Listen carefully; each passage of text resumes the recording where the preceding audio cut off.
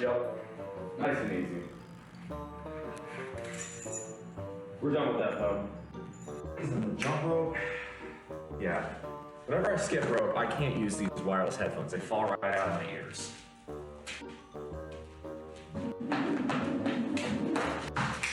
So of course, it would be helpful if I could get the rope itself not to fall out of my hands. Finish my protein shake and then we'll hit this. New name, who this? Yes, sir. For those of you who don't know me, my name is BullMuscle. For those of you who know me as Beer Battered Ag, yes, I'm going through a rebrand. This seems like a pretty good time to talk about that, so let's go ahead and talk about it. I'm a diehard Aggie. The eyes of Texas are upon you. That is the song they sing so well. Sounds like hell! So goodbye to Texas University. We're gonna beat you all to chigger-a-rim, rock tough, real stuff, Texas A&M. Goodbye. We get a little bit more all. So why can't I click all? Oh, yeah, there it goes. Nice.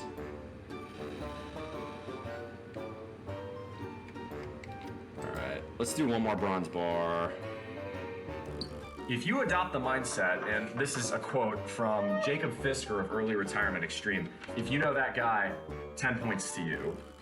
But it's a quote that I find unbelievably poignant in today's era. Spending money represents a failure to solve one's problems by smarter means. I'm gonna repeat that. Spending money represents a failure to solve one's problems by smarter means. That's painful. But yes, my friends, pure protein, as near as makes no difference, from raw egg whites. It's disgusting, the taste is vile, and it smells, but 100. Yeah, my poor roommate has to deal with the farts that come from this, and as you might imagine, they're not pleasant. But let me go ahead and knock this bad boy down.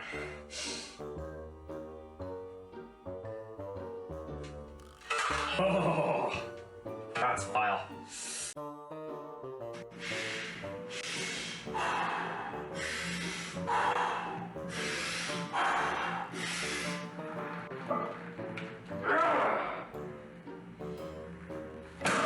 Yep, nice and easy. We're done with that though. Jump rope? Yeah. Whenever I skip rope, I can't use these wireless headphones. They fall right out of my ears.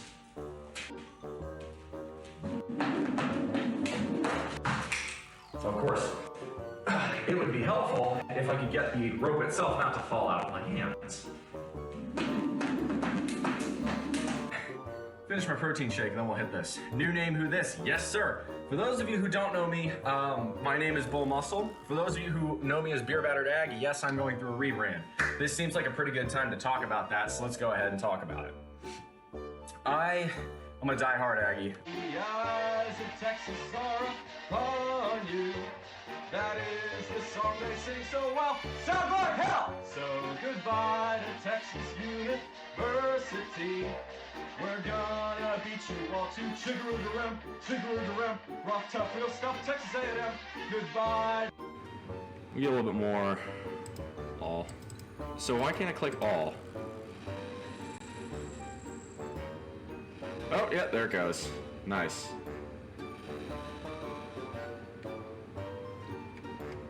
Alright, let's do one more bronze bar. If you adopt the mindset, and this is a quote from Jacob Fisker of Early Retirement Extreme. Good morning, everybody. Welcome back. It's so good to see y'all again. Howdy.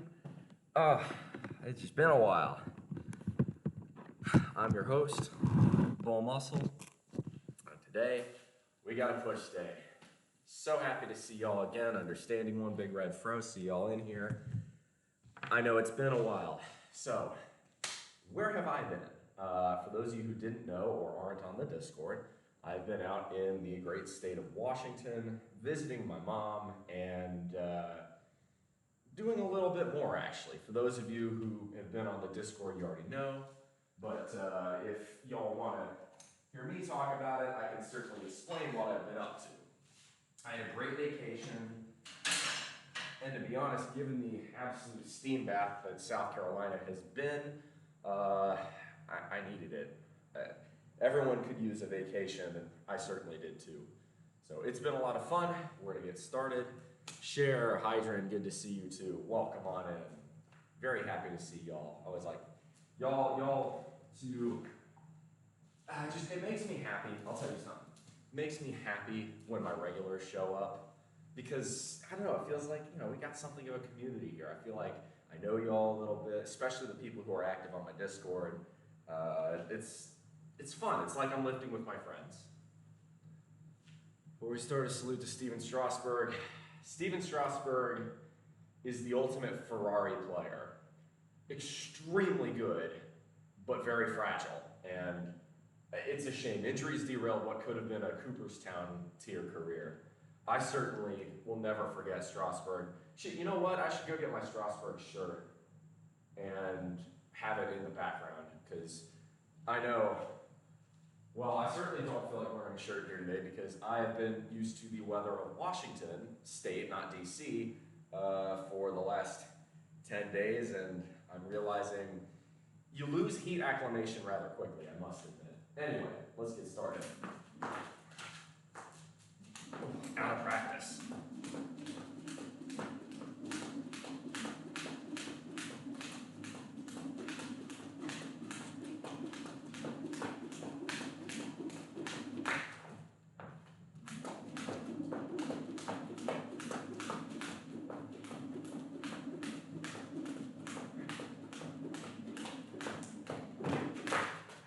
That'll do.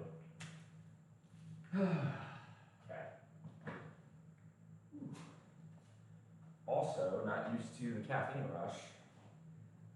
Took a higher dose of caffeine than normal this morning. I'm kind of wired, feeling it. Ed, good to see you. Welcome on in.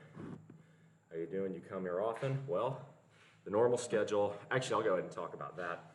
By the way, can y'all tell maybe the mic quality's a little bit better? Hopefully. I know that's been an issue in the past. What do y'all think? I can even whisper into it and do ASMR and stuff like that.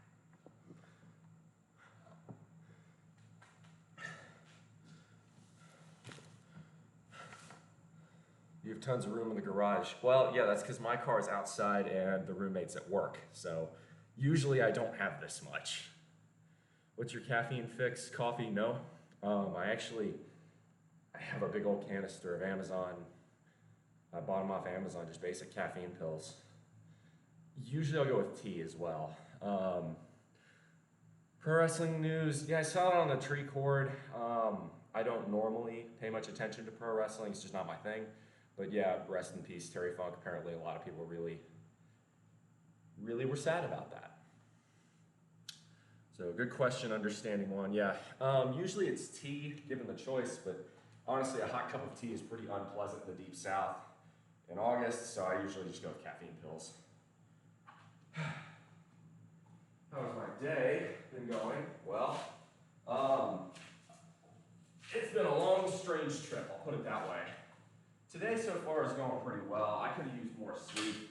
I got 8.5 hours, which is better than I normally do, but the night before, I didn't even get 4 hours of sleep. And that screws with you on multiple days. And the older you get, the worse a bad night of sleep will hurt you. So, unfortunately, there's not much I can do about that because I got in really late from my flight. That's a long story in and of itself. I talked about it on the Discord, but I can recap it. Looking really good. I appreciate that. I will say I weighed in this morning at 212.6, which is not great. So I was floating more like 208 before the trip to Boston and then the trip to Washington. And it doesn't really surprise me that I gained weight. You know, I went on vacation, and Washington is probably the best state in the country for really good microbrew beer. I definitely had my fair share. So, you know, in terms of my fitness journey, it was a setback, but look, life is about living. At some point, the journey kind of becomes the destination, and while I definitely want to, you know, retake the progress I made, and I know I will, that's not going to stop me from going and having a good time somewhere else, you know. You got to learn to live a little. If you just do nothing but grind, it gets a bit dull. Variety is the spice of life. So let's do a warm-up set. How's the shoulders feeling this morning? Actually pretty good. Oh, I wonder, could this mean I finally let it heal? I think I know what was wrong with it too. And it's frustrating because the solution is going to be expensive. But I think what was wrong with it was that, there we go. So I think what was wrong with it was that I was sleeping on it a lot on my bed, and my bed is just I sleep on a full-size bed, and I think it just isn't enough for me. I think I'm too big for it. Because I'm 6'3", 212 pounds. I cannot sleep, just straight on a full. I kind of have to sleep diagonal, otherwise my feet hanging off the edge, which is okay, I guess, but not ideal.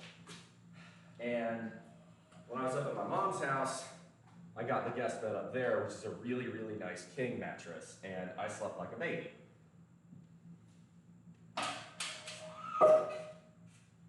All right, so let's dive in here.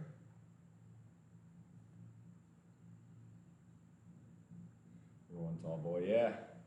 Appreciate it. I saw your selfies there too, Ed. You ain't looking too bad yourself.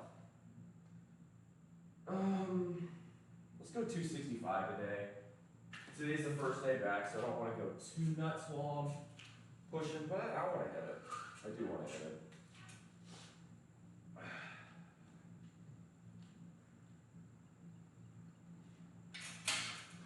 Yeah, I met a couple friends up there. Actually, I met, for those of you who don't know, Health28 on Twitch, he'll often stream on YouTube and other platforms as well. I actually got to meet him at the Peace Arch Bridge in both Washington State and, or not the Peace Arch Bridge, just the Peace Arch Park at Washington State and the Provincial Park in British Columbia. Well, why did we meet there? Well, because my friend Helv is Canadian. He lives in British Columbia, and that was the only place we could meet because he didn't have a passport and I can't leave the country because of my day job. So it's cool. We actually have a picture, and I posted on the Discord, where we're shaking hands. I'm on the American side and he's on the Canadian side. So that was pretty cool. Good workout, we'll pop in and out. Sounds good, thanks understanding one. All right, let's go ahead and hit this. 265.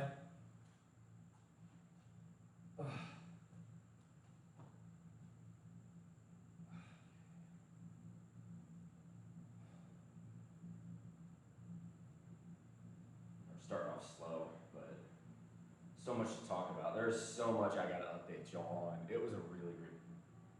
No. Shoot. I didn't realize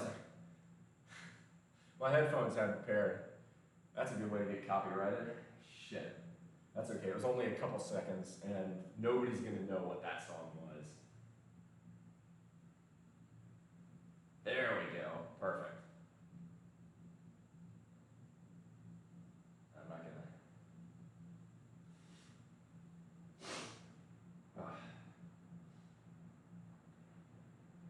There's only one song. So, for those of you who saw the political compass meme I made about different songs I play when I work out, it shouldn't surprise you that I'm starting off with Back in the Saddle by Aerosmith.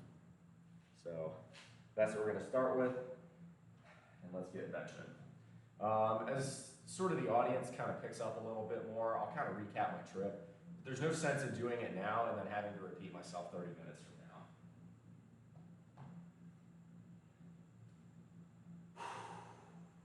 Let's do this.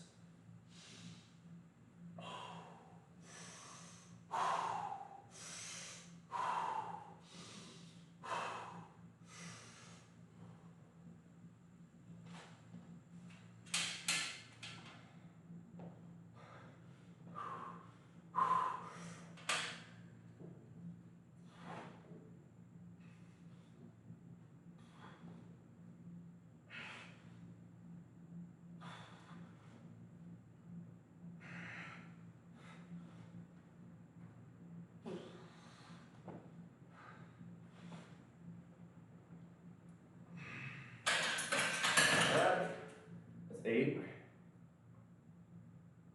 I'm going to take this off so I can monitor the temp in here. The weather has been very hot here. We're going to get highs in the upper 90s. We might even cross 100 the next few days, which isn't as bad as where I used to live in Texas, but this being South Carolina, it's a very humid heat. So I'll probably be drenched in sweat by the end. That's okay, we'll live.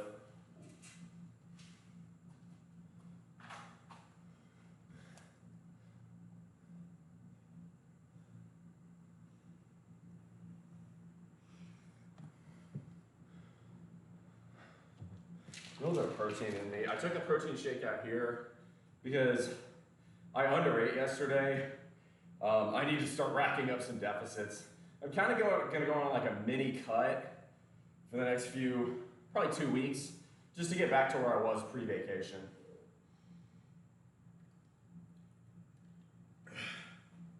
But because of that, I still got in, let's see, about 160 grams of protein yesterday.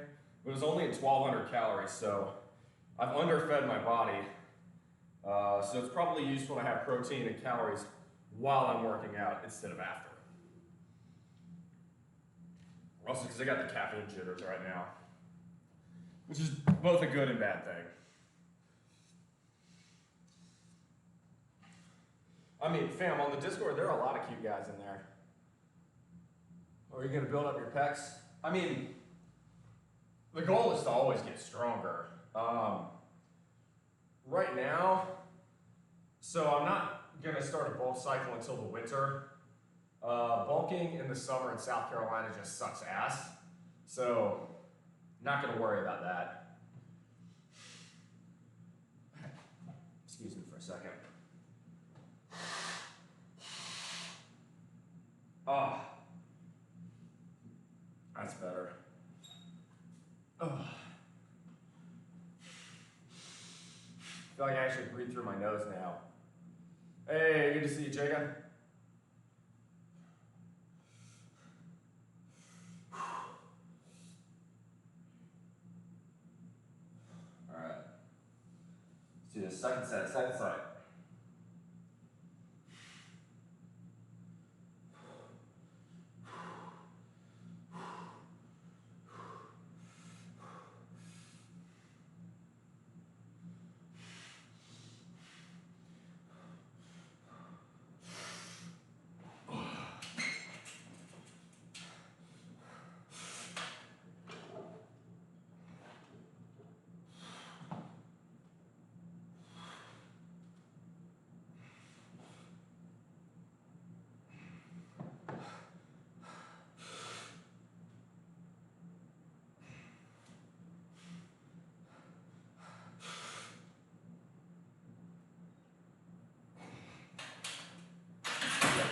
Seven. That's not bad. First set back is going to be a little bit rough. Maybe a couple more sets of that. Welcome in, regular audience. It's good to see you again.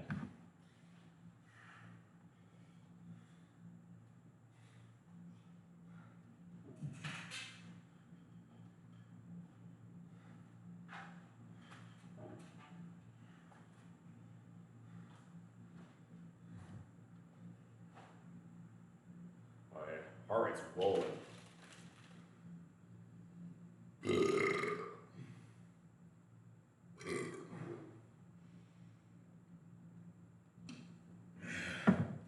Strong like bull, baby.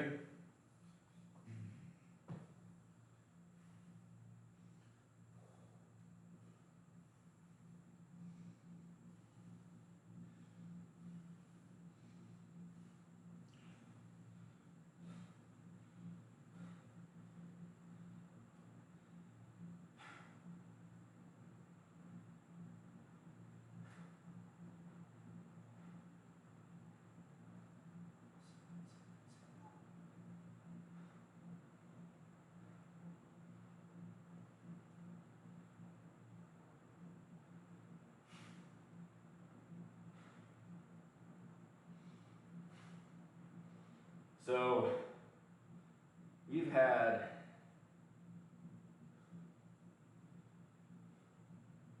I've really, because I'm trying to think of when the last time I benched was. I did get one workout in while I was up in the Northwest, but one workout in 10 days does not a sustainable lifting schedule make. So I hate when it does this. There you go. There we go. Keep it to the newest chats. Thank you, OBS. That's flattering. I don't fall in love that quickly, but I do appreciate it. Hey, yep. Hey, Koal Runnings. All right, I'm gonna give you a shout out. Always love having fellow fitness guys come in here. Let me give you a shout out there, Koal. Koal's pretty cool, y'all. If you like my content, you'll probably like his. So we're just gonna do, oh, Koal Runnings, not Cole Runnings. You're not a non-renewable fossil fuel. There we go. How's the maintenance rolling for you? Well, okay, so I've been on vacation in the Pacific Northwest, drinking lots of really good beer the last 2 weeks. So today's gonna be pretty rough, but you know, it is what it is. This is 265, we're gonna do our third set. Let's get a little Aerosmith going. By the way, there's 70s Aerosmith and there's wrong. Aerosmith was at the best when they were the Toxic Twins, you know? Like Toys in the Attic and Rocks are two of the greatest albums any rock band ever produced. All right, come on, come on. Strong like bull. 2, 3, 4, 1, 2.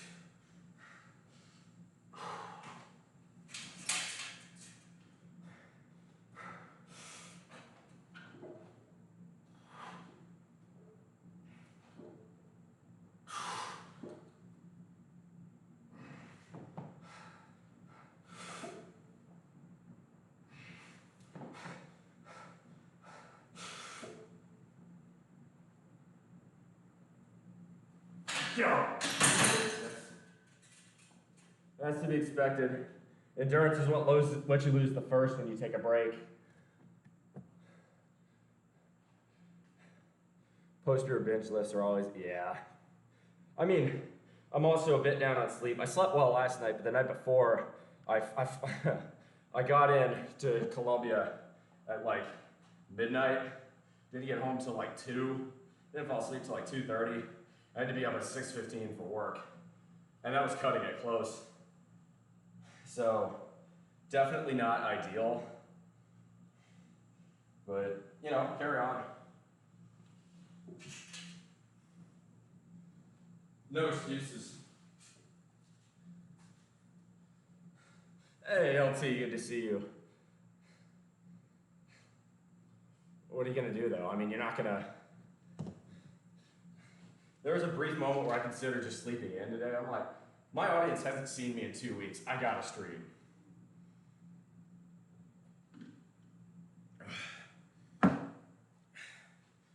The other factor to this is getting reacclimated to the heat. Washington State is not known for intense summers, and you get used to it very quickly. We're talking.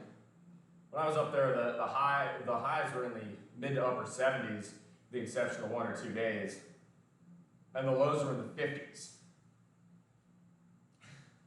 The lows here are in the mid to upper 70s.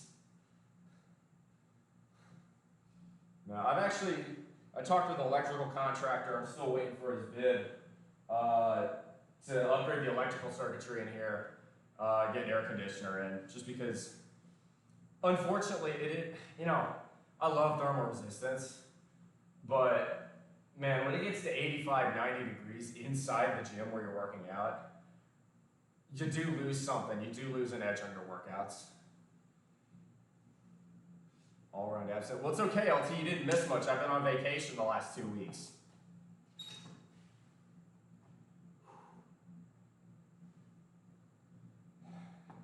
Come on. I want at least 6 here. If I get 6, I'll be happy. That's going to be tough. I need some water. Not just protein. There we go.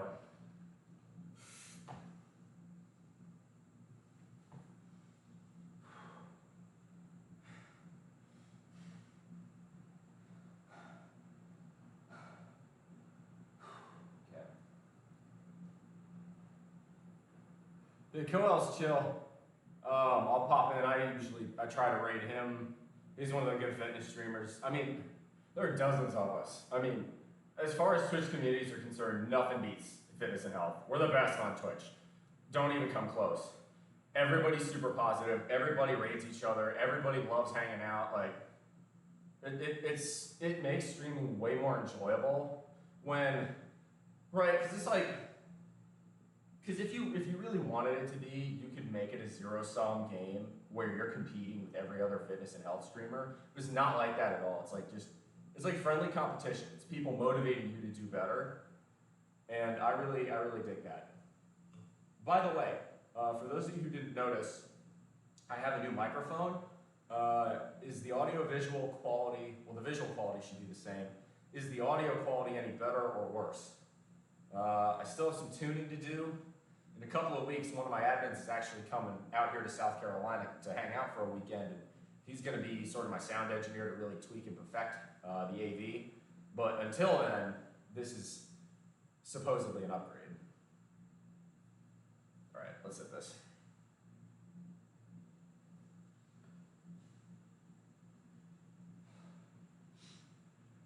Come on. Rub this out.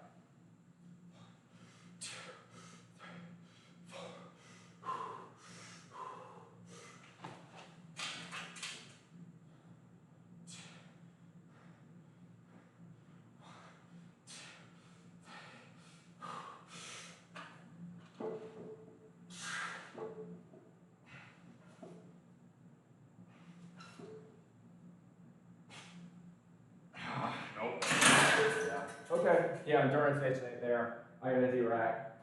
Starting to get dizzy. That was bad. I was only 4. That's disappointing, but to be expected. We'll make it back. We'll make it back.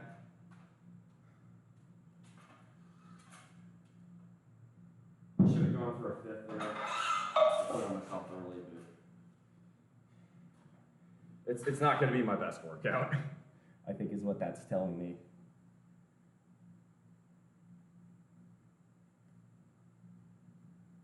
So what we're going to do next is I'm going to do drop set. So I'm going to rep out 225, rack it, drop it to 135, and rep that out.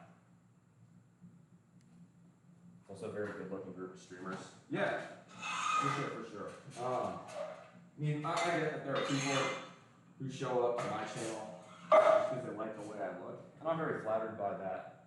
But I've had a lot of people tell me on my streams that they show up for that reason, but they stick because they find me interesting to listen to and interesting to talk to, and that makes me very happy to get comments like that.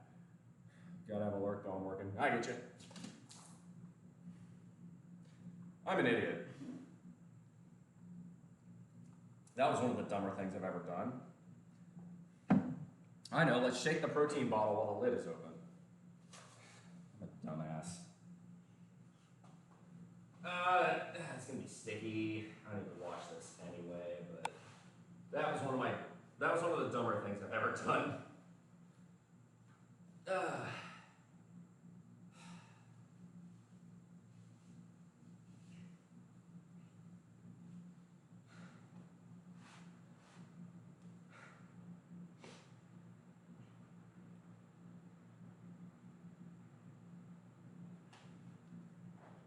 All right, that looks like I got most of it. Well, if I didn't need to mop my floors already, now I really do. Whatever. Can't type Death Stafford is more than just that. Yeah. So like that always makes me feel really happy when people say that. All right.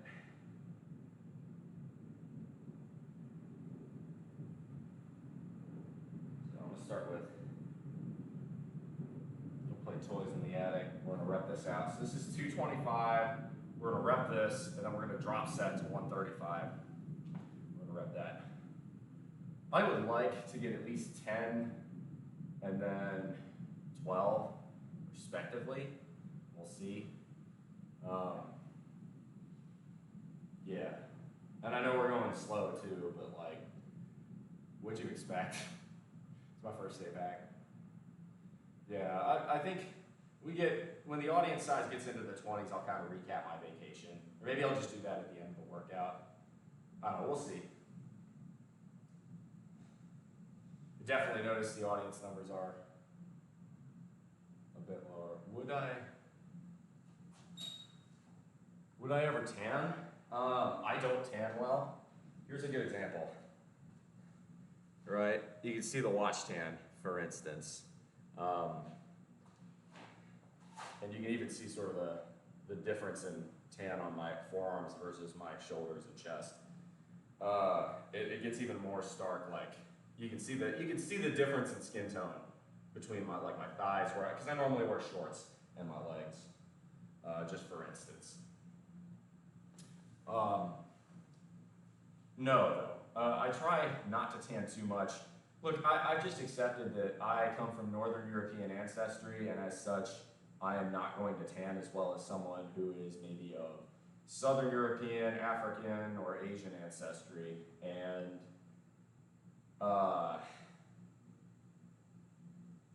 it's just sunburns in your early years is going to make you look like a leather handbag in your 50s and 60s and can give you melanoma.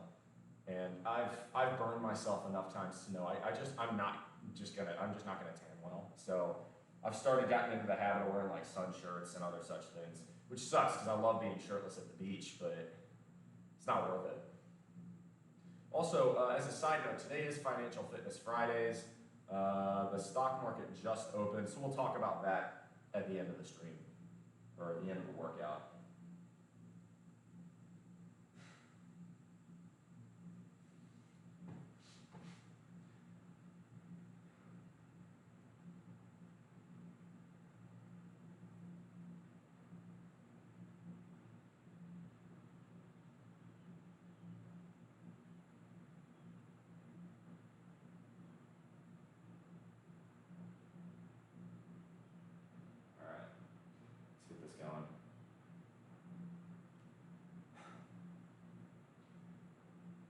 Hey, Christopher, you are indeed here. Howdy. Howdy, howdy. You bless people by the people at the beach by being shirtless. Yeah, but I don't bless my skin. And look, you only have one body, you gotta take care of it. And your skin is an underrated part of your body. Plus being sunburned sucks. You get sunburned badly enough, you get sun poisoned, you just feel, it's like, being sun poisoned is like a hangover where you didn't get the reward of drinking all the beer. So, I'm not a fan of it. And I just learned, I'll wear a big hat, cover my neck, my face. There are things in life where it's just not worth it, and getting a tan is one of them. Certainly I'm not a fan of artificial tanning. It doesn't look right to me. Look, I'm never gonna be good at getting a tan. It's just not in my genetics. So learn to live, live with who you are. Largest organ of the body, certainly by square area. It ages you. The skin is doing so much better drinking primarily water. Oh, yes. Yeah, no, if you are concerned with skin health, dehydrating yourself is so bad for your skin.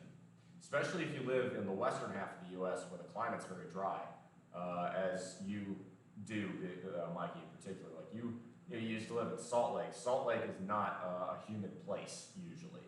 So in a drier environment like that, it's even more important that you drink water for your skin's health. Hey, Me Chewy, thank you very much for the follow. Welcome to the bullpen. Okay, last set on bench. So again, we're gonna do a drop set. Utah is not good for non-water drinkers. It's true. Well, really anywhere in the Mountain West is. You'd have the same problem if you lived in Arizona or even West Texas. I mean, and here, where it is humid, you need to drink lots of water because the humidity will suck moisture out of your body through sweat. And if you don't, you'll dehydrate yourself by sweating it all out. So really, no matter where you live, drink water. Water should constitute the vast majority of fluids that you're putting into your body. It shouldn't even be close. Like, bare minimum, 75% of what you're putting in your body should be water in terms of what you're drinking. The other 25% can be like protein shakes, which I use water as a base, milk, the occasional beer ain't gonna kill you, the occasional soda ain't gonna kill you, the occasional juice ain't gonna kill you, but beer, soda, and juice are not good for your macros. The only exception I'll make to this is milk. If you are bulking, drink lots of milk.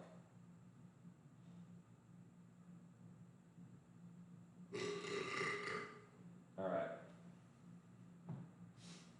I've rested up plenty. Let's hit this.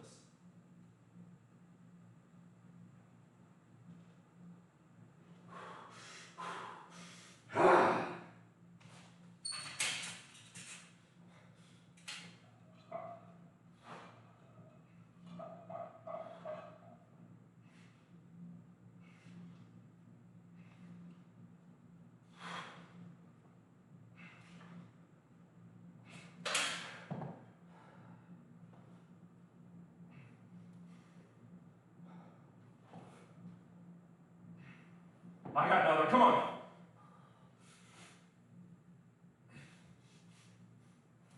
Well, D-rack.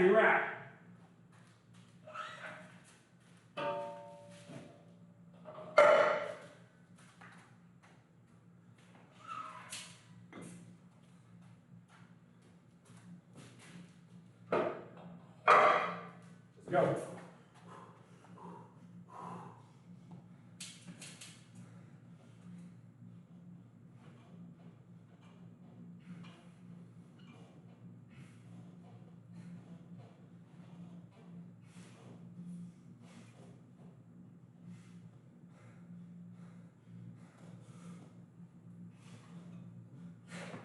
Come on.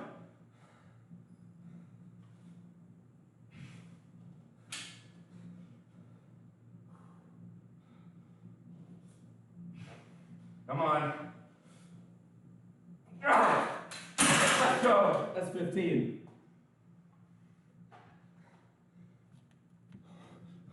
Oh, shaking.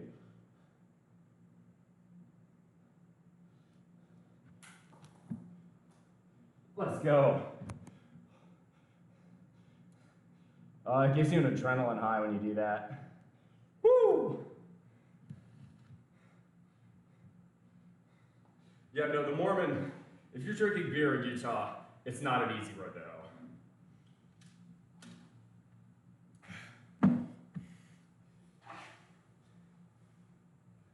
So this occasionally, actually, speaking of Utah for a moment here, this occasionally does lead to some rather interesting and funny predicaments. For instance, a few years back, the University of Wisconsin traveled to play BYU in Utah. Wisconsin is not a state known for temperance. Wisconsin is very heavy German ancestry and a proud beer-making state. This became very, very obvious when I think it's Provo is where they're located. The entire city of Provo ran out of beer. The entire city, because the Wisconsin fans just drank it. Now, again, you can say, oh, that's not healthy. And it's not, but I gotta respect that level of alcohol consumption. I mean, that's impressive. You drank an entire city dry. Like, if I'm a Wisconsin fan, I'm listing that as an achievement. My fan base drank an entire city dry. Limitless, hey, good to see you. Let me give you a shout out too. Go check out Limitless, she is amazing too. Limitless, fitness. Man, Coel Runnings and Limitless dropping in. That's a rare day. Love it when I get other streamers in here. Love it, love it, love it. Hey, there's them Fatal.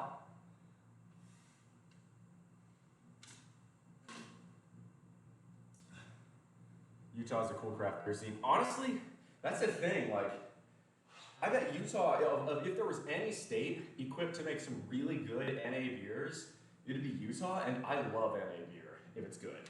O'Doul's sucks ass, but, well, to be honest, you know, the bud that O'Doul's is based off of also sucks ass, so. That's the funniest thing of this whole culture war around Bud Light. It's like, this wasn't good beer anyway. Why are people buying this? Because it used to be you'd buy Bud Light because it was cheap. Anymore, Bud Light it's as expensive as all of its competitors. So why buy it? If you want cheap beer and you just like the AB Brewing mash recipe, just get Busch. Because Busch is the same, it's literally the same beer, except for that it's a couple of bucks cheaper. Why buy Bud? I don't get it. Try loading an extra 25. God damn it. What's up, lab? Dude, I'm dying. This is the first day back in the heat here. I am not doing well. Actually, it was a good drop set. Repped out 12 and then 15 on the drop set, so it's pretty good. 3.2 for so long. So many craft breweries opened up in Utah. That's the thing. Oh yeah, Limitless. I have loads of Athletic. That's about the only good NA I've had here. I've tried the Sam Adams NA, but it's a hazy IPA, and I can only do so much IPA. I'm not a huge fan of like overly hopped beers, although Sam Adams isn't overly hopped. It's just, you know, that's one where I'm just not gonna want it that often. Especially down here in the summertime, I want a crisp, light, refreshing beer, especially after, like if I've been doing yard work outside. You know, it's the same reason why people like Shiner Blonde in Texas. It's fucking hot and Shiner Blonde just hits different.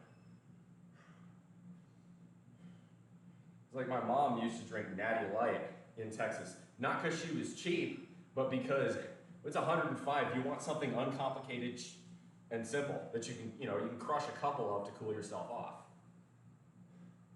I don't mind IPAs, but some IPAs get just ridiculous. Hey, first time chat, we got Tyke for real. Like when white people work out because you can see the muscles they target turn red. Well, is my chest red? Doesn't look red. Montucky is the best beer for triple digit days. Oh yeah, dude, shout out Montucky. That's some good beer. Yeah, I like NA beers. The problem is, like, see, I don't drink beer to get drunk because I'd have to drink way too much of it. I'm a big guy. Like, I'd have to drink, you know, close to 10 of them, or I'd have to switch to much more strong, expensive beer to get drunk. If I want to get drunk, I'll have liquor because it's just more efficient. But I drink beer because I like the way beer tastes. It's bitter, it's refreshing, it's good. So with that paradigm, with that mindset, the alcohol is kind of inconsequential to me. I don't go for a particularly strong beer because that's not what I'm looking for. All right, let's hit close grip here.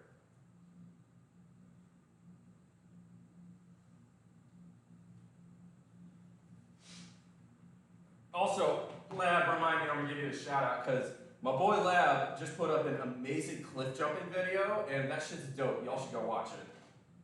I'll do that in just a minute. 1, 2, 3, 4.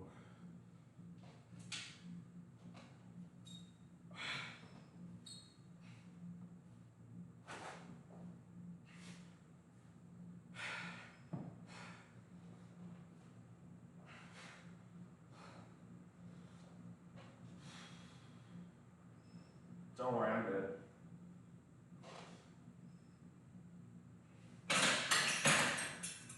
I don't normally like to rest it there, but it's just the way the rhythm worked that time.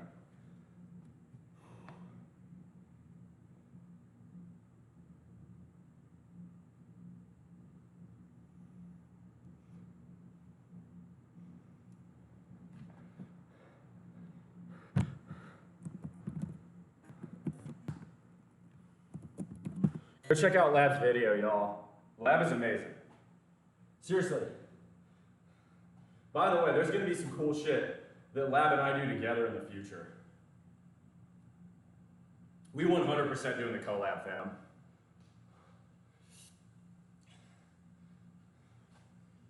Getting them tries.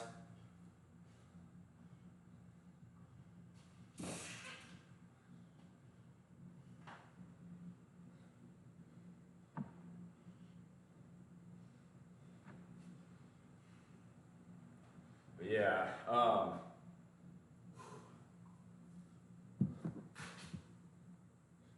let's see, did I miss any comments? There is a lab command. Am I moving to Washington? Oh, hold up, Them Fatale is a good comment. AB products are nostalgic for me, but I realize that's why I like them, not because they taste great. Well, there's some AB products that aren't bad, but Bud Light isn't one of them. Bud Light is trash. I have no strong opinions on that whole culture war issue. Honestly, I think my take on it is that AB was kind of stupid by doing that promo with Mulvaney, because I mean that shows a lack of understanding of your audience. Because how did you think that was gonna go? Who do you think drinks Bud Light?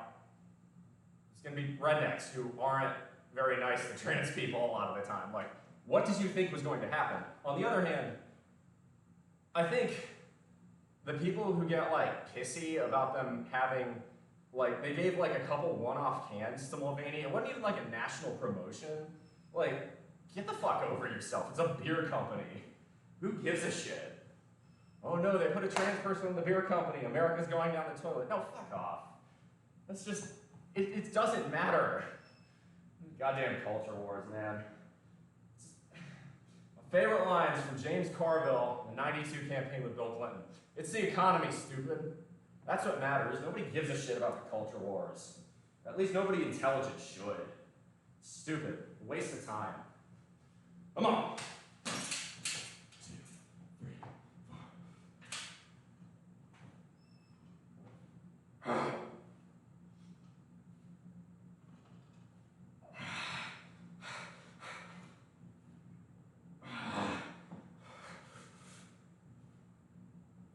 Get up.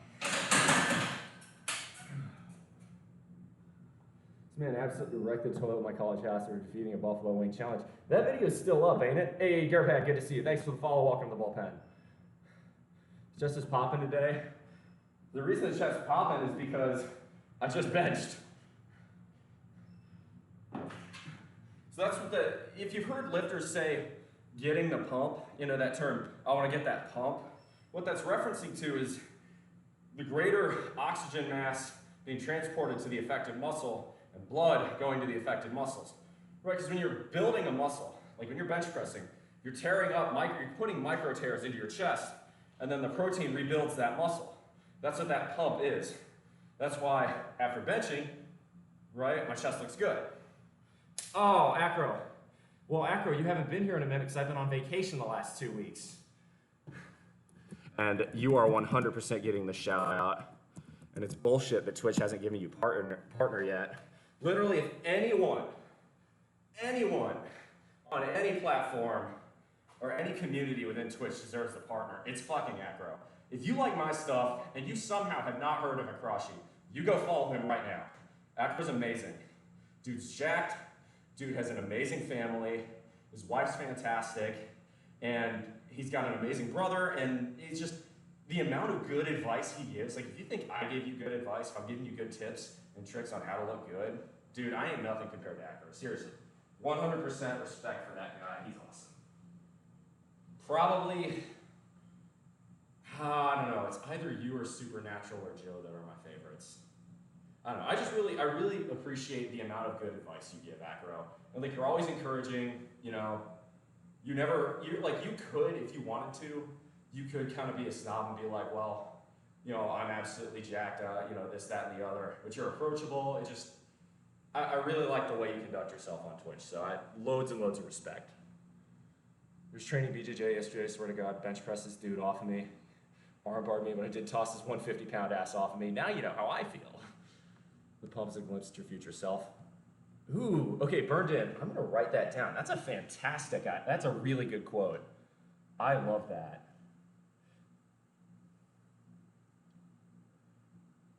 The pump is a glimpse of, that's a really good way to put it.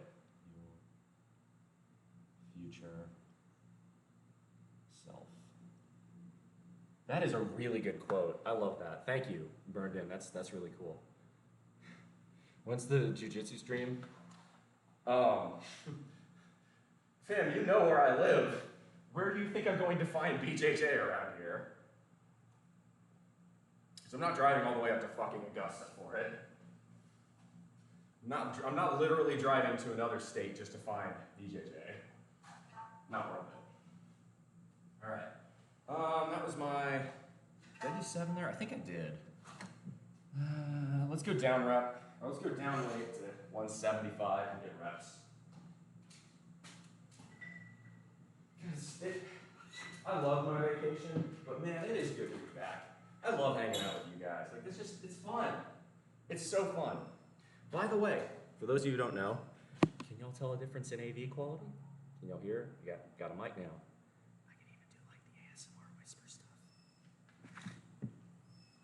I'm still figuring out where best to put it.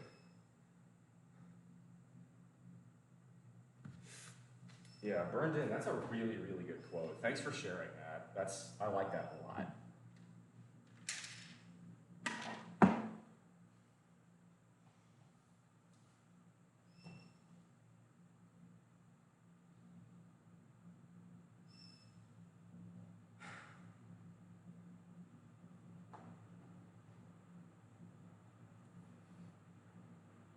Is better someone spending their Twitch earnings visibly? Roads are great mics. Actually, I must confess, it was gifted to me by one of my admins who had gotten fed up with the low audio quality. So you can actually thank Severus wherever he is. If Severus shows up in here, y'all give him some love. I'm gonna hit a set. Even better. Well, to be fair, I am actually, as you mentioned it, Acro, I am saving up a lot of the Twitch money. I don't make much because I don't run ads, but or I run the minimum I can, but I'm saving up to get the electrical circuit in here upgraded so I can add an air conditioner. I mean, I love heat resistance, but South Carolina in the summer, I can tell it makes my workouts worse. And I don't need it to be, 68 year round in here, but I would like it if it stayed below about 80. That would be nice. I'll check the temp after this set. Here we go. Strong like bull.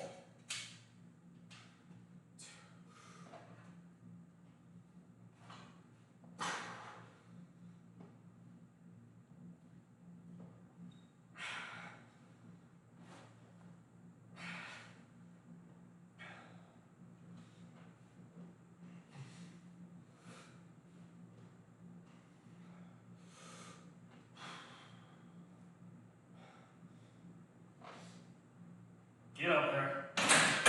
That's 11, I'll take it.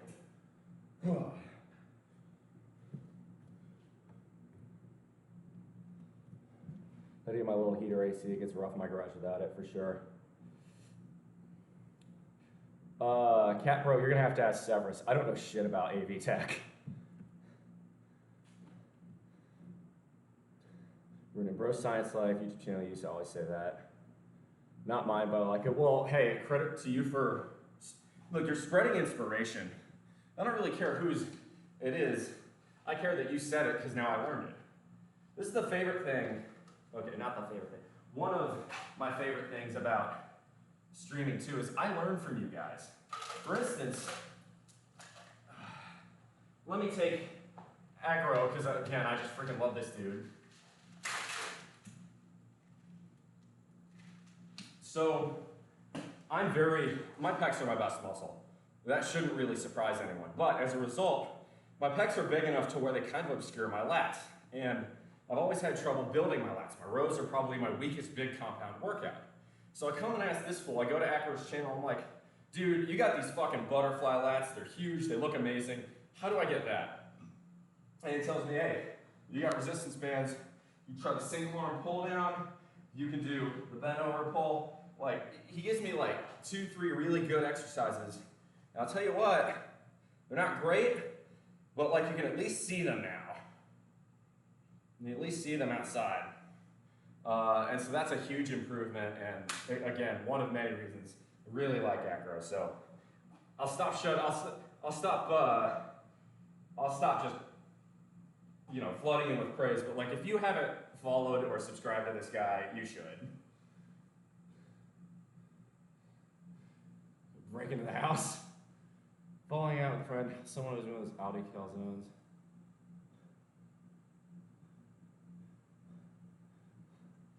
I'd let it go. Those Aldi calzones are really tasty, but dude, the macros on those are trash. They're so good though.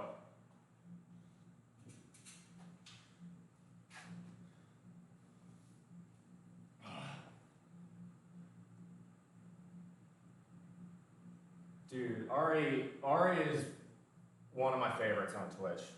Absolutely love his shit.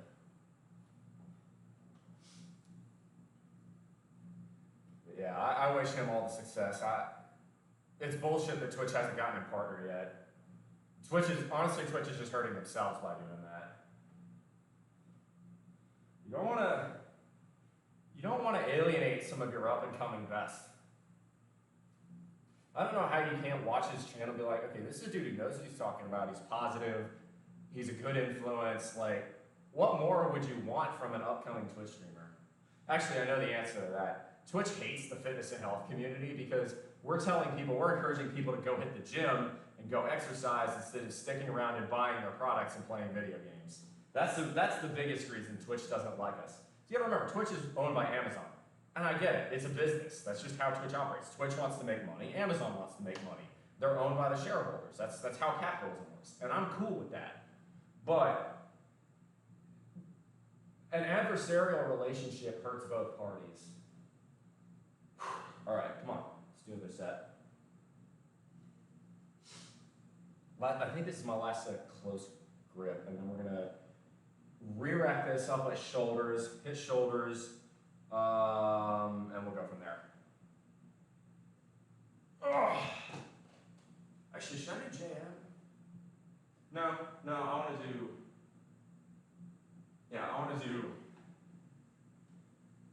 something else today. I'll do shoulders next. Here we go. 2, 3, 4.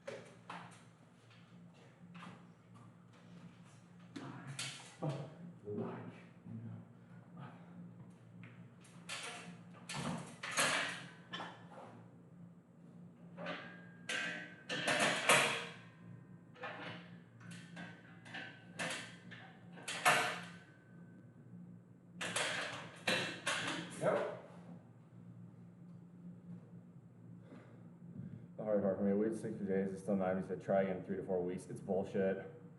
T1 puts up like 420 on bench. That's amazing. Ew, that fat Greg. Thank you very much for the follow. Welcome to the bullpen. Tyler one's nuts. Yeah. They are player hating straight up. But that's how Twitch is.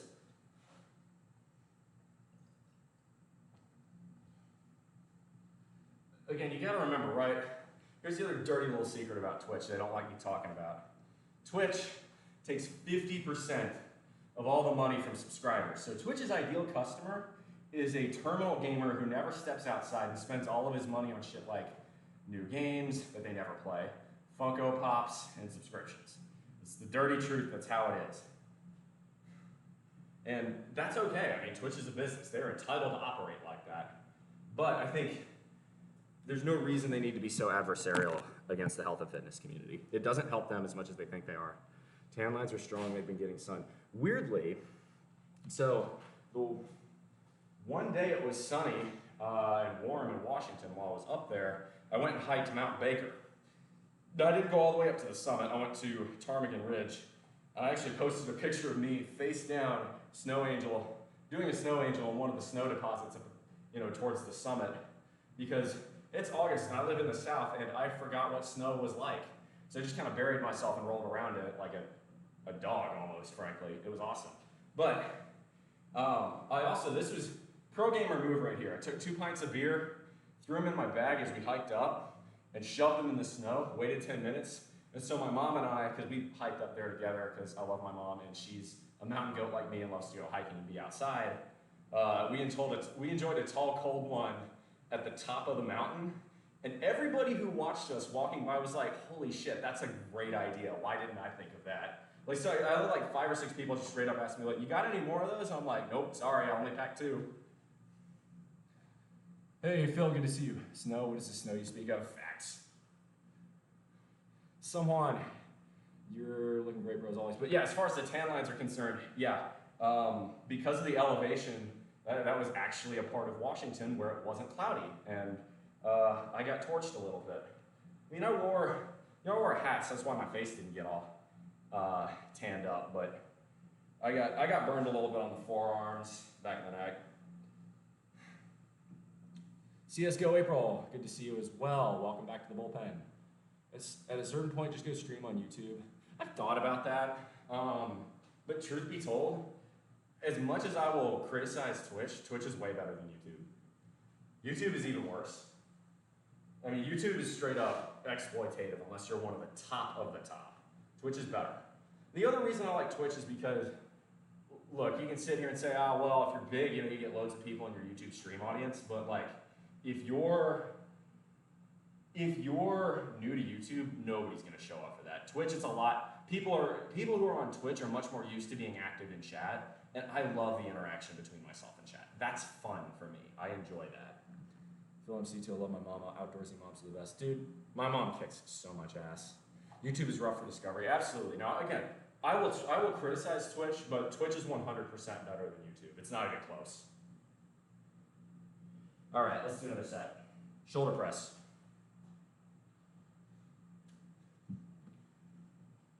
This is 155. There we go.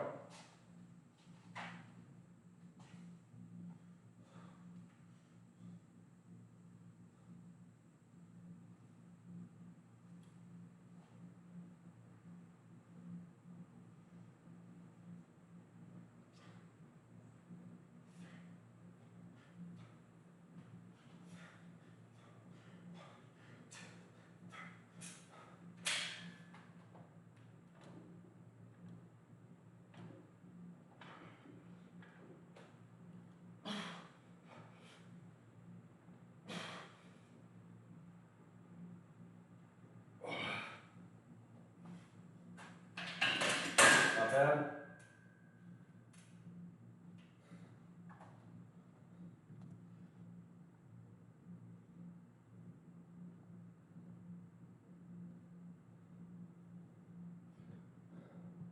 There's 8 Twitch all the business ideas. I ran as people running it. JTV, I streamed at that time. People don't know business and only play video games. That's true. Clean reps? Are you saying I should get clean reps, or are you saying those were clean reps? I mean, because I'm too busy focusing on the weights to watch myself. Mikey, as for the moving plans, if anything happens, it's going to be in 2024 at the earliest, so not in the short term. Chad here repping my max, I appreciate that. That was a little bit of a push press. All right, I appreciate that.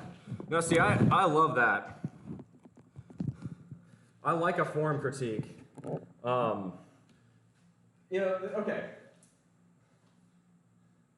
So there's a big difference between criticizing my form and being a form Nazi. Like, the first thing you do is come in here and say, oh, your form is trash, and never elaborate. That's unhelpful. That doesn't help anyone. All you're doing is being a dick. But if you say, yo, you're push pressing a bit, I like to hear that. That's useful information to me. Speaking of, yeah, it's already 86 Fahrenheit. A little bit of Coke saying only military press. Nah, see, that's the thing, bro. I know you, obviously. If you're telling me my form's a bit off, that means my form's a bit off. That means I need to fucking fix it. No, so I'm not strict military unless I'm going for a PR, but I'm not push pressing either the same way. I'm not doing that, obviously, but yeah, I should probably, see the thing is I don't like to keep my legs locked, because if you keep your legs locked, you can get real lightheaded really fast, but it's what you're supposed to do. So no, that's a good one. If brothers don't shitpost, they really, bro, this is facts. It's facts. Now, hey, I will always appreciate stuff like that. And I see we have 32 in chat, which means you all have earned handstand push-ups at the end of the workout. Now, my bro absolutely is a Chad. Here's the thing. I am objectively a lot stronger than my brother. But my man could beat me in a fight. It's not even close. The only way I beat him in a fight is if I can get a grapple and submit him. And since he started doing BJJ, that's not even a guarantee anymore. I can out-muscle him, but he knows how to fight and I don't, so. Never seen bad form with you, to be honest. I appreciate that. For real, where's our other brother? I've told him, he knows what my Twitch is. He just, I think, has other things he wants to do, which is fine. But he's been lifting too, even. Dude, that's been really nice. My older brother's been starting to get into the gym as well. He said he finally deadlifted 100 kilos the other day, which is 225 pounds for the first time. And so that's good progress. And he's tall. He's as tall as I am, but rail thin. He's 170 pounds. So, for a tall, skinny guy, deadlifts are hard. Some people are just scrappy and fast. My bro is, he trains Muay Thai and now he's starting up BJJ, and he looks like a douchebag because he has to put gauges in his ears because he doesn't want cauliflower ear and it makes him look like a douche, but I get why he's doing it. It 100% does make you look like a really snobby barista at Starbucks who's unhappy with their job. Calling it like it is. All right, here we go. Strict press.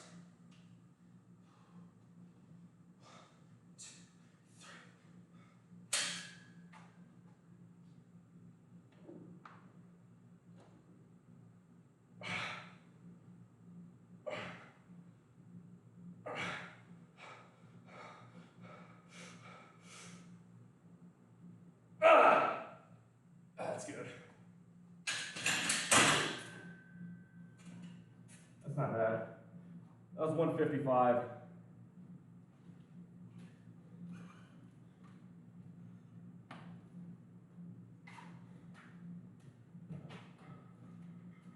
Well, you can't even deny it.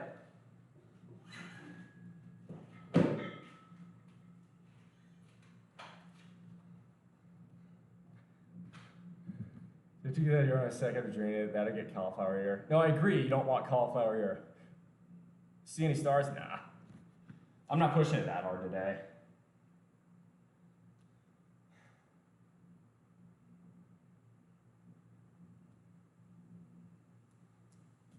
All right.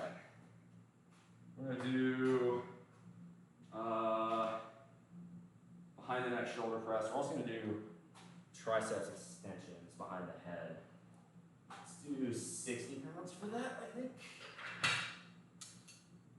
Now, what I do with triceps extensions, because power block isn't a conducive shape the same way a dumbbell is I take the weights instead of the handle for the power block, and I use that. Observe. Oh. See? And it works.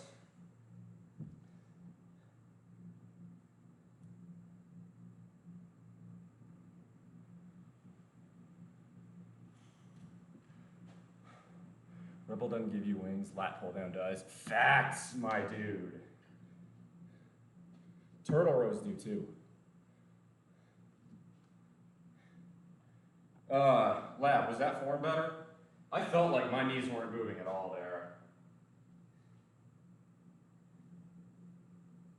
If they were, I'd like to know, because it didn't feel like they were. All right. Into the song.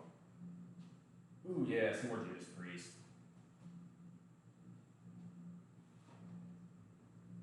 You look good. Perfect. Hey, C-Dub, good to see you. And someone like you. Big dude. Hey, speaking of chest, someone's fucking strong.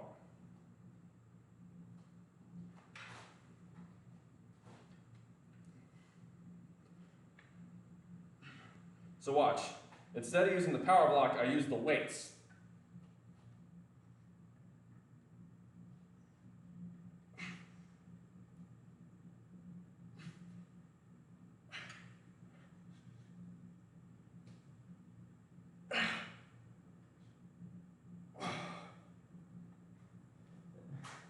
It's not ideal, but it's a better option than anything else I have.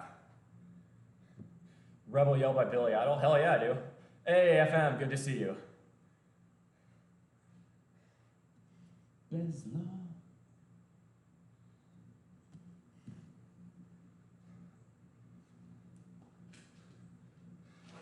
Right now I'm going Judas Priest.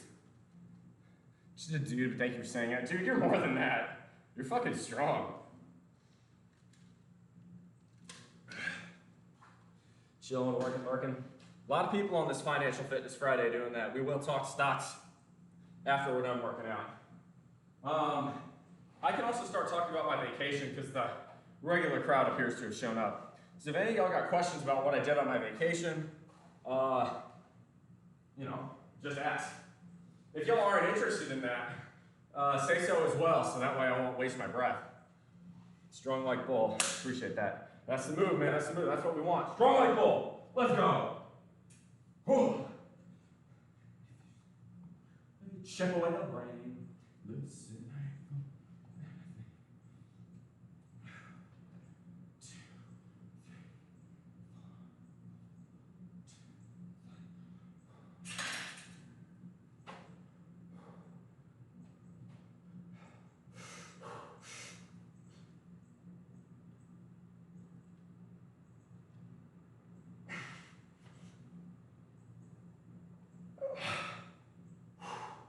Come on, do one more.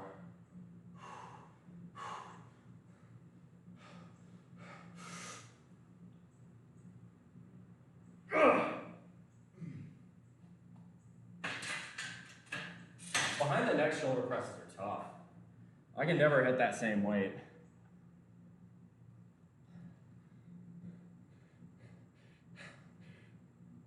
Wish you guys are back. Yay, thank you. Pull connect to an IB in my basement, life changer for back and triceps. Dude, I need to do something like that. That's a great idea. There's your belly flop trying to flip into the leg. Give it time, bro. Dude, if the weather's warm enough, let's fucking hit it in October. By the way, for those of you who don't know, official dates, I will be in the Dallas-Fort Worth area Metroplex late October. Hit me up on Discord if you want to hang out.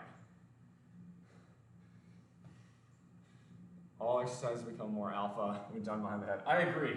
The bench press, of course, is best when done from here to there. You know, that's clearly how one is supposed to bench press. The bar just goes straight through you. It clips through you. It's an advanced gamer technique.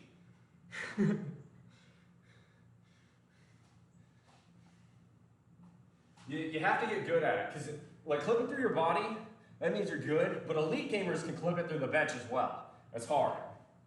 That's the ultimate chest exercise. Here we go. So I'll talk about my trip after this, because I see someone asked. Oh.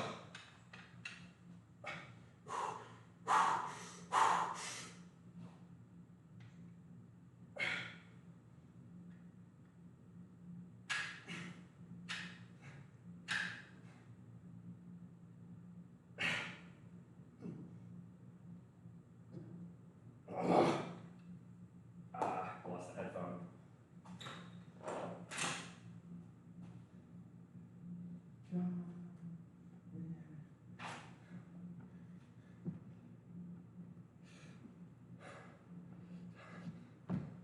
So the barbecue don't want to make a bad joke for about you still got you real meat on your abs. I feel it needs workshopping.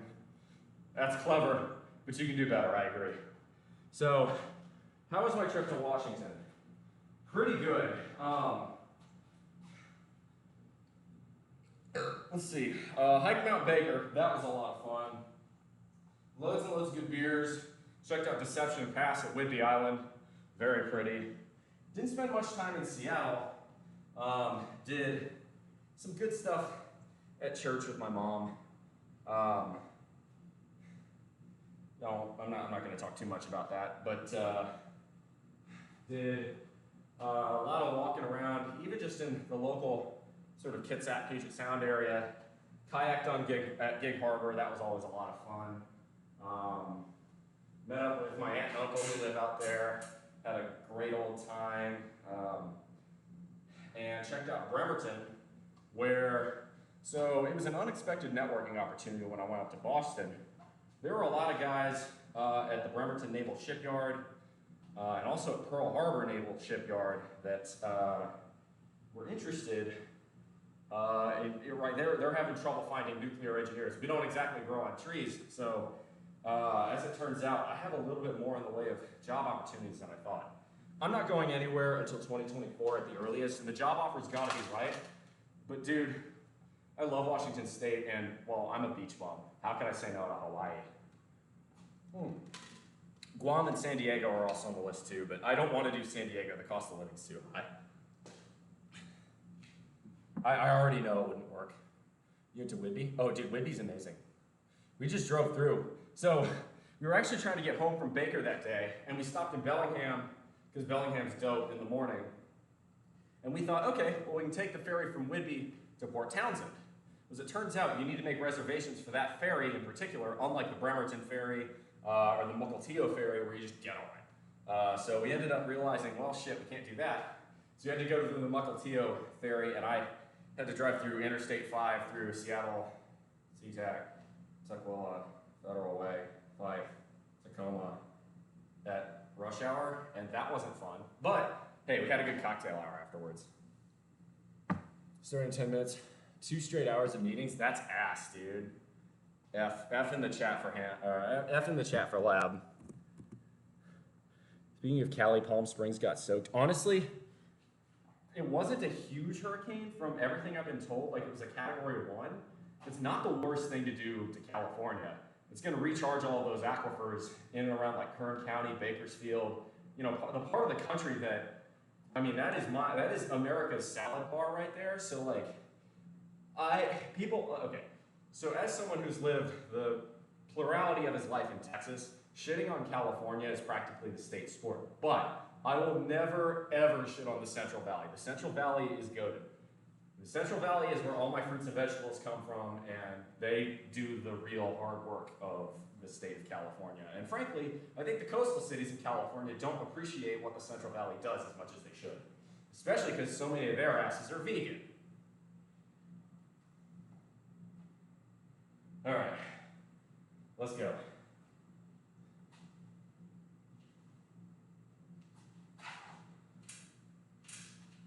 I calls them as I sees them. Here we go.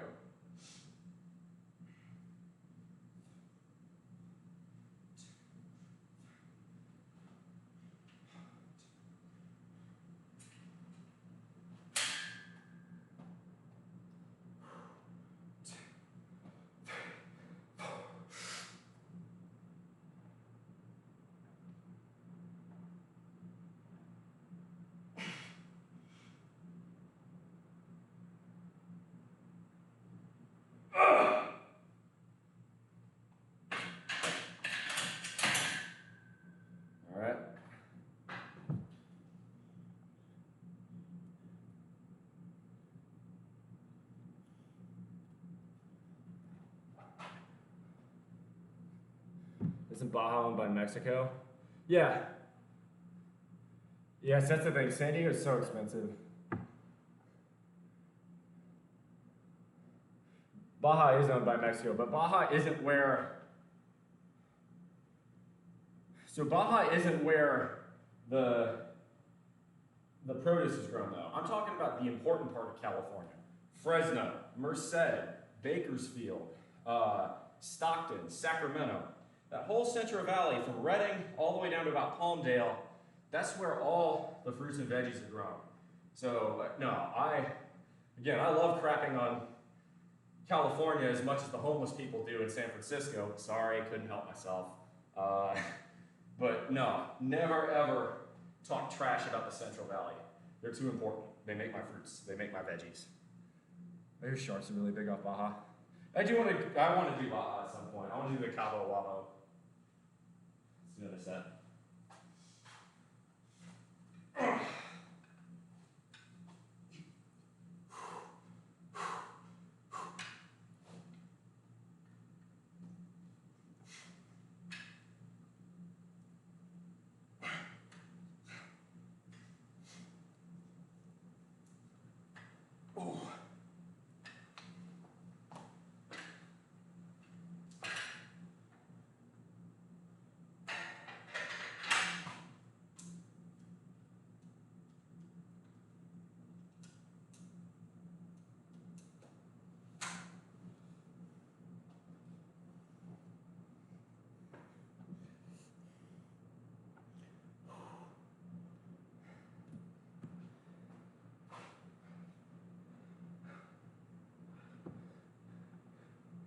Beefcake. Great eating someone's tuna. There's a bunch of Bill Bros and the shark. There's at least 10 of them. Yeah, dude, don't fuck with sharks. Settle down, Cartman. But yeah, the trip was really good. Bremerton's a great town, honestly. To me, Bremerton's got. Right, okay, so I'm gonna be real with y'all. As much as I love rural South Carolina, and it's extremely profitable to live here, I save something like 80% of my income. The dating scene is, how do I put it? Dead. Completely fucking dead. The only dateable people remotely within my age are all med students up in Augusta, and med students only date med students because they're staying in the hospital 80 hours a week. So there's no point. So yeah. The grill looks so good. Dude, I want to grill more, but what I've learned is that the mosquitoes make grilling really unpleasant here. I have to figure a way to do more pest control. I've never seen mosquitoes more aggressive apart from Louisiana. It sucks. All right, let's go.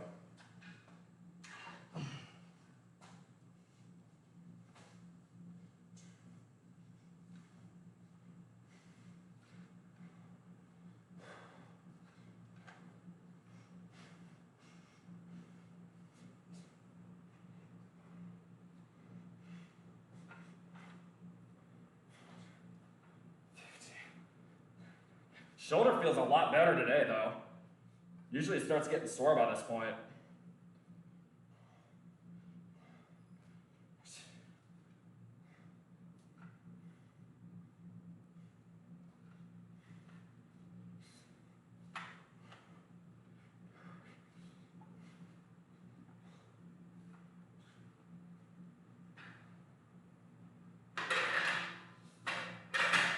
Bull's a gas man in many ways. Someone's been watching Dodger streams.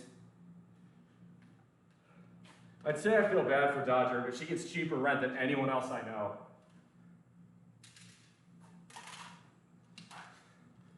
Let's see what the temp is in here. Jesus, 87. Yeah, this is not easy.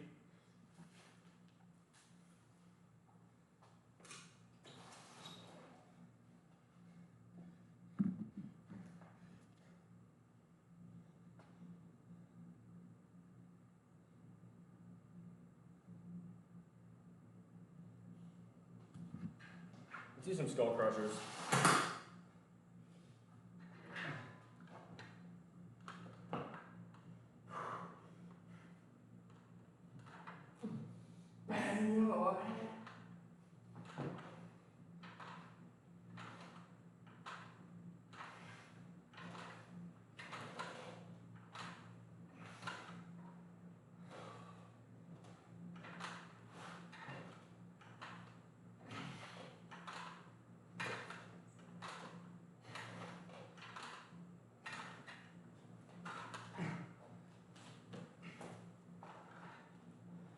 fancy today's setup incline on the barbell. I don't normally do that, but I'm kind of feeling it today.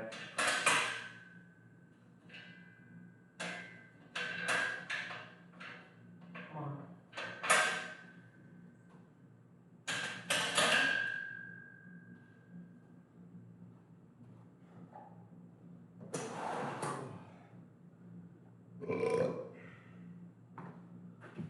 Is that a Blackstone or a Weber grill? Neither. It's some off-brand grill, but I got it as a gift and it works great. It's called Expert Grill. And I'm neither an expert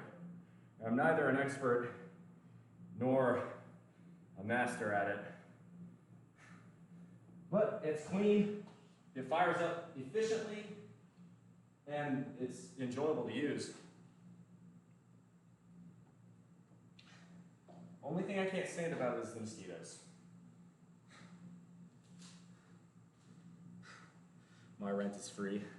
Okay, all right, I take it back. The second cheapest rent of anyone I know. Fair enough, well played. Touche.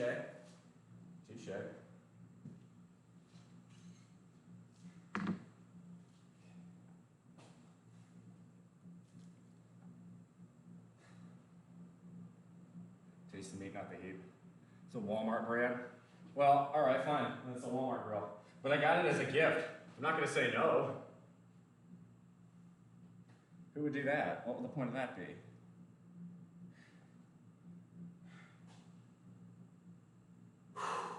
There we go.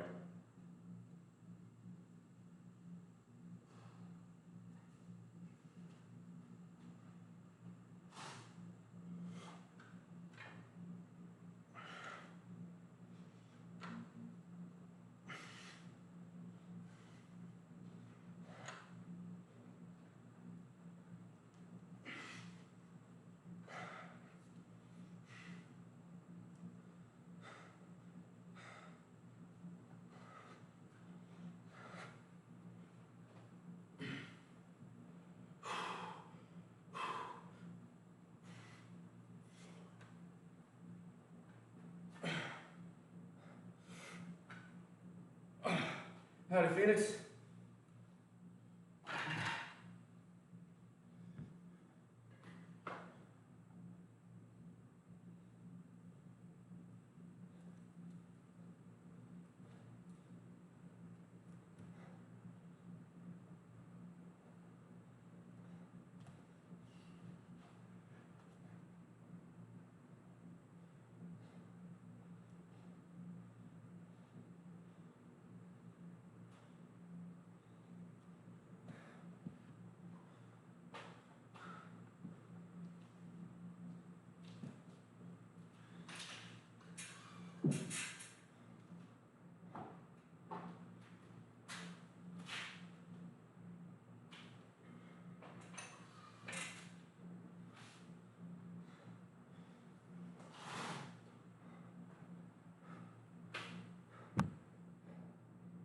$500 to $750, holy shit.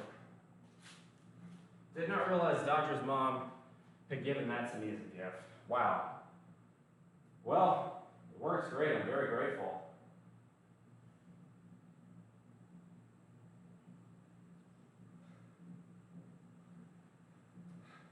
I'm doing all right. It's the first day back and I'm definitely a bit less heat acclimated than normal. It's close to 90 degrees in this garage at this point. I think it's 80. Last time I checked it was 87. It's probably a bit warmer now. But it's nice. Definitely nice.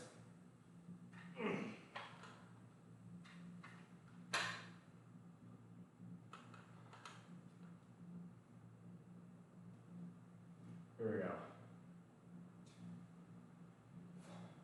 1, 2, 1, 2.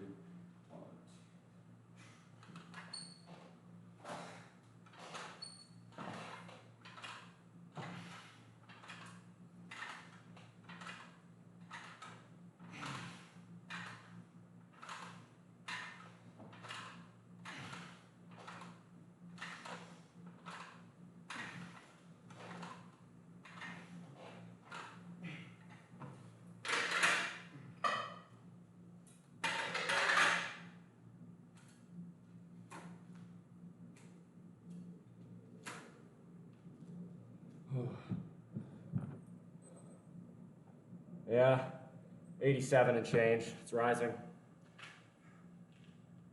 What types of salad do you enjoy? Tabbouleh and Mediterranean, salad, spinach, and Caesar. Any salad's a good salad to me. I'm not too picky.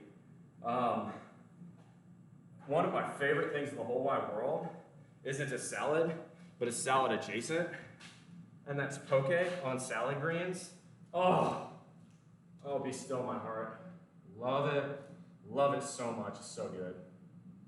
Other than that, dude, tabbouleh kicks ass. My mom made some tabbouleh while I was up in Washington. Oh, it's good shit. Speaking of Washington, I'm feeling like a little bit of Alice in Chains at work here.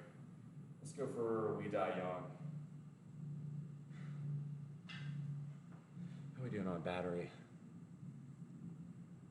37%. I'm low on time, but that's okay. We should get done before I need to. We should get done by then, I think.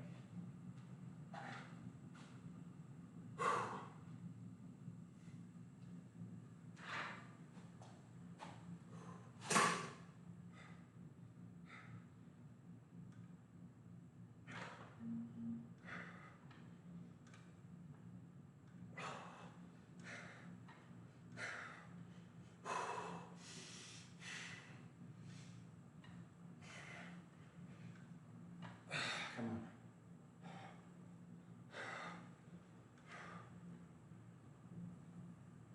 It's weather's gonna be about this hot for a little while still, unfortunately. I'm just gonna have to learn to deal. Supposedly, I don't really care as much about the highs. The highs are irrelevant for me because I'm putting off so much heat here that, I have to start this early. So I'm not lifting in the heat of the day. It's why I don't lift on Thursday afternoons anymore. It's not smart. So instead, what I care about is the lows. And the lows here in South Carolina are gonna stay in the 70s for another week and a half. And then they're gonna mercifully dip back into the 60s.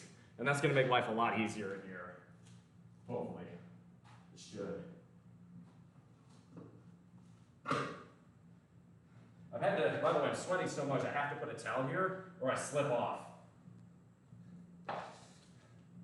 Oh, Don Shingles, welcome to the bullpen. Thanks for the first time, Chad. Cable Crunch has been doing ab for a while. I tried Cable Crunch and my abs feel on fire today.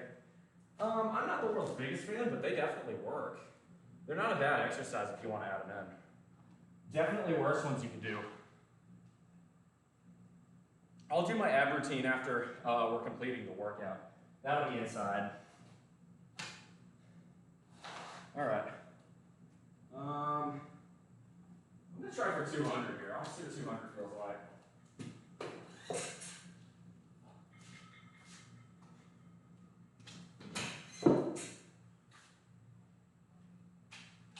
See how this feels.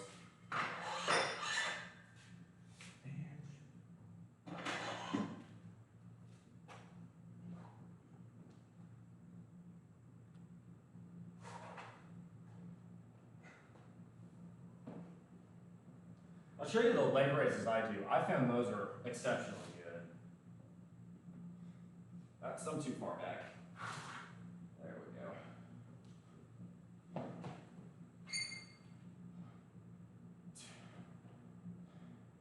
That's still a little bit too far back. There we go. That's much better. So when I do incline, I like having the bar right over my eyes. That way when I'm pushing it, there's no chance I hit the rack. That's annoying as hell.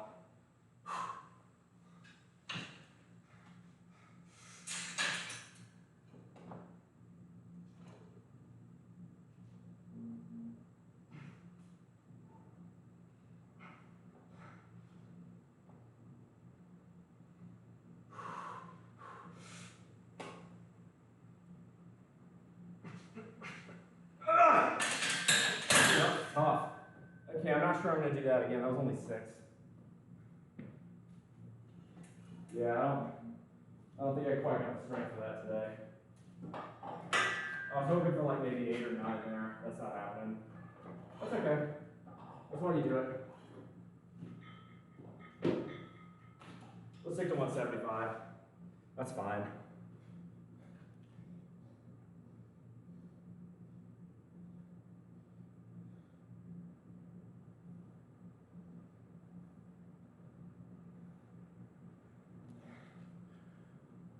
Lovely from other streams, checking out the competition. Yeah, well, Jigga, it's the first time I've been back in 2 weeks, so I bet they're probably like, oh shit, he's back. What's he up to? I love it. It's not competition to me, because I'm not doing this to, like, I don't care about how big, I get. That's not why I'm doing this. I have a day job, and this isn't my primary or even my secondary income stream. I just do this for fun. So I love it, man. There's no better community on Twitch than Fitness and Health. It's not even close. Like, everybody loves each other. We're always supporting each other. Raids are so common. It's just fantastic. Many, good to see you. Well, my mother's dog's aim is worse than Mitch Trubisky. Aim? What's your dog aiming for? And how is your dog aiming? You know what? Maybe I don't want to know that question.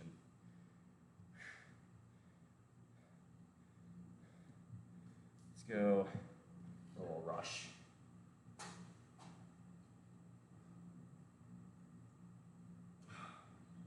Okay, here we go. 2, 3, 4, 5, 6.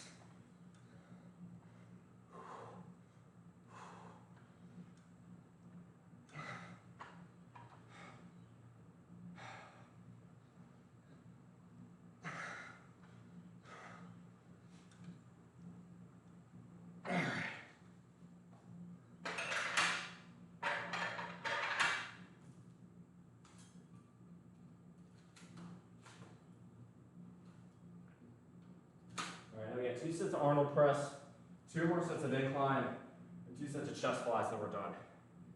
Ooh, a little dizzy.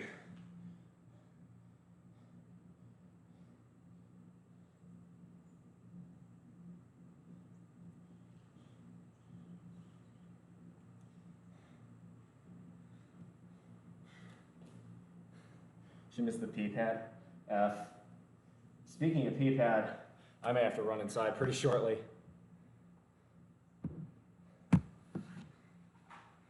Yeah, stand by, y'all.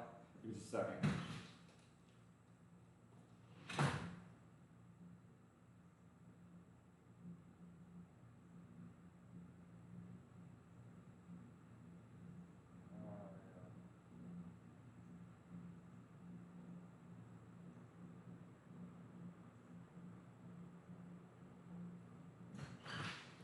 I do love owning my own property in one way.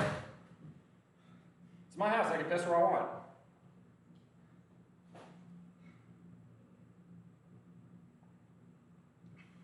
America was built on property rights, never forget that. That being said, if something from Washington, Pearl, or Guam happens in the future, what to do in this place will become an interesting question. I could continue renting it out if Dodger's still here.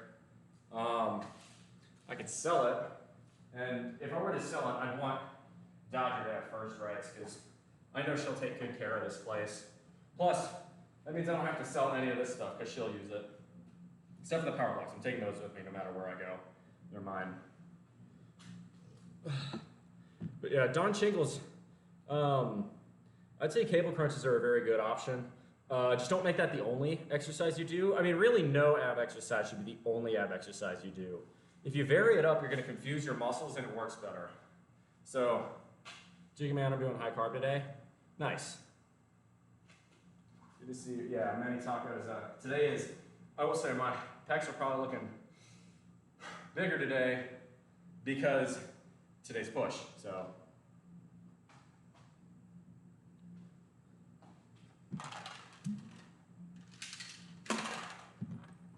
It is, yep, 88 and rising. Come on, finish, finish.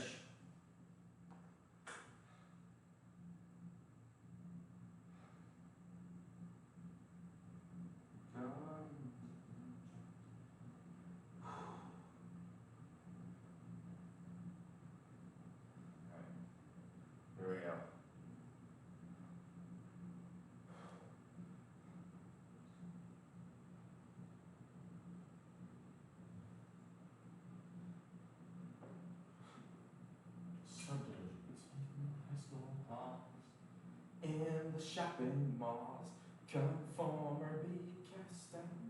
I love this song because I fucking hate the suburbs. Suburban America in Canada is so poorly designed. It's designed to make you fat and isolated from your neighbors.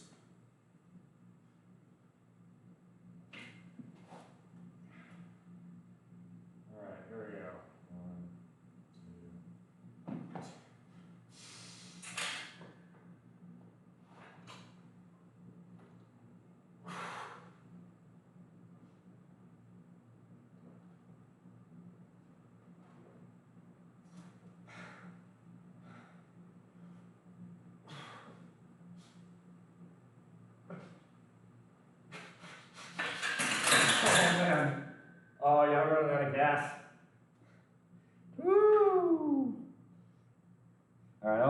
Set of that left, thankfully. That was tough.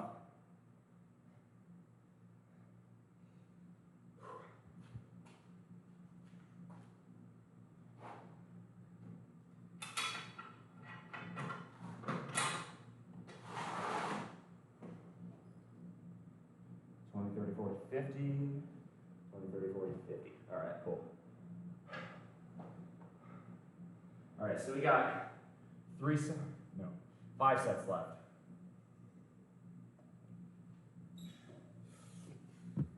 There's time left here.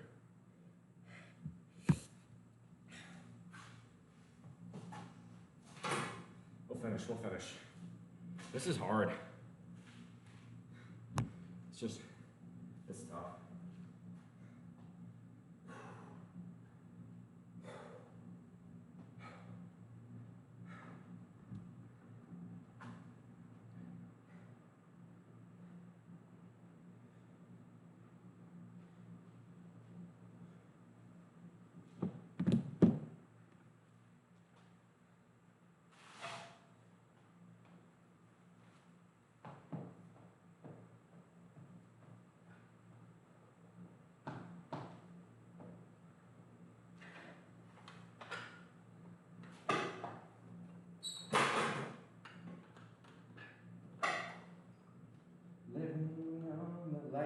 Stage approaches the unreal for those who think and feel. Come on.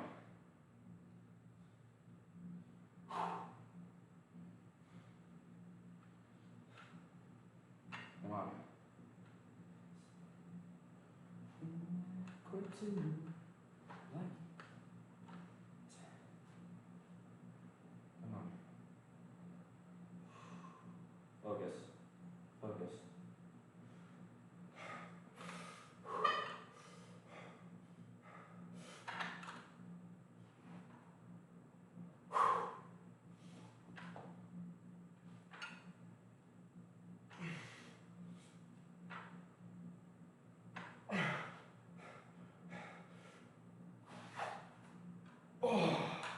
That's tough.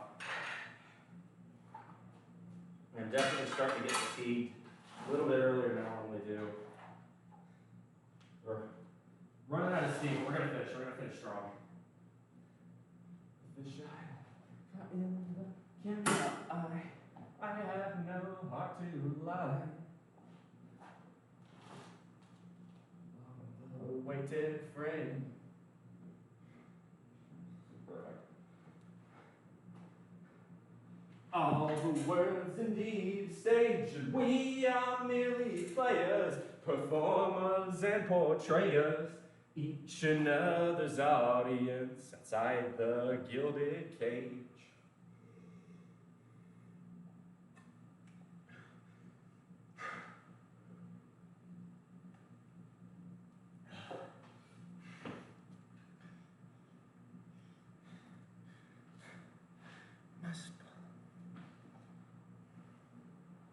All right, one more set of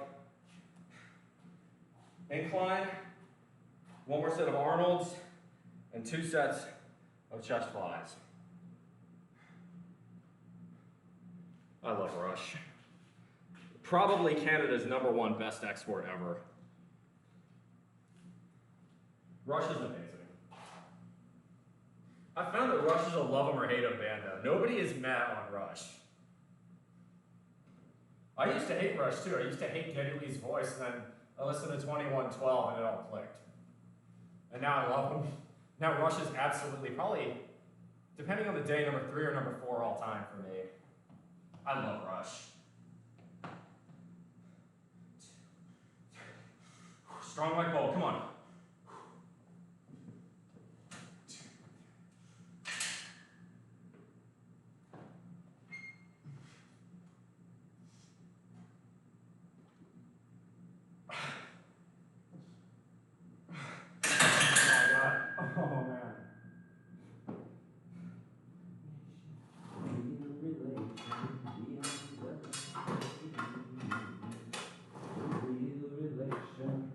The underlying theme.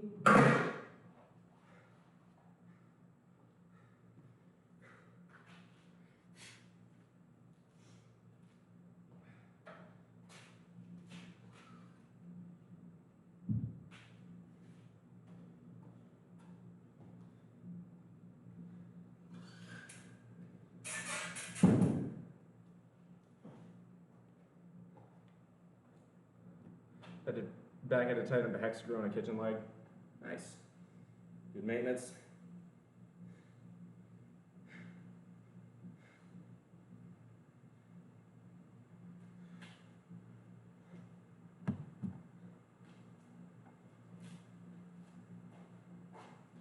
Go for a little who.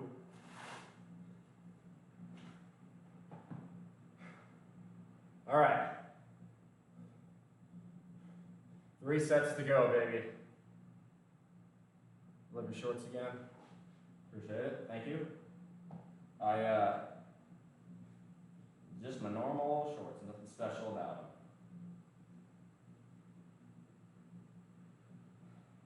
God, it's hot here.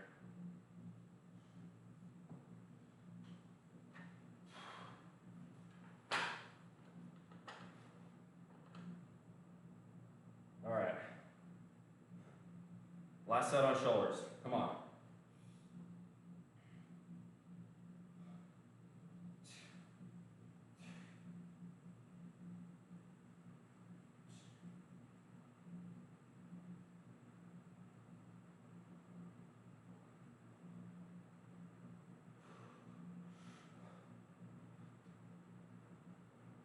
Rugby and basketball shorts, yeah.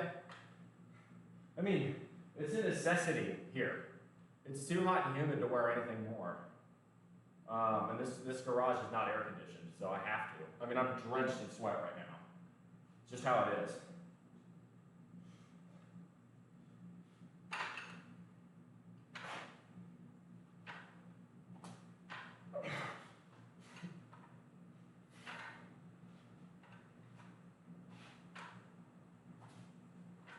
Come on.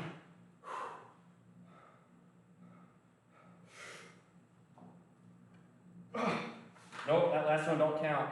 Didn't get all the way up. 2 more sets. God, I'm tired.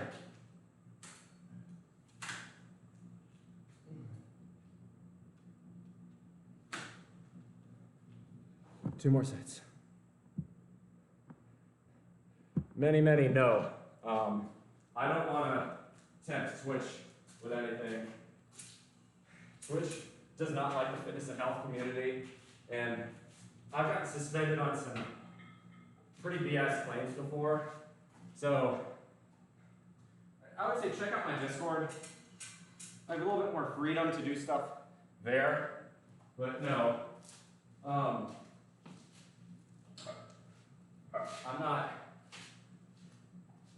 I'm not gonna do anything like that on Twitch. It's not worth it. Sorry. Definitely recommend my Discord though.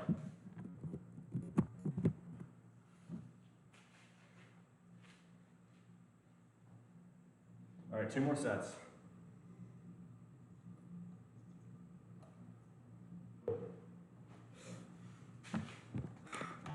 Here we go.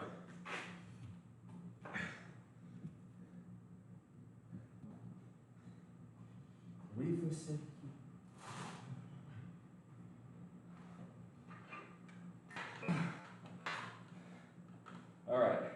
chest flies. The idea here is to really focus on form and slow speed and volume.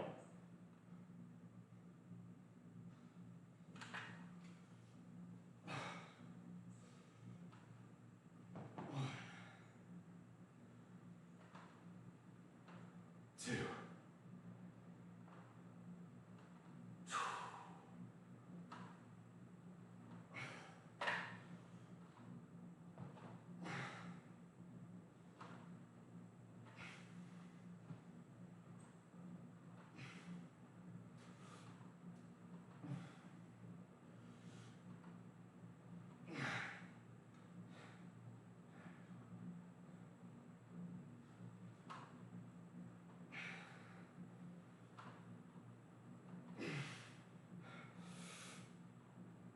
I need to come down weight.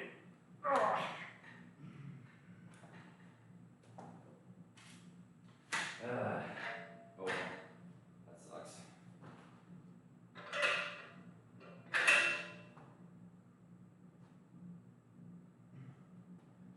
I just re-entered that. No.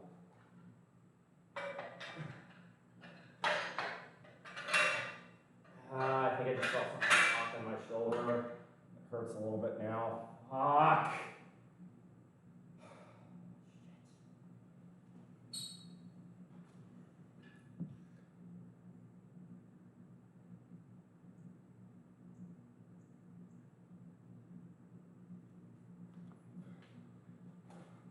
Yeah, South Carolina ain't colder, I can tell you that much. All right. Shit. All right, I gotta move. I'm really low on power.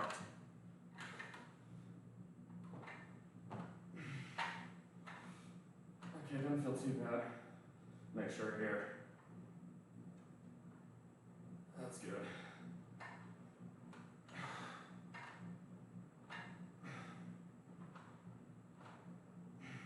Uh-oh. I can feel that. Damn it! Fuck! Shoulder was just feeling good. Now we're done with that. God damn it. I think I might have just tweaked my shoulder again. Fuck!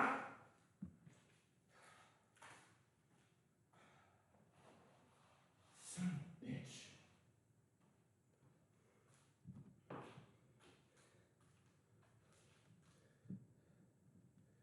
Done. Is that in? We're gonna plug in. I'm gonna come back out here and get everything else. Right down. I have to be real careful on handstand push-ups though. I might do abs first, kind of let my shoulder recover for a bit. But before anything else, this desperately needs power. So plug it in. Come on, just behave. Okay. Down there. Cable's back. Laptop down. Power in. There we go. Come on, let's get in before it conks out. There we go. Okay. Whew. All right. Okay. Oh yeah. Tacos. Twitch does not really like the health and fitness streamers. My friend Akrashi, and if you watch any health and fitness streamers, you know who Acro is. He's been trying to get partner and has hit every requirement Twitch wants for months in a row, and Twitch just won't give it to him. And it's frustrating. It's very clear they have a bias against us because we're not advertising for their video games. We're not making them as much money. That's the biggest reason. But yeah, what that means is they police us a lot tighter.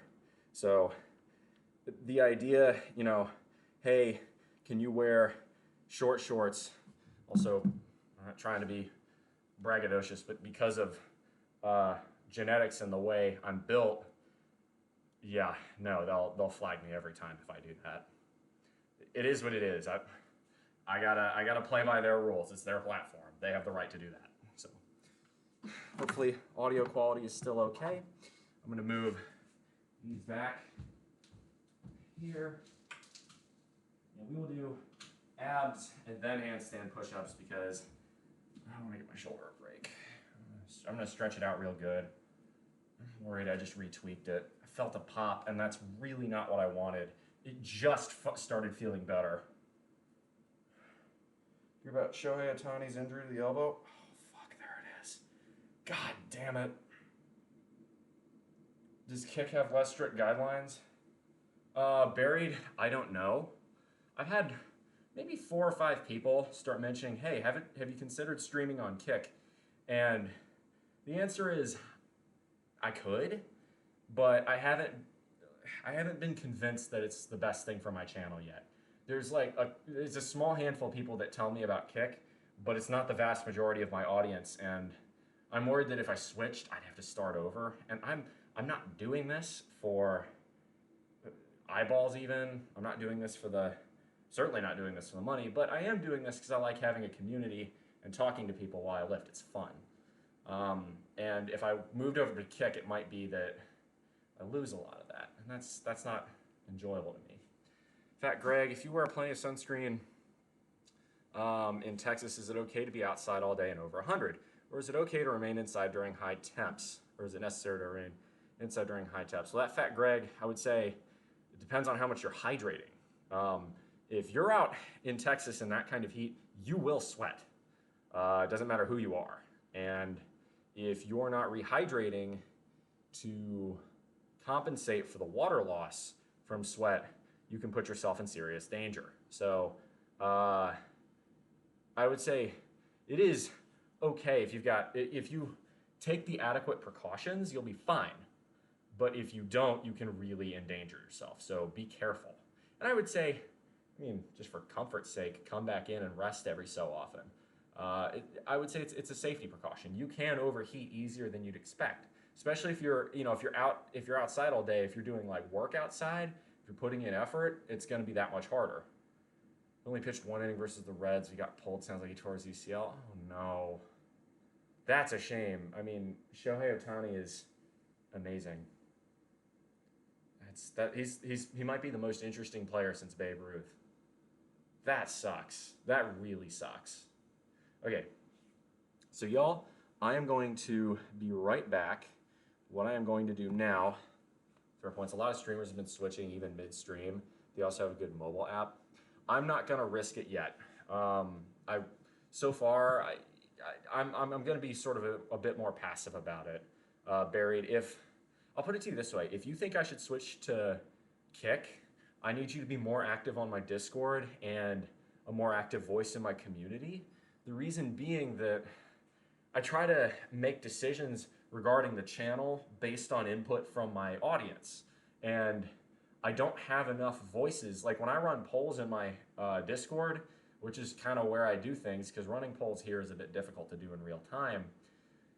When I run polls on my Discord, I don't get a very large number of responses, which means I have a very small sample size with which to work and use. And as a result, it's harder for me to guess at what my audience wants me to do. Be that switch to a different platform, be that move my stream times around, be that change my content, all of that stuff. So if that's stuff you're looking for, what you need to do is, it's very helpful, I will say, that you're in here talking to me about it. It would be even more helpful if you're in my Discord talking about it, because it's easier for me it's also easier for it to not get buried, right? Because if people say stuff like, hey, you should look at this or give this a try, it gets buried in the chat, and then afterwards I can't find it. So Discord really works well for that. When trying to persuade, it sounds like you're being really mindful about your audience. Well, that's the fun part, right? Any good content creator should be listening to what his audience tells him, but my audience doesn't tell me very much, so it's very much a different thing to do. I'm the pale one that oh yeah, that Fat Greg. Don't think I can talk about, well, this is an 18 plus stream, and I'm not being overly explicit. Yeah, I would say if you're doing that, definitely hydrate a lot. You're gonna need it. And if you're that pale, yeah, you're gonna need lots of sunscreen too. I'd recommend bug spray as well. They make bug spray now that gives you an SPF factor, so you may want to look at that. Or I should say sun protection factor, an SPF, because SPF factor is sun protection factor. This kick is a 95% split. It's only 95% for the big creators. That's what I've heard. It's lower for other people. But the thing is, if you guys have noticed, like, I try not to bring it up too much anymore. But there's a reason there are so few ads on my channel. I'm not doing this for the money. It's what my day job's for. Anyway, we're going to talk about that and more because today is Financial Fitness Friday, but I need to go outside and grab my watch, my water bottle, all that stuff, okay? So we're going to go on a quick break. I'll be back in like 60 seconds. All right? Let me know. I'm going to check the audio mixer here.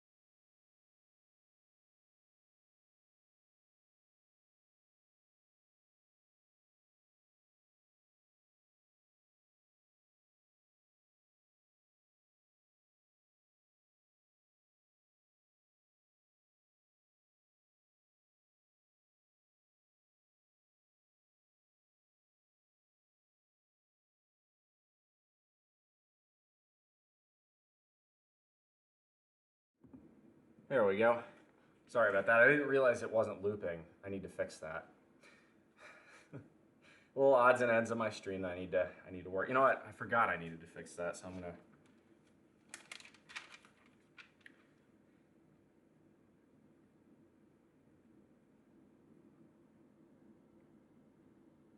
There we go. Need to write that down.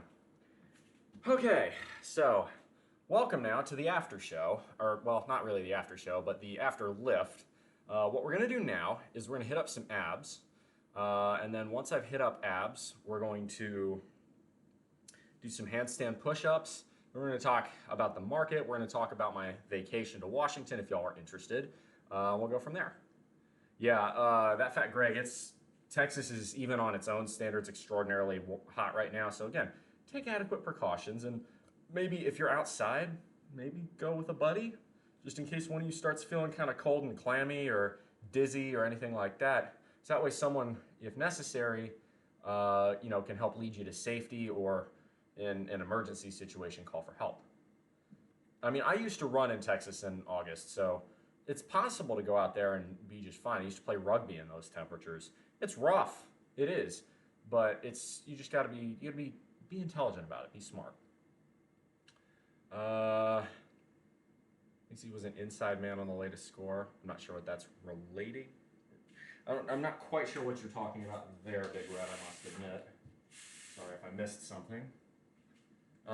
By the way, just asking once more, because I was talking out there and it seemed like it was improved. How's the audio quality in here? Is it better than it usually is? It should be. And the reason why is because I got one of these. I really need to improve my cable management. But it means I can talk ASMR like this right in your headphones. Quick brown fox jumped over the lazy dog. It's fun.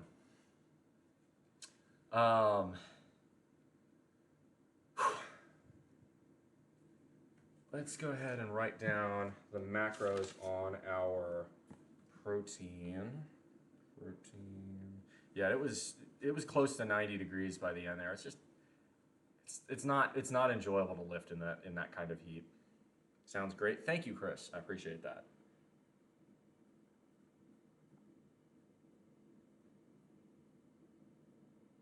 Is that right? Is it 64? Protein 380, 64, 8, 16. Perfect.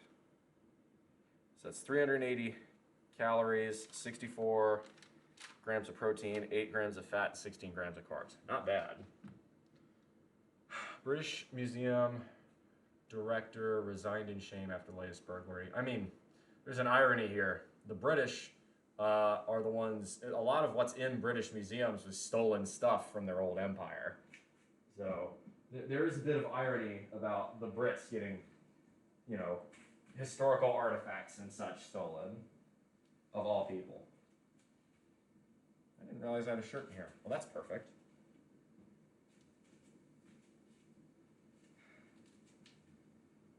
I'll lay that down so that way my back doesn't make farting sounds when I do abs, because it does that if I don't. I'm going to set this up accordingly. There we go. How are we doing on power? Yeah. So I have to do is I have to be kind of careful with the battery, because the only downside to running a better camera and a better mic out of this laptop is that the battery power drains a bit faster, and it gets very close to running out of battery power at the end of my workouts. So what I may start doing is bringing out my power cable and just taking it in, so that way I'm not rushing. So we'll see. That may happen. It may not. I need to clean up in there, dust it out. Just actually something pretty easy I could do. I should have kept my car out. Whatever. I had to think about that a little bit more, so I may do that later today. Okay. So abdominals. I do abs every single day. And the way I do my abs is very simple. If it's an odd day, I do I do one set, and if it's an even day, I do another set. So odd days, which today's the 25th of August. So that means I'm gonna do 60 reps of jackknives, 60 reps of bicycle sit-ups, 60 reps of Russian twists, 60 reps of raised leg sit-ups, and 60 reps of V-sits. On even days, I do 60 seconds planks, 60 seconds 6 inches, 60 seconds side planks, 30 seconds per side, 60 leg raises, and 60 sit-ups or crunches, depending on how I'm feeling. Other news, Jim Irsay is an idiot thinking teams will fetch a first for Jonathan Taylor. No, not in this day and age. Running backs are unfortunately very low value. They shouldn't be. Running backs, a good running back is worth a lot more. Now, I do think things in the NFL and in sports in general are cyclical.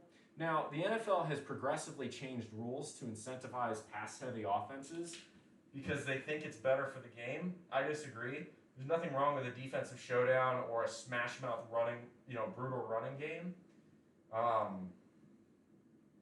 So I think for now that's going to be how it is. But as time goes along, I think the value of the running back will rise again. What's going to take are some truly phenomenal running backs. I mean, as great as the current crop of running backs are, even like Derrick Henry, I personally think none of them are quite as good as the great running backs of the 90s or the 2000s. You look at guys like Adrian Peterson, look at guys like Frank Gore, look at guys like, if you go back to the 90s, Barry Sanders. These are guys who could transform the football game just by handing it off to them and having just a semi-decent offensive line. Sanders is the greatest running back of them all. He didn't even have a good offensive line. Barry Sanders would just make people miss. He was ridiculous. All right, let's do this. The other reason I think running offenses have fallen out of favor is because people have stopped using fullbacks. If you have an I formation with a beefy O-line and fullbacks, you can crush your opponents into the dust. And I think most modern teams have been built on speed. And I think the first team that really commits to like the power I is going to have way more success than people expect. Because, right, like take modern defenses. Because of the new pass happy football regulations in the NFL, defenses have had to get faster. Defensive ends are now built like linebackers were in the 2000s. The only position that hasn't gotten lighter and faster are nose tackles and D tackles, but they never will. So I think it's going to become an advantage for offenses to bulk up and really go for a heavy power offense and just try and outmuscle their opponents. Right, because if you've got a power I, think about the power I for a second. You've got 5 down offensive linemen. Very, very seldom will teams ever put 5 D linemen out there at a time. And if they do, one of those D linemen is going to be substantially smaller than the O lineman. So you can power them out of the way. And if not, if it's 4 down linemen, you've got 1 lineman up on a linebacker, and that's a disadvantage for the linebacker. The linebacker's going to have to work to get around him, and and then you've got the fullback, which can plow a linebacker over too. I really do strongly believe in the power I. If a team were to fully commit to it, it would be a brilliant success. Just my opinion. But you'd really need to commit to that. You would need a great fullback, a really great like workhorse load kind of running back, receivers that are willing to block, strong tight ends, and a strong O-line. I don't think any team kind of wants to do that, but you can 100%.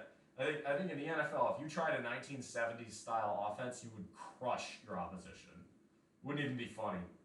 You may not win. You're not going to win games in style, but you will crush. You're going to win the time of possession battle every single time, and you are going to just by the third and fourth quarter, you're going to be demoralizing your opponent's front seven. You're going to have you may not necessarily get huge productive drives in the first half, but by the second half, you will run your opponents into the ground. They're not going to have the strength to continue fighting. You can just outsize them. It's a battle of attrition, and what that means, you'll be getting 7-8 yard gains every time you hand off the ball. Every time you hand off the ball in the third and fourth quarters. So that's just my opinion. Anyway, so abs. These are jackknives. These are kind of difficult, but they're really good. 3, 4, 5, 6, 7.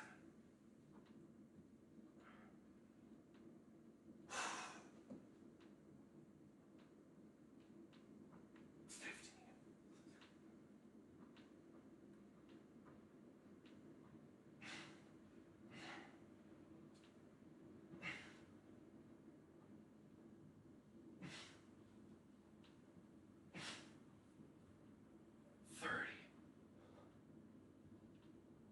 3, 4,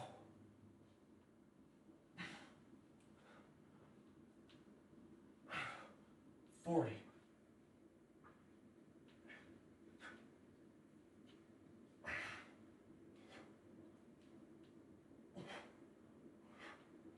50,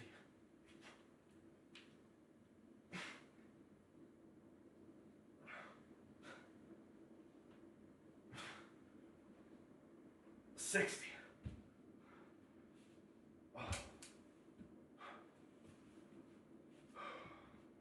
Love when you talk football, bro. Pass on the rest. Power I, toss, trap play. Saw it in high school. Yeah. The other thing about Power I, and this is what the entity currently known as the Commanders in the 80s, when they were called name redacted, this was really successful. They had the Hogs. And then they had John Riggins, a power back in the backfield. So you're talking Mark May, Joe Jacoby, Russ Grimm, really, really strong offensive linemen. And yeah, they wouldn't win scoring 40 every game, but with the fourth quarter, there's a reason they call John Riggins the Diesel. The dude would just punish you. That's how they won the 1982 Super Bowl against Miami. It was like, I think the final score was something like 17-14, and the way they did it was that Riggins would just, every single play, 4 yards. Every single play, 4 yards. Wish my legs were not so long. Every time I try this, it looks comical. I was kicking a light bulb or something. Do it on the floor, and you shouldn't kick the light bulb. I mean, I'm sure, you know, if you have a 7-foot ceiling, and even if you've got a low chandelier, it's got to be 5 foot tall at least. If you're on the ground, I don't think you have 5 foot tall legs. I'd be very shocked if you did. Alma Mater was veer option heavy, and then they ran a lot against their opponents. The other thing that a power I or run heavy offense does, if you're playing a game in inclement weather, you have a gigantic advantage. Because it's easier to run the football in snow or sleet or rain than it is to pass.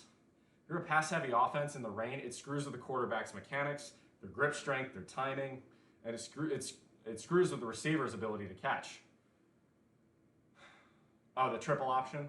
I like the triple option as a college thing. I don't think triple option would work quite as well in the pros because you need a mobile quarterback, and mobile quarterbacks are extremely hard to find and very prized. There are very few traditional pocket-style quarterbacks that are thriving in the NFL. Like guys like Pat Mahomes can make plays happen with their legs. Conservatork. By the way, thanks for the first-time chat. Welcome to the bullpen. One of those people has a short torso and very long legs and arms, gangly-like. No, I get that. I think it was my dad he was 6'4". He had really long legs.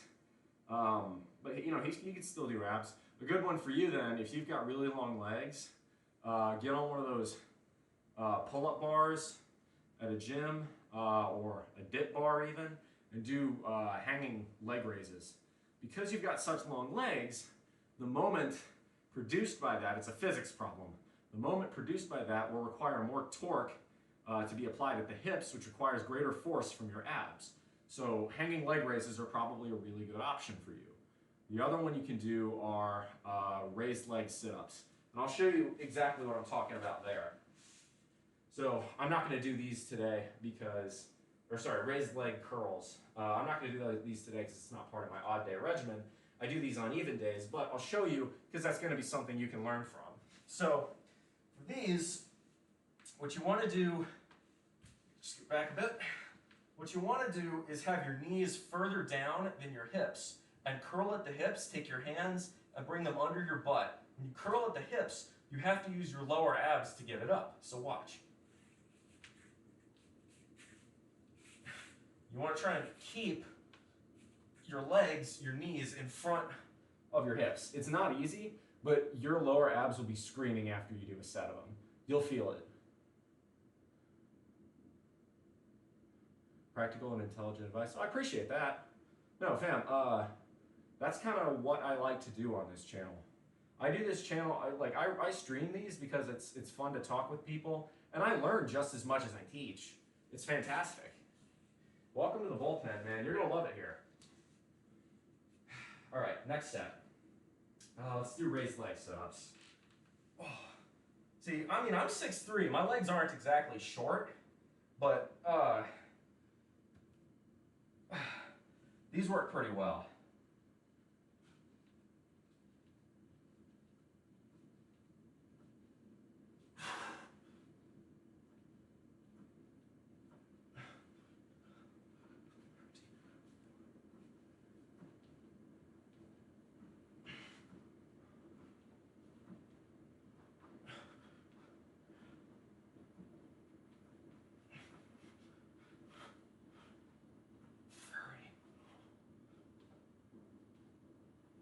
Keep your legs locked as much as you can.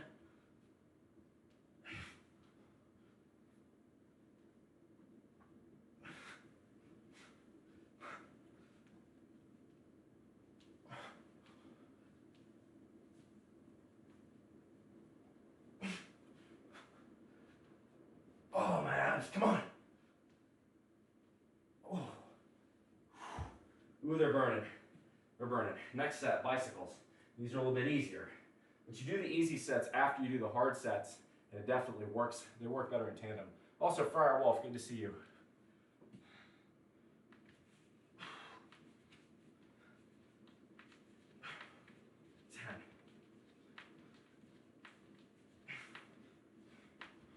$20.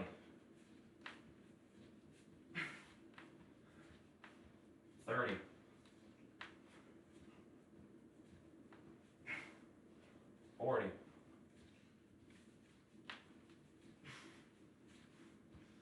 50.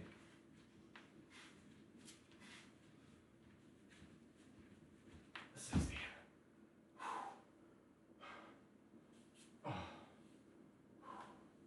Two more sets.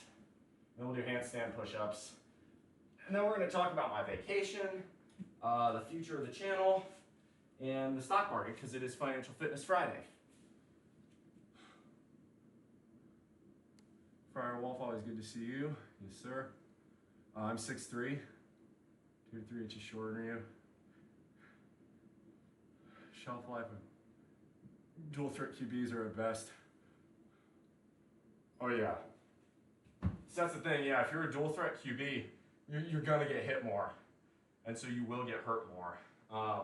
Also because pocket QBs kind of tend to get protected a little bit more. See Brady, Tom. They get treated with kid gloves by the refs. I think that's bullshit. It's one of the biggest problems in the NFL. The NFL has more or less instructed referees to hamstring defenses. And I think that's a problem. I mean, look at the number of 4,000-yard quarterbacks anymore. 4,000 yards is seen as pedestrian. In the day, in the 80s and the 90s, that was more or less the exclusive territory of guys like Jim Kelly and Dan Marino, Hall of Fame tier quarterbacks. You can't sit here and tell me offenses have progressed that much, because I don't think they have. I mean, the fun and gun, what the Buffalo Bills had in the 80s and 90s was revolutionary. I think the problem was that, or has been that the NFL, again, has deliberately written its rules in the interest of quote-unquote player safety to screw defenses over. And it makes the product worse. Football's a violent game. You're gonna get hit. And you know what? If you're a receiver running across the middle, you should know you should be able to get clobbered by a linebacker if you catch it in the middle. Get rid of this defenseless receiver crap. They're not defenseless. They know what they're doing. You're there in the middle. What were you expecting was going to happen? You're going to get crushed. That's the whole point of being a safety. Guys like Ed Reed and Sean Taylor, John Lynch, not even counting the actual dirty safeties of the day, Jack Tatum, Ronnie Lott. Brilliant players, really, really good, but definitely dirty, 10.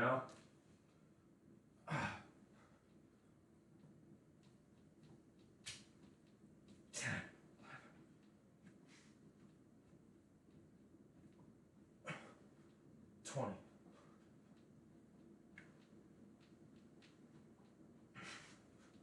30.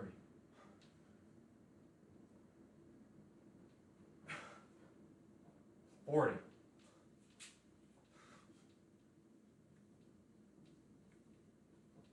50.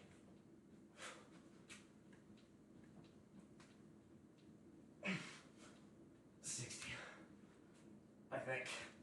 All right, last set of abs. Russian twists.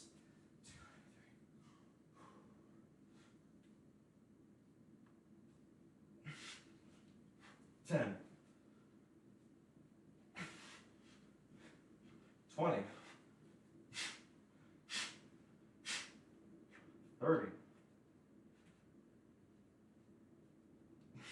40. 50. 60. Whew.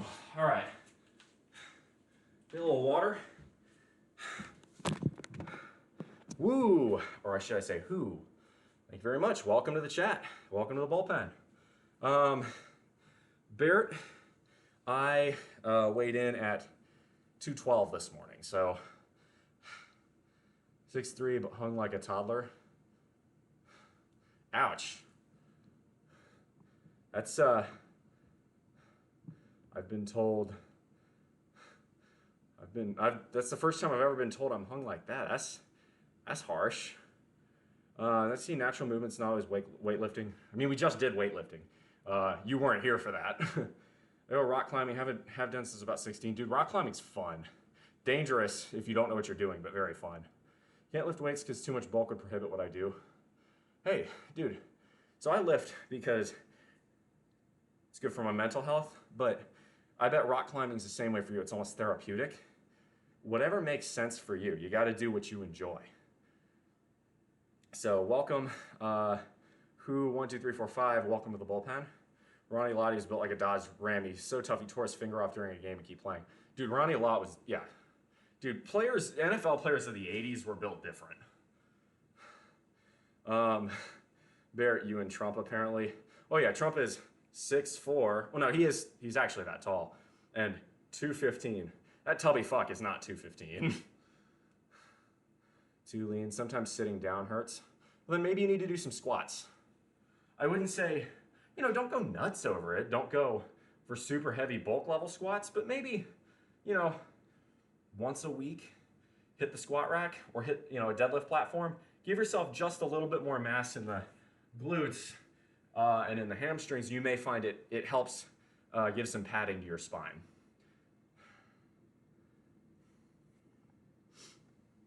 Yeah, Ronnie Lott was built different. BTM. I don't know what BTM stands for, Fryer.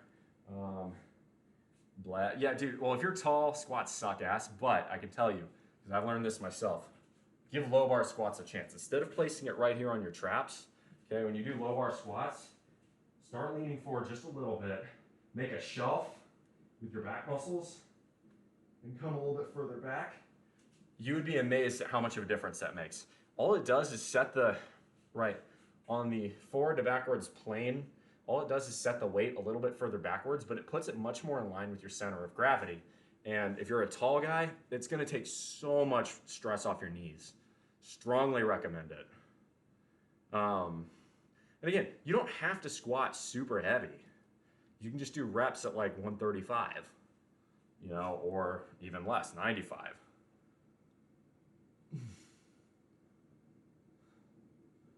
I can see you a mile away, bro. Baklava, that's a good name. Mass in the ass. Good to see you. All right, I'm gonna get a little bit of water, and then we'll do some handstand push-ups. All right, and then we're gonna talk about my vacation, the status of the server, the status of the channel, and financial fitness, because it is Friday. Let me get some water. Oh, man.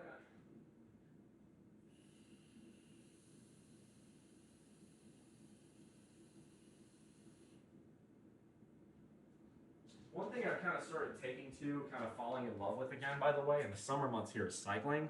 Because, so the heat here isn't as bad as like Texas, let alone a place like Arizona, but the insects are brutal here. But if you're cycling, you're whizzing along at, 10, 12, 15 miles an hour, the mosquitoes can't get you. So the way to enjoy outside here in the Carolinas is ride a bike. Bicycles are money printing youth machines. They're one of the greatest inventions of humankind. Huge fans. Fan of cycling. Also, if you want a good looking butt, cycling will help you. I mean, look, there's a reason Queen did Bicycle Race. If you've never seen the video off of, I think the album was Jazz. They did a video for Fat Bottom Girls and Bicycle Race. And they got like 100 girls to race nude at Wembley Stadium or something. Or some famous park in the UK. And it's like, only Queen could have pulled that off. But, that's, Freddie Mercury was legendary. There's an Oni face on your back like a Baki. That must be some weeaboo shit. I don't watch anime. I love Japan. I've actually lived in Japan because I grew up in a military family. But like the one part of Japanese culture I'm not really into at all is manga or anime. Sorry. Love Japanese food. The Shinkansen is brilliant. I love the way they plan their cities. I love how dense and efficient they are. And I love that even after the nuclear accident following the Tohoku earthquake at Fukushima, they're finally realizing, shit, we don't have any better options. We need to turn our nuclear reactors back on. And by the way, if any of y'all want to talk about nuclear energy, we always talk about that on this channel because I'm a nuclear engineer, so I know a thing or two. Also, if you think nuclear power is unsafe,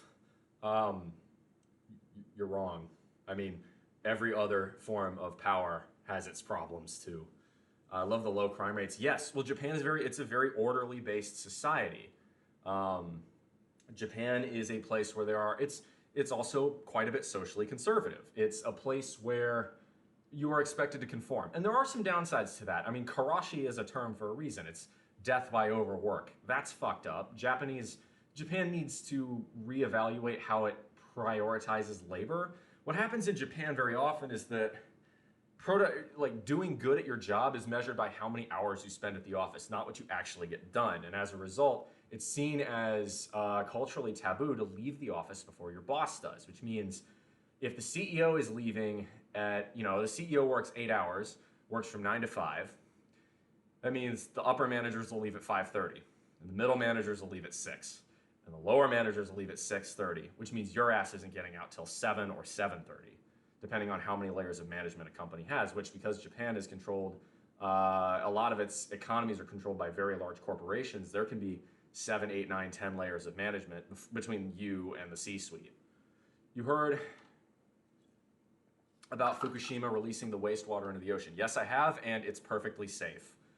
There's a lot of negative propaganda coming out, particularly from China and Korea about this one, but it's very, very safe. And it's quite ironic that China, of all places, is complaining about Fukushima's water release into the ocean when China knows what they're doing. China builds shit tons of coal-fired power plants, and they just dump the fly ash into the Huanghe and Yangtze rivers. Where does that end up? The ocean.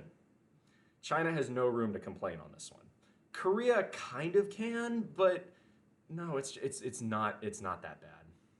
People are saying, oh, it's gonna create three-eyed fish. That's just not how that works. First off, water is a great moderator for radiation. Water more or less absorbs it, and it's nowhere near the risk people say it is. If you're really concerned about like damaging ocean life, let's talk about plastic far before we talk about radiation. Plastic is far worse. Nuclear fusion is almost carbon-free. What do you think the breakthrough with nuclear fusion technology? It's fantastic, and I wish more people were paying attention to it. But so it's a material science problem. The problem is that we don't have the materials necessary to contain a fusion reaction within temperatures that can prevent, a meltdown. So I'm a bit of a cynic on this one. I've studied nuclear fusion a lot, and we need to continue striving towards it. I expect to be dead before nuclear fusion is commercially viable. However, we need to continue working on it because nuclear fusion is a necessity if we want to become an interplanetary species. It's that simple. The Chinese need to work on their economy. It's not looking good. The Chinese are, to their credit, building lots of nuclear power plants, many of which were... So the Chinese are rather clever about this one. I'll talk about this one because I know about this in depth. The Vogel nuclear power plant built across the river in Georgia here, not very far from my house. I can see the top of the cooling reactors from not too far, from like a mile from my house. I can bike to a place where I can see the top of the cooling towers on the Vogel plant.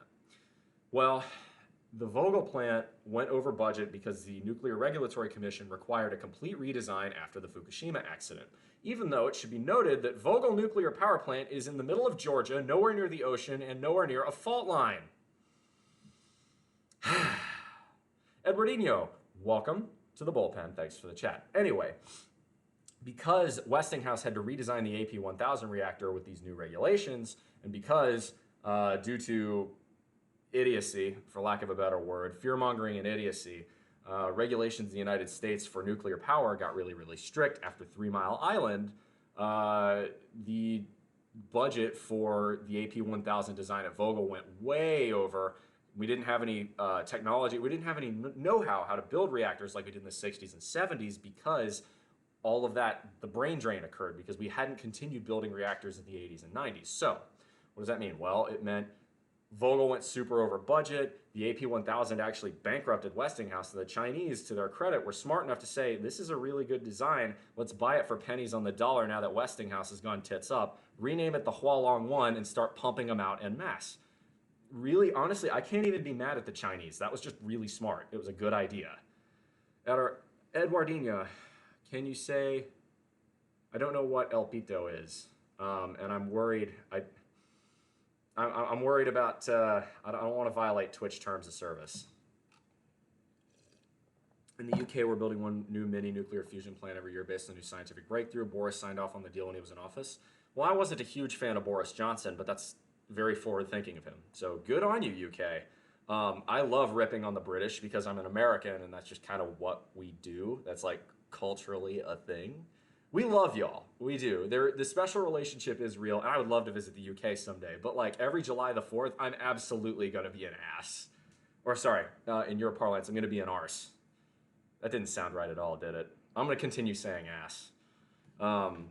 Very efficient, smaller design. They'll power 350,000 homes. So here in the United States, we have a company called NewScale, and NewScale built something called the SMR, Small Modular Reactor. It's the same concept. It's a much smaller design, which means it can be built at scale. And when you build things at scale, you get economies of scale. When you get economies of scale, you get a cheaper per unit cost.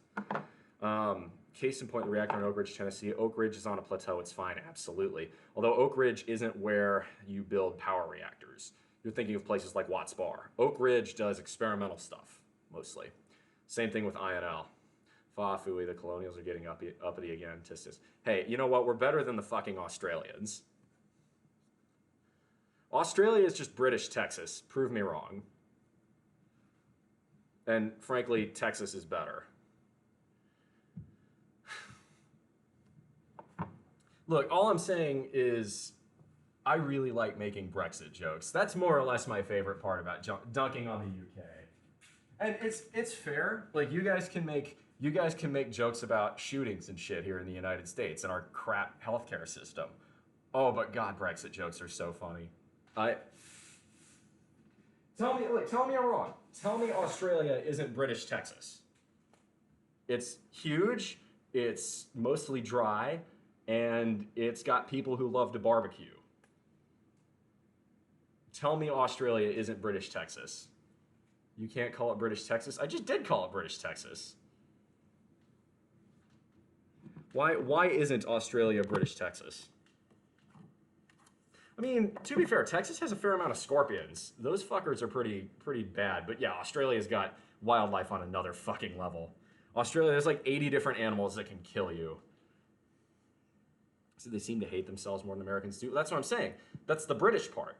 The British are the best in the world, bar none, at self-deprecating humor. The Australians, coming from the Brits, are very good at it too. That's why they seem to hate themselves. And you know I'm right too, because I love British humor. I should say humor with the U in it. Like seriously, some of the best comedians of all time are British. I love John Cleese. I just think he's hilarious. But you know, Stephen Fry is funny. There's a ton of really good British comedians out there. Obviously the Top Gear blokes are hilarious to me. Barry Humphries, yeah. There's a load. There's a giant number of them. But I like the British sense of comedy. I think it's just very funny. And it's a very self-deprecating form of humor. You tell my British friend that you called Australia British Texas, do it. That's what Australia is. It's British Texas. Tell me I'm wrong. An audience of Kenneth Williams. All right.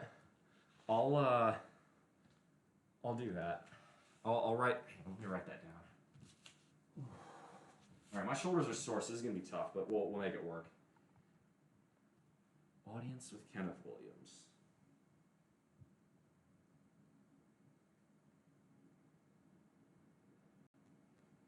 This is what I love about talking. This is what I love about interacting with my audience. This is my favorite type of stream on this server or on this channel, where like the audience is. I'm teaching things to the audience is teaching me things. It's the best thing in the world. Acidic, tragic, slapstick humor with no optimism. I mean, a little. You need a little bit of optimism, and then it gets dashed. That's why Monty Python is so funny. It's, it's the guy coming in to buy a piece of cheese, and he sits there optimistically thinking there will be cheese, and he continues listing off different types of cheese while the bouzouki player is in the background, and then he says, nope, we're out of that. Oh, camembert. Oh, it's a bit runny. Oh, the cat's just eating it. Like that's hilarious. And the cheese shop is just one of many really funny sketches. I think the cheese shop might be one of my favorites. I don't know which Monty Python movie I like the best. It might be The Meaning of Life, but Life of Brian's really good too. Holy Grail's fantastic. Everyone knows that, but I don't think it's my favorite. Speaking of the UK, is the Black Country still in demand? The Black Country's, that's like up near Leeds, I think, like Liverpool. That's sort of north of England, but not quite like bordering Scotland area. Pet Shop Dead Birds kit. Yeah, it's hilarious. It has ceased to be. Hey, MJ Betty, thank you very much for the follow. All right, can I get some hype in chat for handstand push-ups? Oh God, I can already feel my triceps locking up. Oh, this is gonna be tough.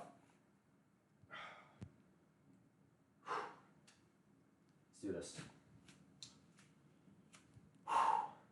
If y'all like this and you like what I do and you want more, please come check out my Discord. You won't be disappointed.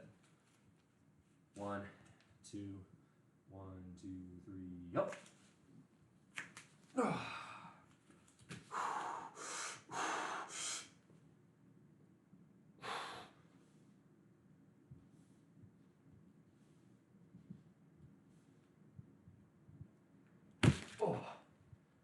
Okay. Normally I can get more than that, but my it's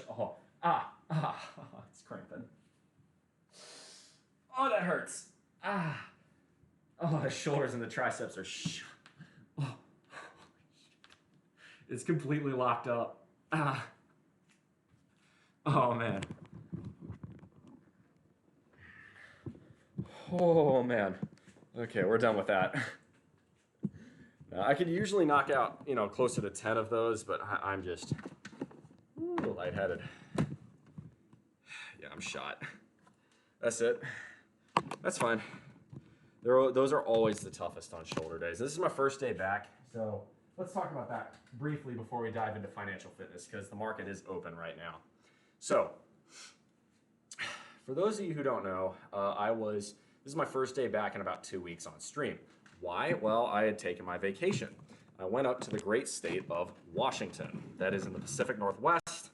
It's very, very beautiful up there. I love it.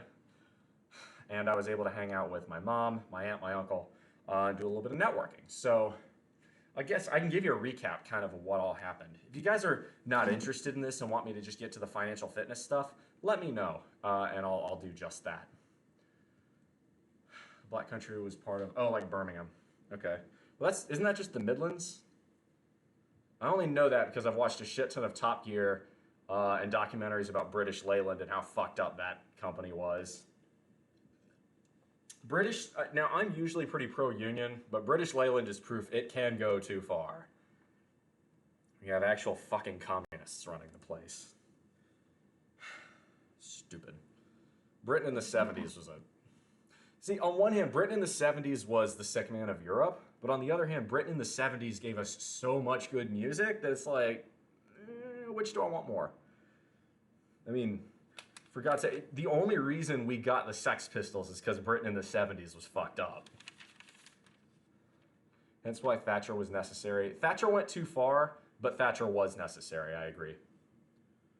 I think privatizing, the real one I will put against Thatcher was privatizing British Rail. That was a bad idea. You're better off with a nationalized rail industry, and I'm not a left-wing person economically. I'm not far right either. I probably skew right of center economically, at least in the United States. But running rail privately doesn't work. The infrastructure doesn't lend itself to the free market model very well. In the same way that you wouldn't have privatized highways. It just doesn't make sense. So anyway, so my trip to Washington was a lot of fun. First day I got up there, ended up trying to take, so for whatever reason, King County is not very good about their bus system. There's no bus that runs from the airport at SeaTac to the ferry at Fauntleroy, and I don't really understand why. So I had to take a lift over there, which is expensive and annoying, but then the ferry ride across from Fauntleroy to Southworth was gorgeous. Went and stayed at my mom's house, had a few drinks. Oh my God, the number of good beers in the great state of Washington.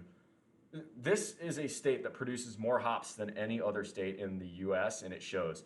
Every single town in Washington has lots and lots of good breweries. And the people who say, oh, Americans can't make good beer, nah, we can, and we do. You just have to look for it a little bit harder than you would with macros. Now, macros from other countries tend to be better. Nuki Brown isn't anything special, but it's better than Budweiser. Budweiser sucks. good beer is warm and fuzzy and brown. No, good beer is cool and fuzzy and brown. You guys only like warm beer because Lucas Electric makes your refrigerators. That's a British Layla joke. Private trains are better and faster than the national services are, albeit they're run by a damned French company. I'm convinced you don't. I'm convinced on nationalizing the rail, or at least what we need to do here in the United States is use the threat of nationalization to make the big four work a little bit better here. That's Norfolk Southern, CSX, Union Pacific, and BNSF. The state of freight rail and passenger rail in the United States is shockingly bad. Warm means room temperature. See, that doesn't work here because room temperature for me is like 28 degrees C because I live in South Carolina, and if I were to try and keep it at 20 degrees C or less, I would run into a massive air conditioning bill. That would be extremely expensive. So I think we have different definitions of warm, Mr. Britt. Yeah, you can't do room temperature beer in the South. It doesn't work. It's got to be colder than that. Anywho, so the first day was fun. Got there, took the ferry across, and Washington State's just so beautiful. The ferries, they're not the fastest in the world always, but it's just such a pleasant view. Just kind of chugging across the Sound. You'll see dolphins. You'll see, if you're closer to the Juan de Fuca Strait, maybe some orcas. You'll see loads of sea dogs. The sea dogs are amazing. So thirsty now. I actually am too. I'm gonna hydrate. Second day, we kayaked around Gig Harbor. Gig Harbor is a nice, cute little fishing town it's gotten really kind of upper crust, but it's very pleasant to be around. It's got a lot of good heritage. Gig Harbor was kind of founded by a lot of like Croatian immigrants, and there's that kind of, every park is named after a Croatian guy. Like, it's that kind of thing. Friar Wolf depends on the poll. I haven't looked at it yet, but perhaps. So, could very well be. Hey, Talio, good to see you. Let's see, what else? So, that was the first day we were there. Second day, oh my gosh, okay. We went up and hiked Mount Baker, my mother and I. So my mom is very kind of high energy person, very much into being outdoors and hiking a lot. And that's a thing I get from her. So whenever I go up and hang out with my mom up there, we like to spelunk. We like to go and hike and explore places we haven't been before. And we hadn't done the North Cascades in Washington State. We've done Rainier a bunch, we've done the Olympics a bunch, but we hadn't done like around Mount Baker. So we went up to Bellingham. First off, Bellingham is a charming little town. It's beautiful. And we made it all the way up to it's a little place called North Fork Brewing near Deming, Washington. And they make like 15 different beers in-house. They're all really good, and by far and away the best pizza I've ever had west of the Mississippi. It was fan-freaking-tastic. It's tied tonight or Sunday. Well, Friar, if you want it tonight, tell your friends. Be the change you want to see. I respond to what the fan base wants, so it's up to y'all, really. No warm fuzzy brown beers. Oh yeah, no, they had an English style brown ale, and I actually got it.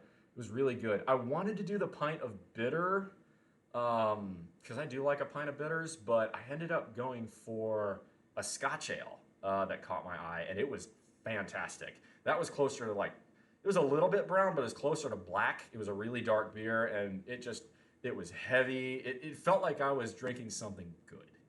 It felt like just a solid, tasty ass pint. It was I loved it. Don't tell me you drank it cold. It was not ice cold. It wasn't like refrigerated, but it was cool, I guess is what I would call it. Peck bounce for Monkey, all right? Let's go here. Bum ba-dum bum ba-dum bum bum bum bum bum bum bum bum bum bum bum bum bum. There you go. Hey. No, see, now there are some beers you want to drink cooler than others. If you have an ice cold lager, yeah, you're gonna want that cold. lager is meant to be drank a lot colder than a good ale should be. Like I'm not, look, I may be, as you say, a colonial, but I'm not stupid when it comes to beer. You know, you don't drink a stout at ice cold temperatures. There's no point in that. That doesn't make sense. No, but for a lager though, like especially down here in the South, if you're using it to refresh yourself to cool off, yeah, you're gonna want that sucker cold. And there is a place for a crushable, light kind of straw blonde lager. I don't always drink lager, but there is a place for it. Especially, dude, and you'll know this one if you really are from the UK. Lager and curry. Like a really nice spicy vindaloo and a pint of lager, of cold lager, it does work. Can I see your Pilsner? I actually don't have any Pilsner right now. I do like a Pilsner though. Anyway, so we did Mount Baker, did the Ptarmigan Ridge Trail, actually hiked all the way up to the peak. Speaking of lager, threw a couple cans in my bag, and when we got up to the top, I put it in snow up there, because I'm a southern boy. I don't see snow ever, let alone in August. But we'd gotten up to a high enough elevation where there were some deposits of snow close to the summit. I did a snow angel, and it was fun. Rolled around in it like I was a dog. It was very enjoyable. And we cracked open my mom and I cracked open a pint each at the top of the summit, and every other person walking by us is like, fuck, that's a really good idea. Why didn't I think of that? Here comes the holding on to everything the British man says and bringing it up every now and then, failing to hide that Englishman upset American feelings. What? I'm not upset. I'm just saying there's a place for a cold beer. You can make cold beer has its place, usually in very warm climates. Trust me, man, when it's routinely 35, 40 degrees C outside, warm beer doesn't quite hit as good. Oh, you're joking? I'm very bad at detecting sarcasm. That's a fault of mine. And I appreciate that. That's very kind of you. Let's see here. What else did we do? Okay, so we came back, had more beer and pizza, went down to Blaine, Washington, which, if you guys know, it's sort of at that northwestern corner in Washington, right below the Canadian border. I met a good friend of mine there who is from British Columbia. He's on the Canadian side. We actually met at a little place called Peace Arch Park.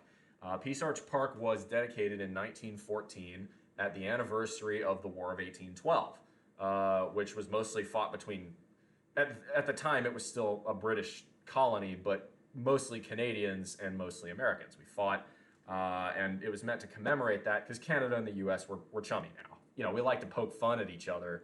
You know, the Canadians are useless at winning the Stanley Cup, and the Canadians poke fun at us for having a shit healthcare system. So, you know, it's stuff like that. Although I really wish the Canadians were doing a little bit better job managing their forests, because it seems like every year now they're on fire. That's less cool, Canada. Less cool. Anyway, I met Mr. Helv at it's a state park on the Washington side, and it's a provincial park on the British Columbia side.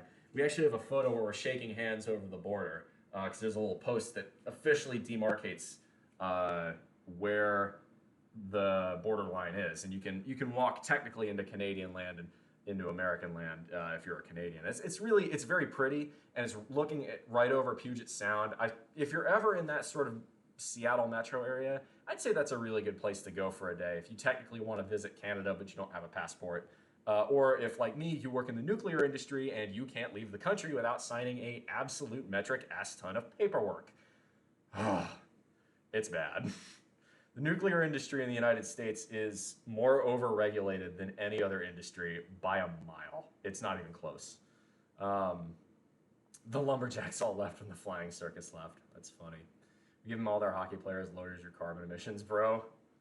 Well, anyway, as far as so I met my friend there. We came back, drove back the next day to. We wanted to get home via the ferry from Whidbey Island across to Port Townsend, but we didn't realize that ferry, unlike a lot of the other ferries that Washington State runs, that ferry has a reservation list. So we didn't make that, and as a result, we went all the way through Whidbey Island, which was a gorgeous drive, and frankly, I'm glad I did it. We got to do Deception Pass, which is unbelievably pretty. But we ended up having to take the Mukilteo ferry back to the eastern side of the sound, which means I had to sit through Interstate 5 at rush hour, and that's not fun. But that was still a pretty fun day, kind of trucking home. Let's see.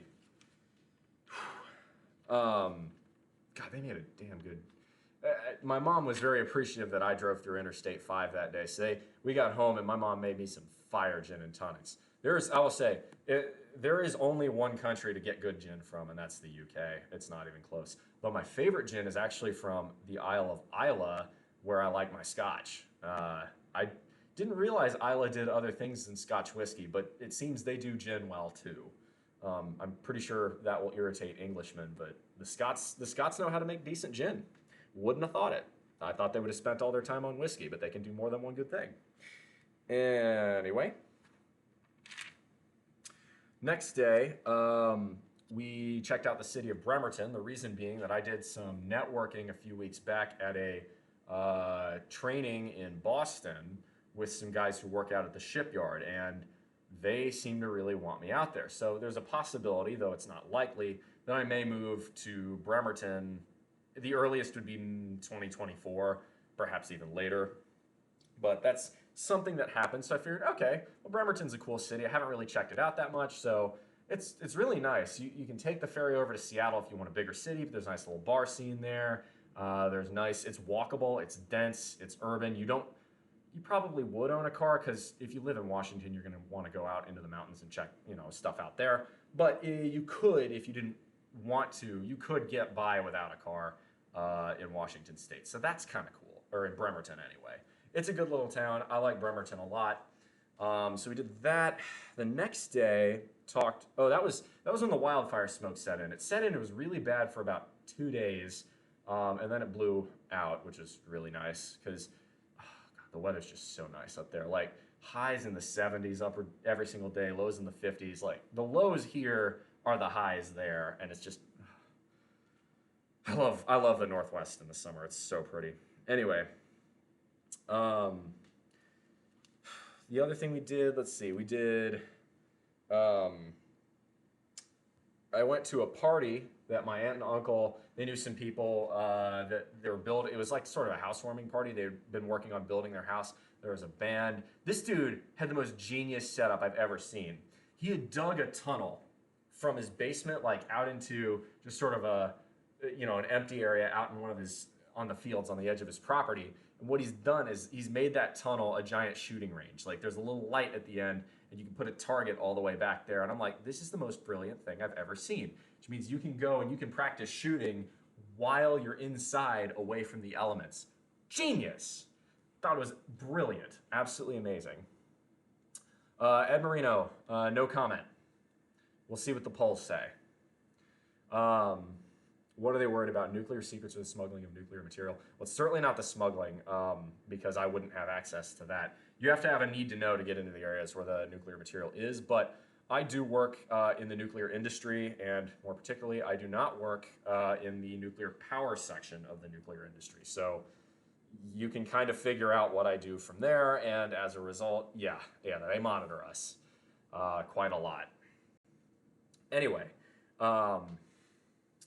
he keeps a diary, he's a literate one. This is a combination of things. Yeah, it can be a diary. It's also a workout journal. So like I was recording all my lifts. It's a diet journal as well. So I can record how many calories and macros I'm putting in my body. So all sorts of stuff. But that party was great. Found a guy who made Shine up there, that was a happy surprise. Because I figured, I got a moonshine plug here, but that's to be expected. I live in a tiny ass town in the deep south. But having a moonshine plug up there, that's killer. And by the way, it ain't real shine if you paid taxes on it. Just saying. Old Smoky, no, stop. Old Smoky, that's just shit tier whiskey. It's not real moonshine. Real moonshine, again, real moonshine does not have a label. It comes in a mason jar, and you have to know people to get it. And tell you what, the shine up there was good. The guy I know here in town, best shine I've ever tasted. And I've sampled a fair amount. Again, having lived in the South for the majority of my life. All right. And then that was it. Ended up getting one lift in with my mom up there, which is kind of cool. So I got to rep 315 on the squat rack for her. That's I think 140-ish kilos, and that was really enjoyable because I kind of, it's like, you want to show off what you can do. And I made my mom proud. It made me feel good. So we did that. Then flew home. Flew home not yesterday, but the day before. And that was fun, but also ended up missing my flight back to Augusta because it was a little bit too close. The Seattle to DFW flight was delayed, and I may or may not have gone up to the exclusive flight club and gotten one too many beers. I wasn't drunk or anything, but I just wasted a bit too much time there. Thought I had more time than I did. The gate that I had on my ticket was wrong, and I was 5 minutes too late. What are you gonna do? So I ended up flying to Columbia, and my roommate, who is an absolute champ, bailed me out of that one. So I owe her for that. She will be rewarded for that. I'm gonna do something nice for her birthday in about a month. So time for some leftovers. Honestly, I think I'm gonna probably just pan-sear myself a little bit of cod. If I have any greens, I'll probably have that too. Hey, Stars and Bars from the Emerald Isle. Welcome in, my man. Good to see you. Let's freaking go. All right. I love it. I love it. I love it. Stars and Bars coming in here with 17. Let's give you a shout out. How was your workout, buddy? There we go. 0 degrees Calvino. Thank you for the first time chat. Welcome to the bullpen. All of y'all, welcome to the bullpen. It's fantastic to see you. My name is BullMuscle. I do weightlifting streams. I talk financial advice, and we have a good time. We have fun.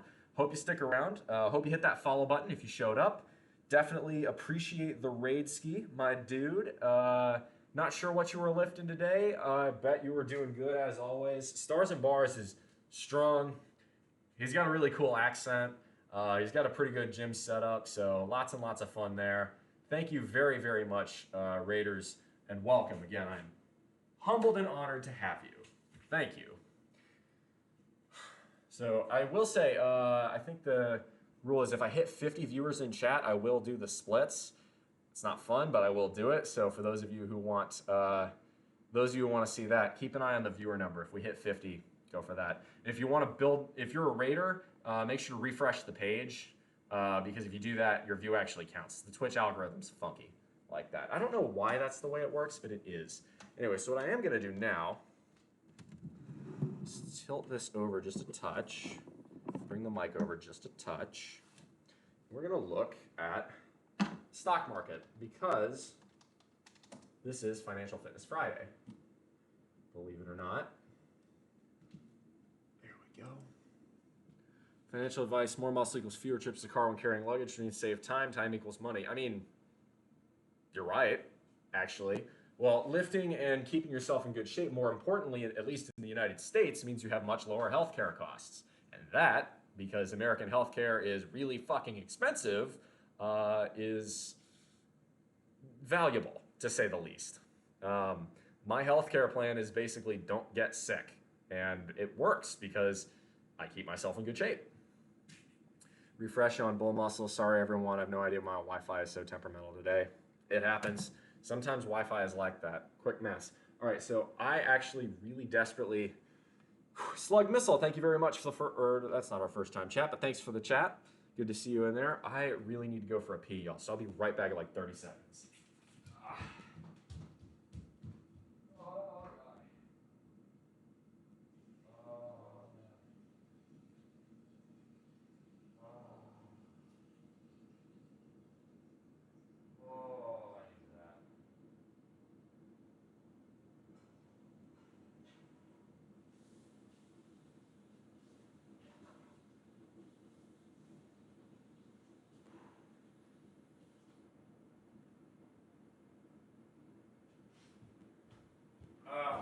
sorry about that, y'all. I couldn't hold that much longer. Oh, I was itching for a pee so bad. I'm good. I'm good. My apologies for that. Log in. I need to. I wonder why it's. There we go. All right, so let's take a look at the stock market now. Slug missiles lurking on stars and see you rated. Hope I'm not late. Now we're chilling here. Hey, woo12345. Thank you very much for the follow. Welcome to the bullpen. Let's see here. Find the token.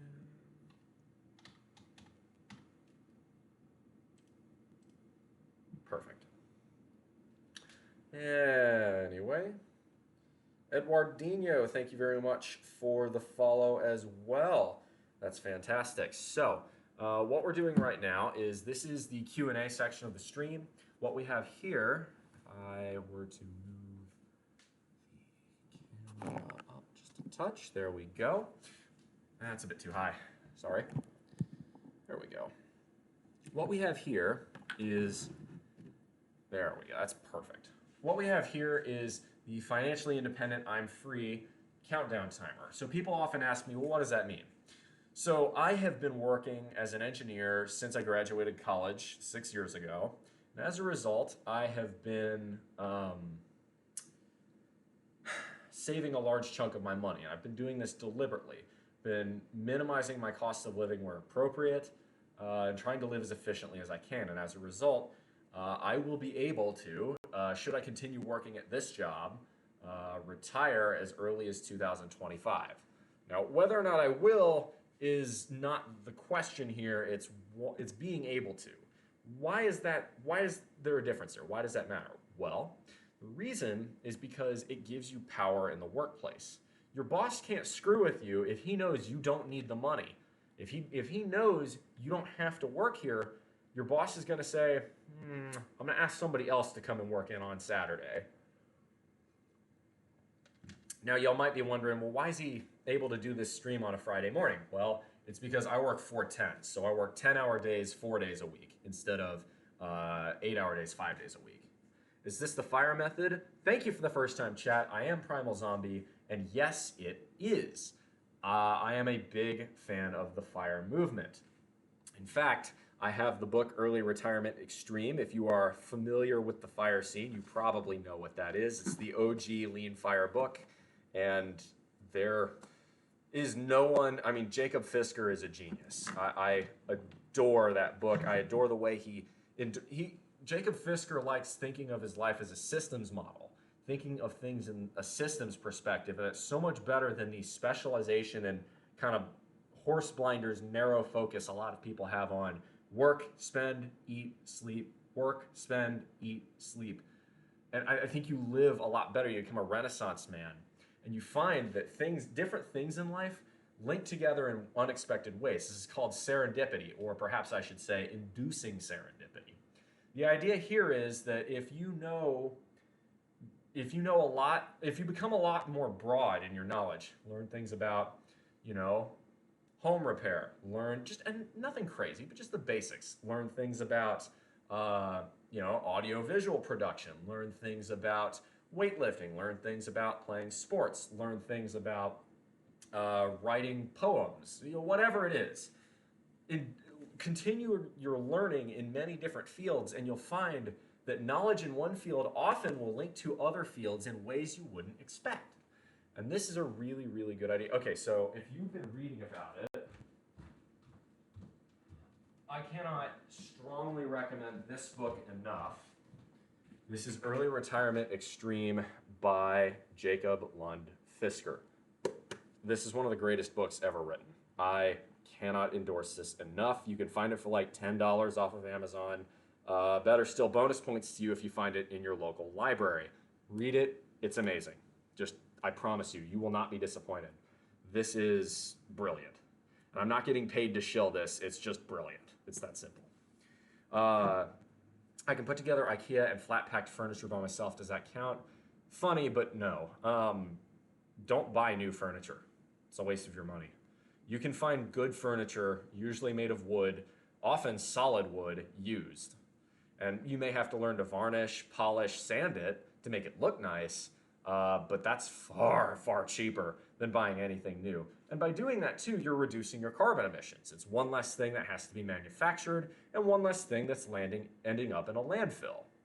Yeah, strongly recommend. The book is, I'm going to just type it in here for you guys. Early Retirement Extreme by Jacob Lund Fisker. There's a couple other books I've been reading too. That's the other thing. Make reading something you enjoy doing. Never ever stop reading, and don't ever stop learning. It's important. Figure to show off the abs a little bit here. By the way, if we ever hit 50 people in chat, let me know. Because if we do, I'll do the splits. Just thought I'd mention that. There we go. I need to go to Stream Manager so that way I can actually see how many people are in chat. It doesn't always update very well in OBS. So there we go. Much, much, much better. Love it when you flex. Well, you can redeem points to make me flex. The channel points are in the bottom left corner of the chat window. But yes, my idea, the underlying principle behind this countdown clock is instead of spending money on crap I don't really need to impress people I don't really like, I've chosen to live as efficiently and as inexpensively as I can. Now, I still think I live a very good life. I want for nothing. I have good shelter. I can eat whatever food I want. I choose to eat healthy because I want to look better, right? But, you know, if I want to buy lean protein, I can find it for reasonable prices, especially where I live. I have to own a car because of where I work. There's no way to get to my work via a bicycle, so I bought an efficient one. If you can substitute owning a car for riding a bike to where you need to go, you will save way more money, but that may not necessarily be feasible. So if you have to own a car, don't buy a stupid one. Nobody needs a crew cab full-size pickup truck. Nobody. If you are a construction worker, get a fleet truck. Or better still, frankly, a van. A van it's a superior vehicle class. It's that simple. Nothing beats a good old Chevy Express. Exactly. The three biggest things in your life, right? So the way I'm becoming financially independent, do I make good money? I'm a nuclear engineer. Take a guess. I'm not making huge amounts of money. I'm not making, $200,000 a year, but I'm doing well for myself. But what's my secret sauce is that I have drastically lowered my cost of living. I probably live 75% cheaper than everyone else around here. And as a result, my savings rate is about 80% of my paycheck. I save roughly 80% of my income. Want a classic American truck? Well, see now, if you want a classic American truck, especially living in the UK, you'd probably be better off electrifying it. There's no point in putting an old 350 in there. Yeah, 350 is reliable, but dude, especially with British fuel prices, are you really going to want to live with 15 miles to the gallon? Probably not. So you'd be better off taking an American truck frame and electrifying it. There are more companies doing this than ever. I drive, for what it's worth, I drive a Chevrolet Volt. It's the first generation Volt was sold in the UK as the Vauxhall Ampera, I believe. It's a good little car. It's not a full-on electric, but it gives me about 50 miles of EV range. And then I have a little 4-cylinder gas engine to get me about 40 miles to the gallon American. That's like 48, 49 Imperial to go anywhere else. And it's very cheap to insure relative to most other cars. It's a 5-door hatchback, so it's very practical. And I think it looks good. So it's nothing special, but it is a efficient, rational choice. I will say one thing I'm very happy about is that for 2024, the Prius finally stopped being ugly. I like the look of the new Prius. Would I ever own one? Probably not, but they're a lot less hideous than they used to be, and they're still extremely efficient machines in terms of cost savings. So would I endorse the new Prius if you have to buy a new car? Oh yeah, it's a good looking thing. It's very efficient. The Corolla Hybrid's another good option if you have to buy a new car. Personally, I recommend buying used because cars depreciate. Every car does, unless you're buying a high-end collector's car. And well, okay, if you have the money to buy a new Ferrari, the advice I'm giving you here isn't particularly relevant to you. So we'll ignore that. If anybody's rich enough in here to do that, well, congratulations, you're winning at life. Maybe consider not buying a new Ferrari and using that money for something better, but that's your prerogative. That's up to you. You've already won. But for the rest of us who are middle class or working class, that's not realistic. If you buy a car, it's going to depreciate. So buy one that's already had a big chunk of the depreciation happen. As it turns out, the Chevrolet Volt is a really good option for this because GM products don't hold their value. If you buy a used Chevrolet Volt, you're going to get a very efficient car that's actually pretty reliable and one that you can afford at reasonable prices. I could probably sell my Volt for maybe 13, 14 grand. And that's 13 or 14 grand for a car is, for most middle class people, pretty reasonable. Now, if you're working class, if you're making, 25, 30 grand a year, you gotta be a little bit more creative. And really, at those levels of income, every dollar you spend matters that much more. I shouldn't have to tell anybody that. Anybody from the working class is smart enough to figure that out. But what it does mean is if you can avoid owning a car and you're working class, you can take public transit, if you can use a bike, if you can use an e-bike, oh my God, that's transforming your cost of living, and therefore it'll make your life a lot less stressful. As far as I have no interest in cars, only computers, well then, if you have to own a car, buy an efficient one. That's my advice. As far as, what else? So as far as other savings, so I own this house, but I chose to live in a not very attractive rural area. I like it because I'm one of these people, I feel like I can kind of flower anywhere. So like, what do I mean by that? This is kind of the way I grew up. Because I grew up in a U.S. military family, I had to move every 2 years, like clockwork. So I'm just used to embracing what an area has to offer. Here, diesel's a little bit different in Europe as it is in the United States. It's harder to find diesel here, and diesel is usually quite a bit more expensive than what you call petrol, what we call gasoline, here in the States. Now, it's not the same for every state. It does vary where you are in the U.S., but here in South Carolina, diesel is about $1 per gallon more expensive than gasoline. So any of the efficiencies gained by a more efficient diesel engine are canceled out by the higher cost of diesel. So it doesn't make sense. There we go. I had to read that on the bigger screen. It says interests. As far as living, so right, I bought this house. It's perfectly adequate house. It was about a normal-sized family house when it was built in the 1950s. Because the United States has a more is better, bigger is better mindset, it's seen as a small house today, although it's palatial by European or Japanese standards, I'll put it that way. It's 1,100 square feet, that's roughly 100 square meters, I believe. And it's 3 bedrooms, it's nice. But, because it's in a rural area and it's in a small town, it's a lot less expensive than if I chose to live in Augusta or Aiken, right? And as a result of that, I have a lower mortgage. Moreover, I choose to have a roommate. I don't have to have a roommate, but I choose to have one. She pays me rent. I keep her rent very low. It's lower than anywhere else around here. But because of that, my mortgage is extremely low. In fact, if you take into account what I get in rent and what I get in equity, because I got it at a very low interest rate, by some accounting standards, I have negative housing costs. That's pretty good. And my point is, this is possible. Anyone could have chosen to do that. A lot of people don't. A lot of people would call that method, quote unquote, house hacking. I just call it having a roommate. I mean, because if you're a single person and you're buying a 3-bedroom house, what you have is excess housing capacity. So a much smarter way to do it is if you're doing that, if that's the smallest option around you, which for me it was, there weren't any 2-bedroom houses here, not any ones I was interested in anyway, use that excess housing as an investment by having a roommate. Beer is fuel, can't we agree on that? Beer is proof that God loves us and wants us to be happy. Benjamin Franklin. Anyway, so what do I do with all this money? Well, I invest it. How do I invest it? Well, I invest it by using leverage on a mortgage, right? So any mortgage, I put a down payment of 20% down, but that means 80% of the money I'm borrowing. Well, I'm borrowing at an interest rate.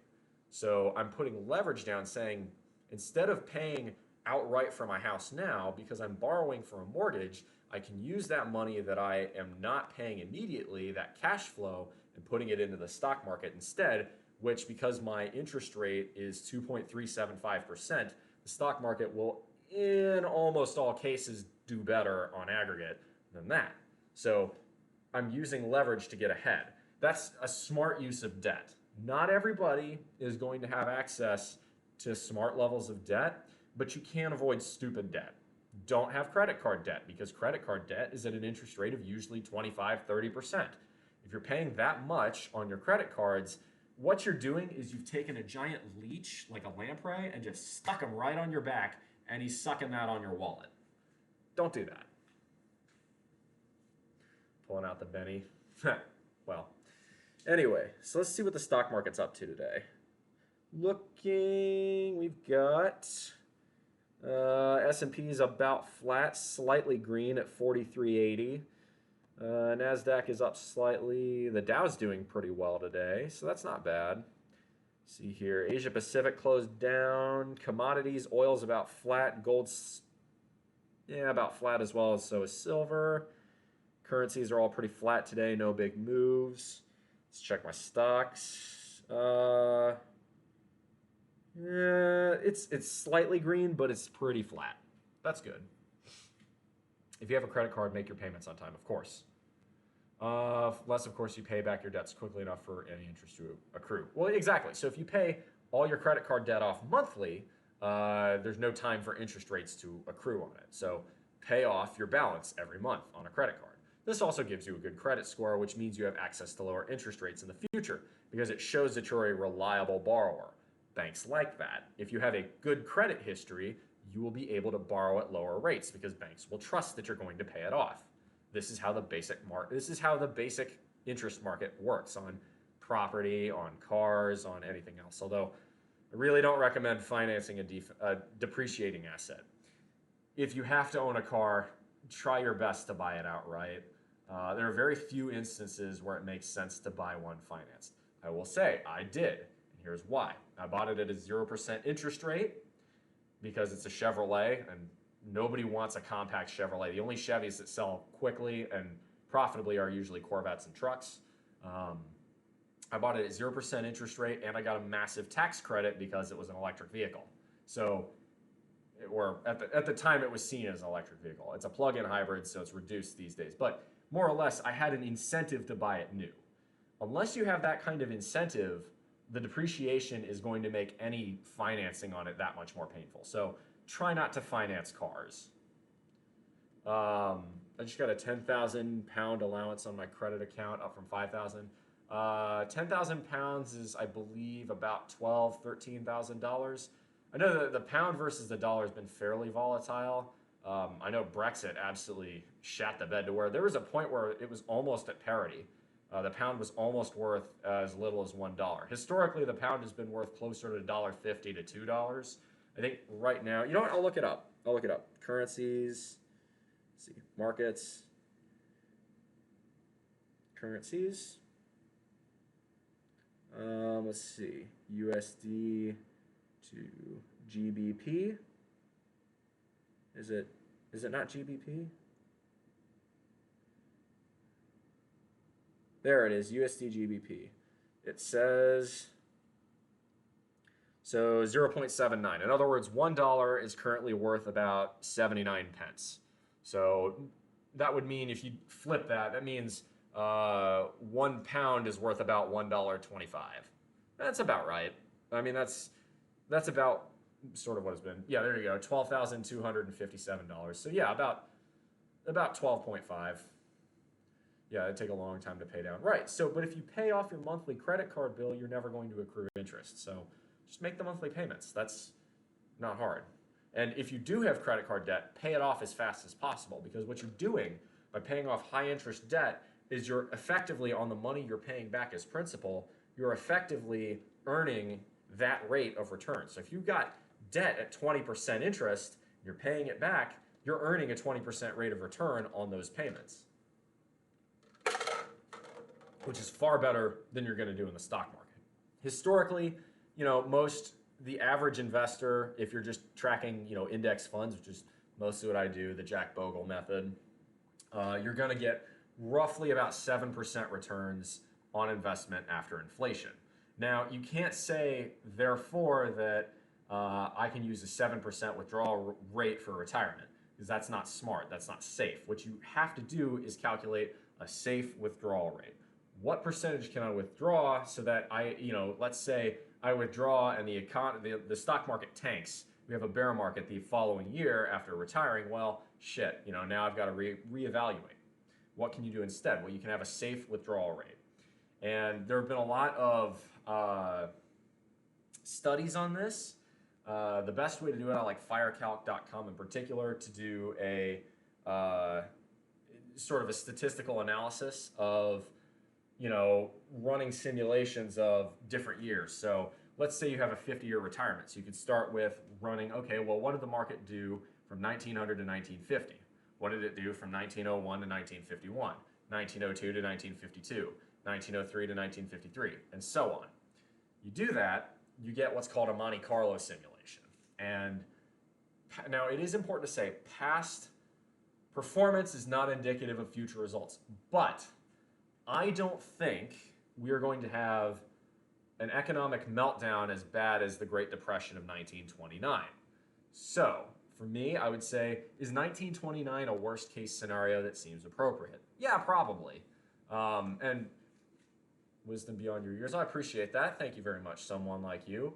But the idea here is that, okay, that's probably a pretty good conservative minimum. And I'll put it this way, right? Let's go ahead and say for a moment that you saved all this money up and you start running out because the economy truly does tank. Well, okay, so that means you have to go back to work, or perhaps you have to make your own work. But in that scenario, you're poor. Everyone else is broke, so you're still doing better.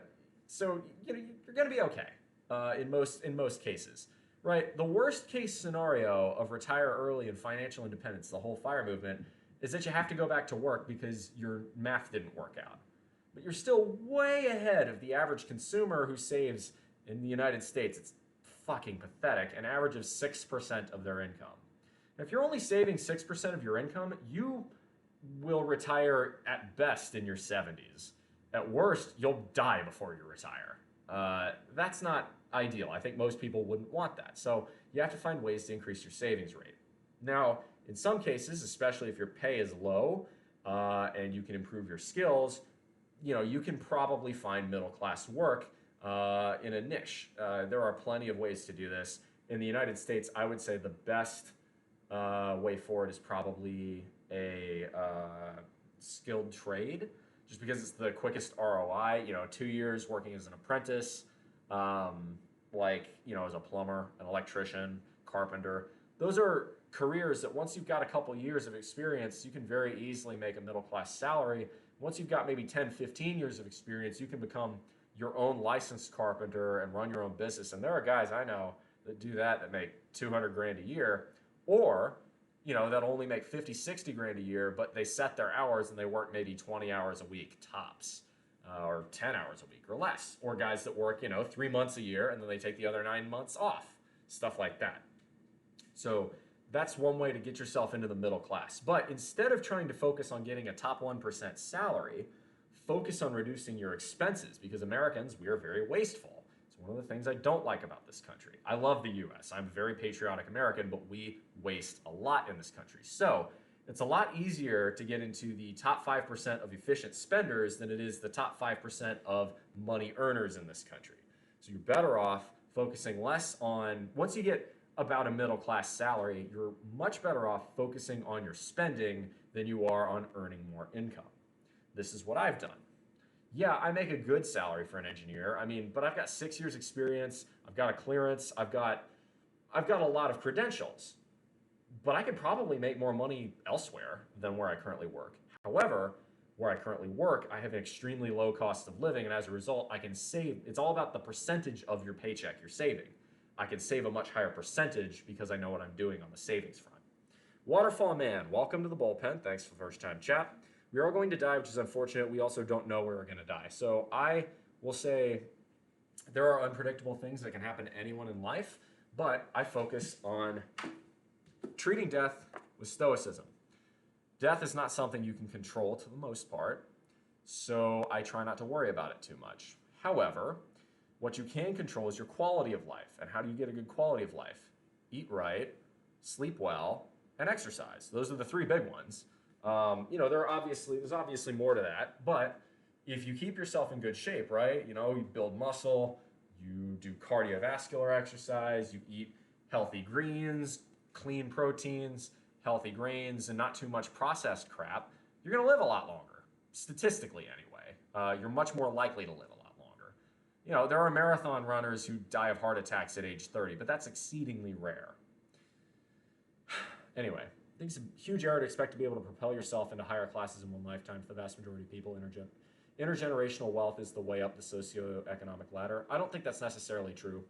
I think it's true in the sense that it's an error to expect to be able to propel yourself into the top 1%, but you don't need to be in the top 1% to be wealthy. What you have to do is save. You have to have a much higher savings rate. Here's the thing. A lot of millionaires in this country are first-time millionaires. They didn't inherit their wealth. It may be different in the UK, but in the United States, there are teachers, firemen, police officers that have become millionaires because they've saved even just 30 to 40% of their income as opposed to 6% and let it compound over a couple of decades. That's the difference.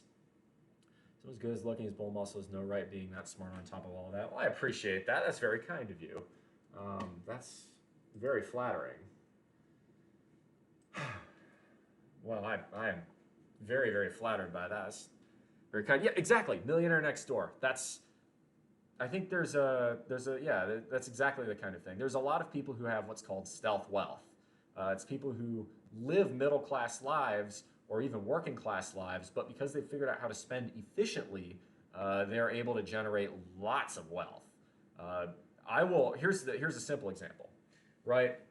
I may retire at 30. Even if I retire at 30, as long as when I retire, I do odds and ends types things. Twitch makes me a little money here and there, that sort of thing. Odd jobs that just sound like fun, going and maybe doing some volunteer work or social work that doesn't pay very well, or being, working at a park, stuff that isn't going to pay well, but stuff that I find enjoyable. Well, that will very easily cover all my expenses. And if I let the money I've invested sit, I'll be a millionaire before I'm 40, for instance. That's more or less, the fact that I will be a millionaire at some point in my future is near guaranteed at this point, unless I were to do something catastrophically stupid with my money. It's great. I'm not a millionaire yet, but again, as long as the market continues to more or less do its thing, and I don't see any reason it won't, there may be some bumps in the road, but eventually I will become very wealthy because I've saved lots of money at a young age. And I don't expect to live to 100, but it's reasonably certain that I will live to 60. I'm 20, don't have any money, don't go to school, don't do anything, pretty lost, don't want to get a job that hardly pays anything, and I'm going to probably have to do that. Waterfall Man, you may have come to the right place. I can probably help you out and give you some advice here. Fall down 9 times, get up 10, tried. That's a good attitude, for sure. That doesn't mean it's a natural state of affairs, i.e. to proclaim that something is wrong with you or the system if the pathway isn't assured. Just expecting it to be the natural consequence of your life can be set up for huge disappointment and probably resentment or anger. My grandmother was a nurse and poor in the UK. My mother was a psychologist for her own practice. Do you see what I mean? Well, sure. My dad worked all his life in the US military, retired as a general, and a year or two later got cancer, and he's gone. It was extremely unfortunate, but it is what it is, Meanwhile, I learned from him, though. I learned from him the value of hard work, but I also learned the value of saving at a young age, because if you do, you get a lot more freedom as you get older. I'm not, and people ask me, are you resentful or angry that your dad died when, I was only 25 when he passed away? No, not at all. You kidding me? How spoiled would I have to be? No. What I was grateful. I had the best dad I could have asked for 25 years of my life. How many millions, probably billions of young people don't get that? How many single mothers have to do it all on their own? And more power to you if you're a single mother. I know that struggle's hard, but I got blessed with the best father I could have asked for through all of my childhood, and then as a young adult for several years too. I cannot sit here and complain or be resentful or angry that he passed away early. It's unfair, but the world is unfair. No, be grateful for what you get. Always be grateful for what you get. I'm healthy, I have a home, you know, why would I be upset that I haven't won the lottery? Because in a lot of respects I have. You know, even my spending levels, which actually is close to the poverty line here in South Carolina, I still feel like I live like a king. But the poverty line here in the United States, even if you're spending at that, is still better than countless billions in other countries on earth. The fact that I'm here, that I'm an American citizen, I've already won the lottery. I'm very grateful for that. It's partially why I love this country so much. I'm a patriotic American. And a lot of people seem to have a problem with that. I'm not one of these people that's super jingoistic and thinks America's perfect, but damn if I don't love this country. Damn if I'm not grateful that I live in it. And damn if I don't want to help make it better. Man, you are today is a clear indication that your dad was one of the greats. Well, he fought for his country. He served, and frankly, I'm pretty convinced the reason he died was because of his service. But he taught me some very valuable life lessons. He certainly could never have asked for more. It would be the height of being entitled and spoiled to suggest that I deserved more than I got. Firewolf, natural gifts and abilities and talents can cause others to become jaded. The key is to become classism arguments. You want to change classes, you work harder and faster than everyone around you. It's always been like that. Well, okay, so yes and no. In some countries, mobility is a lot easier than others.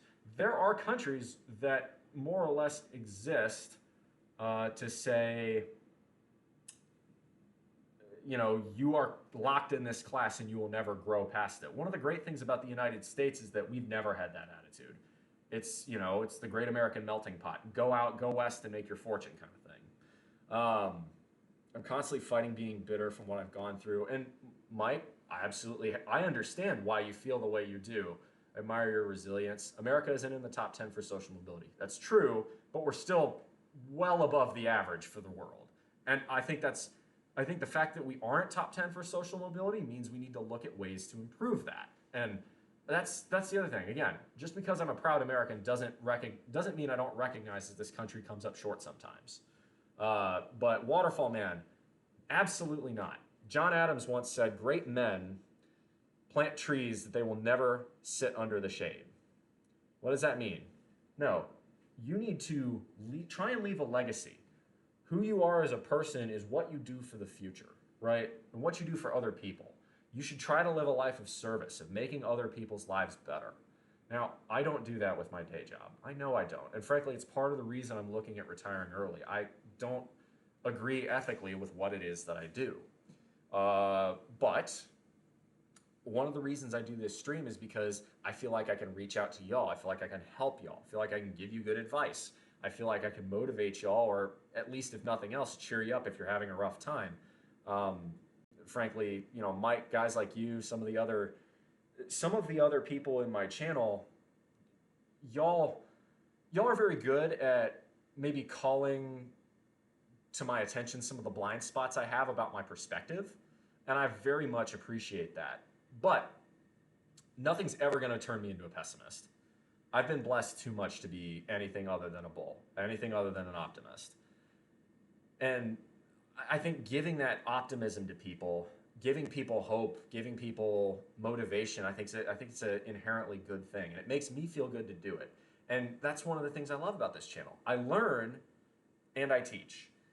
I've often, the best feeling in the world from this streaming that I do is when I get someone who comes in here, says, hey, you told me X or Y a few weeks or months back, and I applied that to my life somehow, and I've seen benefits. Thank you for inspiring me. When people tell me that, oh my God, It is the greatest feeling in the world. It makes you feel good. Doing good things makes you feel good. It's that simple.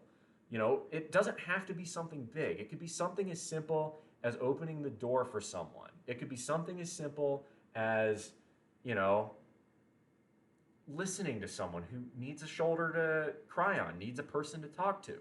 Just be good. Try to be a good person, and you will find that it makes you happier. Here's a positive. You don't have a top-down meeting out of resources and wages. In other words, wages are competitive. You can go to the cities or towns for more opportunities. The policies you think are better with different laws even. Actual mobility logistics is a factor in social mobility, provided you have a free market privatization. To an extent, I would agree with most of that. I will say social mobility on a world perspective has never been better. Poverty rates globally are going down. There's still much work to be done, and that applies to both the United States and the rest of the world. But I am very much of the belief that the world is slowly but surely becoming a better place. It's great to go over with America with better opportunities, more competitive wages, and lower taxes. There are pros and there are cons to the American system. I definitely can see how if you were... The biggest one that probably sticks in my craw is the disparity of education in particular. If you are born to a poor family, you are much likely to get a worse education in your primary years than to a rich family. And that bothers me because I believe in equal opportunity, not equal results. I know that a lot of people say, oh, that's just a Republican talking point. I'm a centrist, so whatever. But there are ways that we do not have equality of opportunity yet. And that's how we should try and fix that. Because I think everybody is given special gifts. God gives us all something special or a unique blend of traits that we have some purpose or some calling in this world. Do I know if I'm doing what God wants me to do, this calling? No. Could I be? Maybe. Do I feel good helping y'all out? Do I feel good inspiring y'all on here? Oh yeah, absolutely. You didn't do nothing wrong. India's reduced its poverty rates over the past 10 years. China has too, and China is a very authoritarian state. And I think we should look to the Chinese and say, there are new competitors. We need to stay on our A game in the same way that the authoritarian Soviets in the 50s and 60s pushed us to become better in the sense that, right, why did we go to the moon? Why did the United States do all that? Why did we do the Apollo missions? Well, because the Soviets challenged us. They said, Nikita Khrushchev said in the late 1950s, you know, we just launched Sputnik. We just put the first man in space, Yuri Gagarin. We are going to pass you in 10 years, and we will bury you. Well, you know what? What we said in the 60s was, challenge accepted, motherfucker, meet you at the moon. That's what we need to do. We need to see what China's doing. China's building half of all new nuclear reactors in the world right now. We say, all right, well, China's actually putting some pretty hard efforts into decarbonization. China's putting out lots of really great semiconductor designs now. China's building lots of really good high-speed rail. Challenge accepted, we can do better. I want, it should be friendly competition. Who can provide the best life for their citizens? Which system can provide the best life for their citizens? I think the United States has it. But I don't think we're perfect, and I think we could always do better. Just like, frankly, my own life, right? Am I as ripped as I could be? Do I live as healthily as I could be? No. Does that mean I'm going to beat myself up over it? No. It means I'm going to be motivated to continue trying to do better and make the good decisions. And those good decisions form habits. And those habits form values. And those values forms an ethos. That's the thing I say at the end of every stream. Why do I say that? Well, it's because it's true. It's because the small decisions make incremental differences. Those incremental differences can make your life 100% better. Number of people living in multidimensional poverty fell from 55% 18 years ago. 2005 was 18 years ago. Did not need to think about that. To 16.4%. And yeah, and a lot of credit to India. By the way, the world's biggest democracy. Some people will call it a flawed democracy. I'm not going to get into that. But credit where it's due. Yeah, India has brought a ton of people, millions upon millions, out of poverty. Bangladesh has as well. Vietnam has. China has. There are African countries that are doing the same thing. And they all have different systems. No country has the exact same economic and political system. but it's all about how you, it's again, just, it's to borrow a phrase from President Kennedy, right? Ask not what your country can do for you, ask what you can do for your country. The government should have that mindset too. How can I make my citizens' lives better? That is insane. Absolutely. Birds Gaming. The Nationals are extending Mike Rizzo. I'm bullish on the Nationals. We're looking a lot better this year. Yeah, we're not above 500, but this was supposed to be a rebuild. We had to dismantle the 2019 core. Strasburg, God bless him, is retiring because he's injury prone. It was necessary. It had to happen. The retool had to happen. I trust Davey and Mike Rizzo with the ship on this one. So I would like for us to be above 500 next year. That's the goal. This year has already been a success, right? Last year we were worst in the league. This year we're getting out of the basement. We're tied with the Mets. Firewolf just want to maintain the private market and creation of wealth and the continuation of true innovation. This is partially true conservative, but not always. For instance, the internet was largely created by US military and research spending. Take, for instance, NASA. NASA provided us with loads and loads of innovations because of the Apollo 11 spending we did in the 60s. So I think you got to have a blend. You can't go full on, the dumb term I've heard is Ancapistan. You can't go full on Fountainhead, who is John Gulch kind of libertarianism. I think when you do that, it ignores things like tragedy of the commons. It ignores things like natural monopolies. It doesn't, it's an overly simplified model, and it doesn't work in the same way that communism doesn't work. You need to have some nuance. You need to have some balance. Of course, I would say that because I'm a centrist. I'm that dirty C word that neither side likes. The internet is for porn. The internet is for porn. Do. That's funny. Just don't look at the bill. You have to pay him in deferred money. It's okay. Strasburg deserves it. He's a big part of the reason we got that World Series ring in 2019. I'm cool with it. Corporatism has gone too far. I would agree with that. But there are some ways that government is required to help fix that. For instance, I personally believe that Google could be considered a trust. Well, what did we do with trusts in the past? Well, we had Standard Oil in the early 1900s. Under President Roosevelt, this is Theodore, not Franklin, we broke it up. Same thing with Ma Bell, used to be Bell Telephone Company, now it's AT&T and a bunch of different ones. We had to do that, and I think that was, the 80s? The 90s? But I think Google is reaching that point. Google's got its fingers in a lot of pies, and that's okay. You know, Google has a lot of talent. They come up with some pretty darn good innovations, but at the same time, I think they're growing too big and crowding out different markets. So you have to find a balance. I think Google's getting to the point where it's so big that, yeah, you could argue it needs to be broken up. World of Warcraft videos in 2002. I play old school RuneScape on my rest days, so I'm kind of similar to that. It's an Avenue Q ref, and I love it. Okay, I'll be right back once more. I gotta pee again. This is the downside to drinking and hydrating lots. Is that this is what happens. BRB, y'all.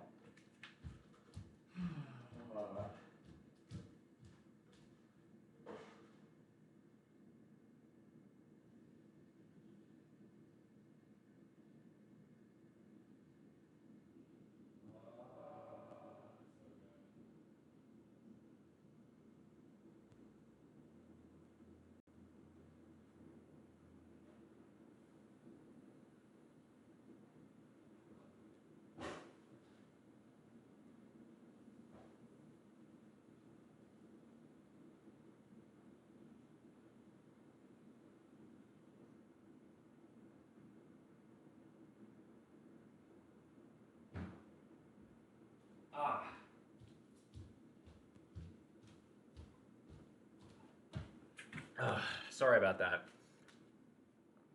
Let's just assume he's not secretly drinking whiskey. I wouldn't be doing that in secret, and the idea of drinking alcohol immediately after working out is a terrible one. Never do that. The reason why is that your liver is very good at doing its job, but it can do one thing at a time. In other words, it can either process protein to build your muscles, or it can process alcohol because it recognizes alcohol as poison. It's going to do alcohol first because, again, it recognizes it's poison. It's got to get out of your body. So that means if you go for a workout, right, you're tearing up your muscles, you're getting those micro tears, and you've got protein in your system. Your liver is going to start taking that protein from storage, and it's going to start processing it, and it's going to try and rebuild, and repair all the muscles that you put micro tears into by working out. However, your liver can't do that if it is having to process alcohol. So where are we going to go from there? All right. Well, what that means is you're better off avoiding alcohol for ideally 6 and at bare minimum 3 hours after you work out. I strongly believe this, and there's scientific proof to suggest this. Just, I would say if you're working out in the morning, don't have a beer until the evening, for instance, if you have to have alcohol. The solution here really is to stop drinking alcohol because it's not good for you. Alcohol is poison, and it's been linked to a whole bunch of different shit that's not good for us humans. But I'm not going to sit here and tell you that I never drink. I do. Beer is wonderful. It's delicious. And I love a good glass of whiskey. I love a nice little thing of sipping tequila. Cocktails ain't bad. But drink in moderation, and when you do, don't drink immediately after lifting. We've never been here. Populism counters capitalism, and America's never spent so much money on expanding the middle class in the last 5 years. We are putting a lot of deficit spending into the economy, and I am really rather worried about that. If there's one thing I would criticize President Biden for more than anything else, it's been fiscal irresponsibility. However, you could say the same thing about Presidents Obama, Bush, and Trump. We haven't had a fiscally responsible president since Bill Clinton was in office.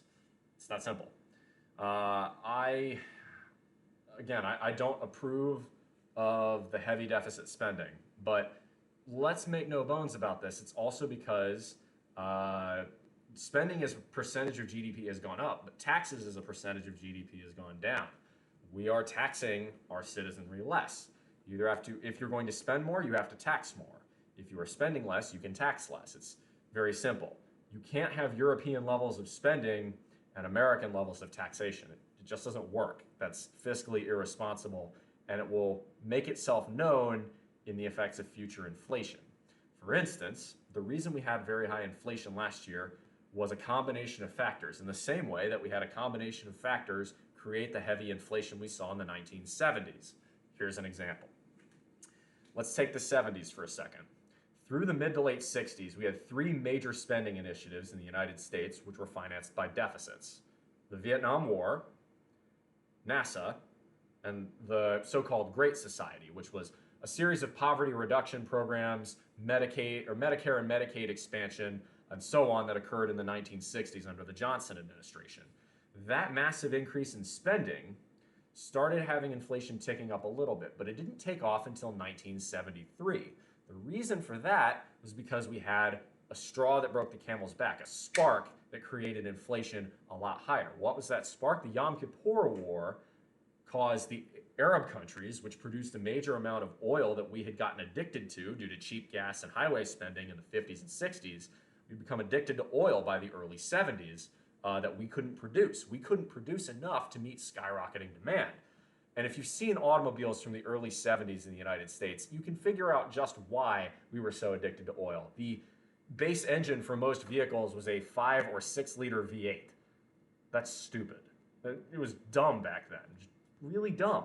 I love muscle cars, but like your basic Ford Fairlane back then was just fine with a 6-cylinder. It did not need a 390 cubic inch V8, for instance.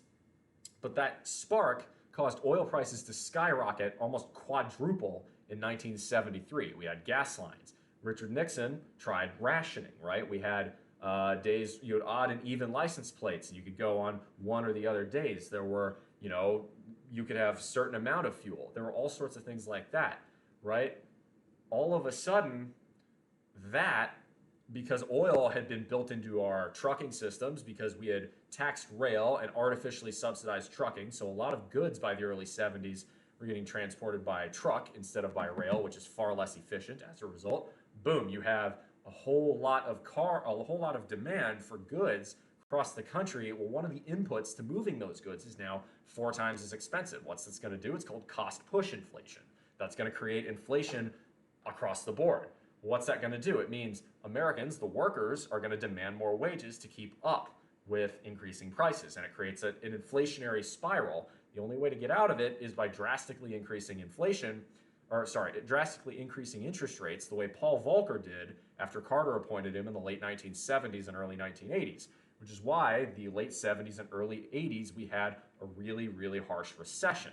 It was a necessary recession. It's part of why the misery index was so high, and it's also part of why President Reagan got elected in the early 80s. It was a necessary thing that we had to do. Likewise, we kept interest rates artificially low through the entirety of the 2010s, even as the economy continued to bounce back by 2015, 2016, 2017. What did President Trump do? Introduce a ton of tax cuts, which is, on the economic scale, the same thing as deficit spending. What did that do? Well, he also bullied. Like you could go back and look at old Twitter posts from Trump. Trump bullied Jerome Powell, the leader of the Fed, to keep interest rates artificially low through 2018 and 2019. This was a bad idea. Created an everything, quote unquote, everything bubble. Why'd you think, housing prices started skyrocketing? Then, right, you have COVID. COVID hits. Massive influx of deficit spending under both presidents, Trump and Biden. What does this do? Well, that's a huge amount of new money getting pushed into the economy, which is going to increase the velocity of money, which is going to start increasing inflation. And it started ticking up through 2021. Well, then it skyrocketed because something broke the camel's back. What was that? Putin invaded Ukraine. What does Russia produce a shit ton of? Oil. What does Ukraine produce a shit ton of? Grain. Are oil and grain used in a lot of different products that go across the world and everyone wants? Yes, they are. As a result, you get higher inflation through 2022. It's not rocket science. And why has inflation been coming down? Well, because Jerome Powell has been increasing interest rates. And one thing I will credit Biden with is that President Biden has kept his mouth shut regarding letting the Fed do its job. Sorry about that. That's a big explainer / rant on inflation. The Fed cannot control fiscal irresponsibility in the form of deficit spending. The Fed can only change interest rates and how much it does quantitative easing or quantitative tightening. Those are the two tools it has. Anyway, the thing is China's population. Oh yeah. Let me see here. I'm gonna read the chat because that was a long rant. I gotta catch up. Corporatism in America is stifling and inherently has become part of the national identity. Seemingly, but then any suggestion about Disney or Apple or Facebook, they easily find this as defending the culture. I do think it's really rather strange how, because of the culture wars, which are a waste of time in my opinion, I just care about the economy. People will simp for large corporations like Disney or Apple. Apple fanboys confuse and scare me a little bit. Like, why are you this religiously devoted to a company that takes your money for overrated products? Strange. Or God help me, fucking Disney adults. Look, okay, these are children's movies, and if you want to watch them, more power to you. But like, for God's sake, if they're just gonna release The Lion King, it's just the same movie. It's just a blatant cash grab. Maybe consider not going and seeing that. Or if you're gonna see it once. Don't see it 10 times. It's a waste of your money. I agree with most of that, except for the invasion of Russia causing inflation. It didn't cause inflation, but it was the spark that set off. I would say it was something that it was more the spark that really had it take off. There were a lot of other reasons for inflation occurring. Another one, I will admit, is corporations taking advantage of first the pandemic and then the supply chain crisis caused by the war in Ukraine and by the pandemic to record record profits. This has also been shown. Companies are going to do that though, and you can try regulating that, but it's going to be a game of whack-a-mole. Always going to be a game of whack-a-mole. Corporations are very good at maximizing profit. That's what they exist to do. That's what their shareholders tell them to do. But yeah, no, Mike, I know you and I disagree with that, but I really respect your opinion and understand why you feel the way you do. And that's one of the great things about this channel too. I've found people who are to the right of me, to the left of me, who care about different issues, who see things from a different perspective, and those perspectives help me get a better idea of maybe solutions to problems that I hadn't seen or heard of before. It's really good. My brain is getting bigger thanks to BullMuscle. I appreciate that. That's very kind of you. I don't think we're opposing arguments. I can handle sad and bizarre. But, oh my God, copyright laws. Now, you want to talk about something that is overregulated. Absolutely. The way Disney in particular has exploited copyright laws is ridiculous in this country. Yes, you deserve a sort of a quasi-monopoly if you come up with an innovative new technology, and patents achieve that. But it's gotten to one extreme where you can, through a series of legal loopholes, extend patents for centuries at this point. That's not smart, and that stifles innovation, and that's something that we should address. Frankly, this is one where I feel like both the left and right could kind of get on board. I'm not really sure who opposes patent reform apart from big corporations, and they're really rather strange simps. And therefore I'm regarded as some kind of, yeah. Dude, well, here's the other thing, too. I'm a huge fan of what's called new urbanism, and I'm, in particular, a big fan of small towns. Strong towns. Strong towns is a fiscally conservative mindset that states automobile dependency in the current American suburbia model is fiscally unsustainable. We should look at better, more efficiently designed cities that are based around public transit, but moreover, even more than that, walking and biking, because it's better for the economy in the sense that people don't have to spend so much money on cars to get by. You don't have to spend near as much on infrastructure. And because people are walking and biking everywhere, healthcare costs go down because you have a lower obesity rate, for instance. This is something a lot of left-wing people tend to support because they see it as an issue for climate change. And indeed, more walkable cities almost always produce far lower emissions. But the problem is the left and the right talk past each other, right? The left is talking all about the environmental benefits of new urbanism and this, that, and the other. And the right is saying, yeah, but how much is that going to cost? How much is that going to set our cities back by?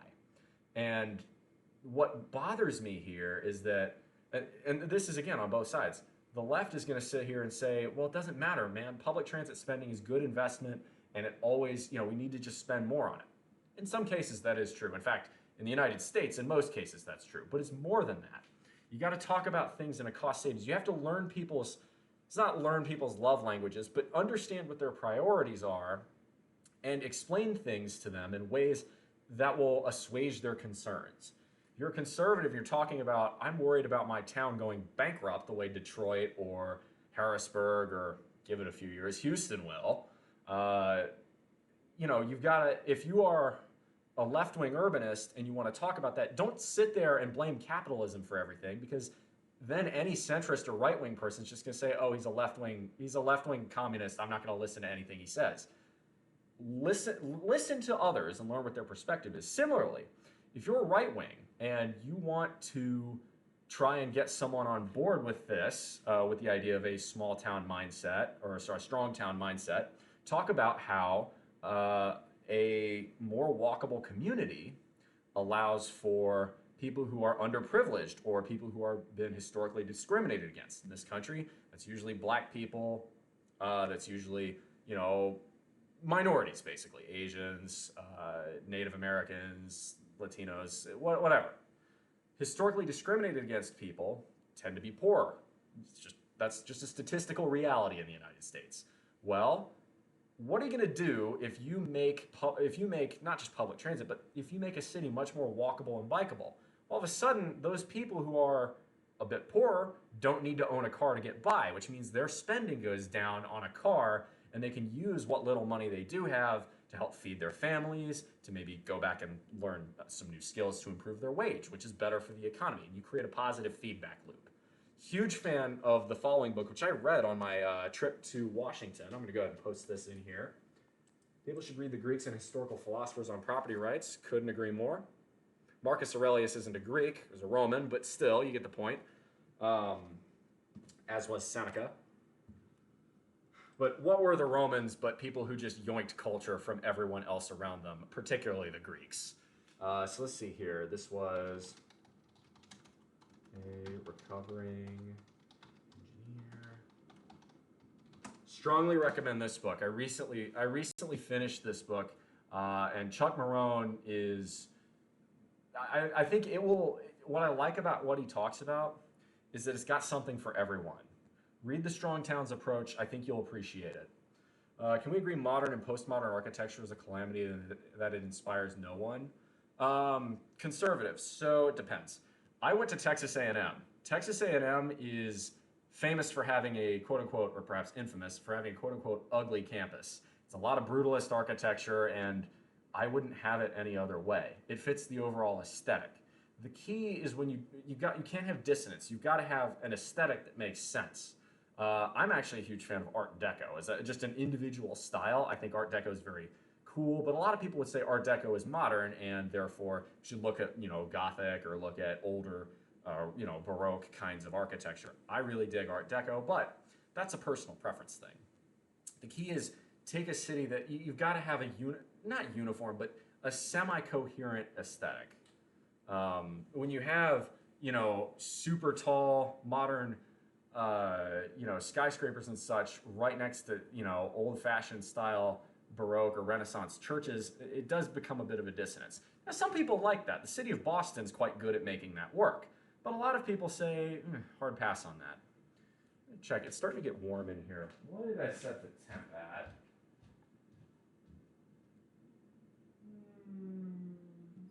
I'm feeling a bit luxurious today. I'm gonna set it at 80. Usually I'll set it to 82 in the daytime. I'm feeling 80 today. I'm feeling a little bit luxurious. Feeling like being such a fancy big spender. Love mid-century modern. Oh, another thing, like take trains for instance. Go back and look at some of the streamliner designs from the 30s. Some of the most beautiful train designs I've ever seen. Love it. It's about a design aesthetic. Huge fan of classical architecture with natural materials. As far as I'm concerned, the problem is not congruence; it's the aesthetic itself. Well, the other thing is too is you're British, so you've got a lot more classical architecture to work with. Now, London's a bit of the exception because, well, it got bombed in World War II, and a lot of those buildings got destroyed. And a lot of the even older stuff got, burned in older wars, fires, stuff like that. But still, the UK has got a lot more of that architecture by default because the society that exists there is older in a sense than the American one. And that's not to say there weren't societies that existed before the United States did. I mean, you've got, take for instance, you had the colonial architecture in the 16 and 1700s. You've got Spanish architecture, places like St. Augustine, Florida. And of course, you've got the rich and varied cultural history of the various indigenous groups that have existed and continue to exist. Go look at the Pueblo architecture in the southwest of the United States that's existed there for thousands of years, as an example.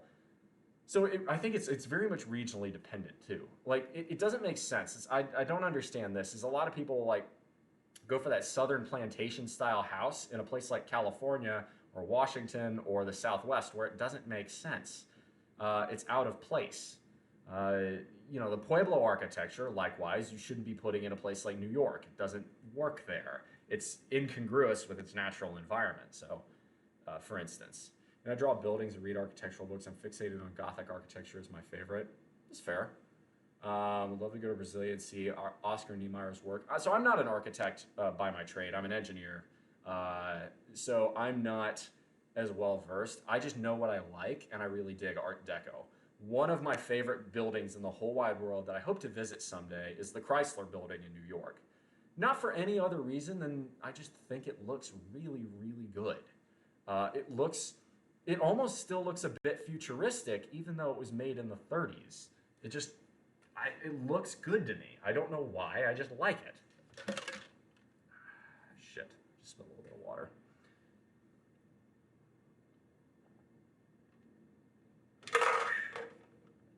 All right, well, okay then, conservative. Tell me what your favorite piece of architecture is in the UK. I'm sure you have to have one. If you're an architecture nerd, and it sounds like you are, and that's great, what is it? Also, it is getting a bit late here. It's already at 1 o'clock, so I think we're gonna probably look to raid someone pretty soon. I'm gonna check the stock market one more time. So I believe there's a Federal Reserve meeting today.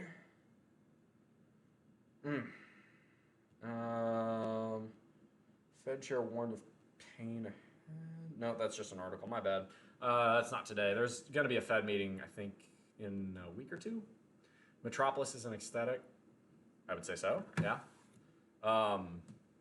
And what I love about architecture is there's so many different flavors and styles, and it's the incorporation of style and substance. Architecture ultimately is subservient to making places people want to be. But architecture can make a building so much more than that. Architecture can make a building an icon, not just, a structure. Oh, J. Powell did speak today. I thought he was. Never said I was a nerd. I think Arundel Castle or many cathedrals and mayoral town halls. Cool, cool. All right, that's actually really cool. Funny enough, you mentioned Arundel Castle. I graduated from a high school in Anne Arundel County, Maryland. So a little tie in there. Facade first. Okay, yeah, I get you. Well, and I will say, in terms of architecture, we have some good stuff here in the States, but what Europe has mostly dwarfs us, and it should. They had several more centuries more to work on it. Of course, a lot of it got destroyed by all the wars on that continent, in the 18 and 1900s. And trust me, as bad as American architectural design can be, we were better than the Soviets, because if you've seen the way the Soviets constructed some of their architecture, I mean, that's shockingly ugly. People are afraid today. Last time J Powell spoke at Jackson Hole, market went down 4%. Well, the market's had a really good 2023, and I think it's probably natural that it's going to cool a bit as the Fed keeps interest rates high. And I think the question is now not how many more times will the Fed increase interest rates, it's how long will interest rates stay high before the knock-on effects simmer the economy's growth. And I think right now, I don't want to jinx it, knock on wood, I think we're actually going to get that soft landing that Powell was aiming for. And I think people really need to give Jerome Powell a lot more credit for that. Remember, the excessive spending by the US Congress is not something that Jerome Powell can control. He can only react to it. And while I do think he kept interest rates too low for too long in 2021, credit where it's due. I think he's made the right and the tough decisions in the last 12 months to 2 years. Inflation normally comes in two waves, so they're holding out. And I think that's probably wise. I think the wait and see approach is quite smart. Better to be cautious in this scenario than to be over aggressive on tightening or easing. So I do think he took too long to ramp it up, but I will say the moves the Federal Reserve has made since have been prudent. I think that's a rare take, and the reason I'm convinced of this is because there are dickheads in Congress, both on the left and the right, relentlessly chewing out Jerome Powell for doing his job, either by keeping interest rates too high or not making them high enough. And when you've got both dickheads on the left and the right yelling at you, it sounds to me like you've got it just about right. Because those are people with agendas, ultimately. I think interest rates need to remain high for a little while to ensure inflation doesn't go too far. But if the economy starts cooling off, unemployment rates start ticking up, that's where the Federal Reserve needs to, consider, okay, if unemployment rates are rising, maybe we need to lower interest rates. Or maybe we need to look at reducing quantitative tightening, stuff like that. But I would just say, in general, I think that the Fed has done a decent job since 2022. I think, let's see, you should look up Capability Brown to see his gardens. He was a landscape architect. Good to know. Check out my Discord, by the way, Conservative. I think you're gonna enjoy that. What do we have on my live channels? We got Coel, Supernatural, Comrade, Crash Override. I think I gotta do Coel because he came in here first. I'm gonna go raid him.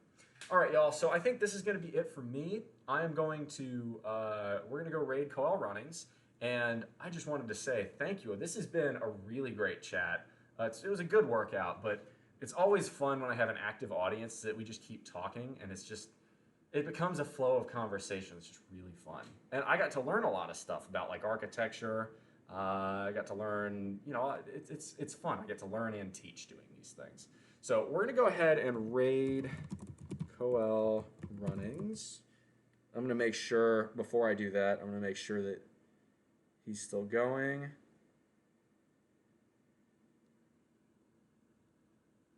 There we go. All right, so we're gonna raid Coel Runnings. Make sure I've got the name right. Yup. All right. All right. So everybody, I will be live again tomorrow at 9 a.m. Eastern Standard Time. We're gonna do a poll day. This is gonna be it for me for today. Stick around. Join the Discord if you want more. I'm always live. I'm always active there. And as always, make good decisions. Those decisions form your habits. Those habits form your values. Those values form an ethos that can be the guide star through the rough waters of life. Much love, y'all. Come in for the raid. And for the hug. Big bull hug. Oh, raid message is Bull Rush, by the way. There we go. Out of YouTube. Been a good one. Welcome back. I'll see you tomorrow.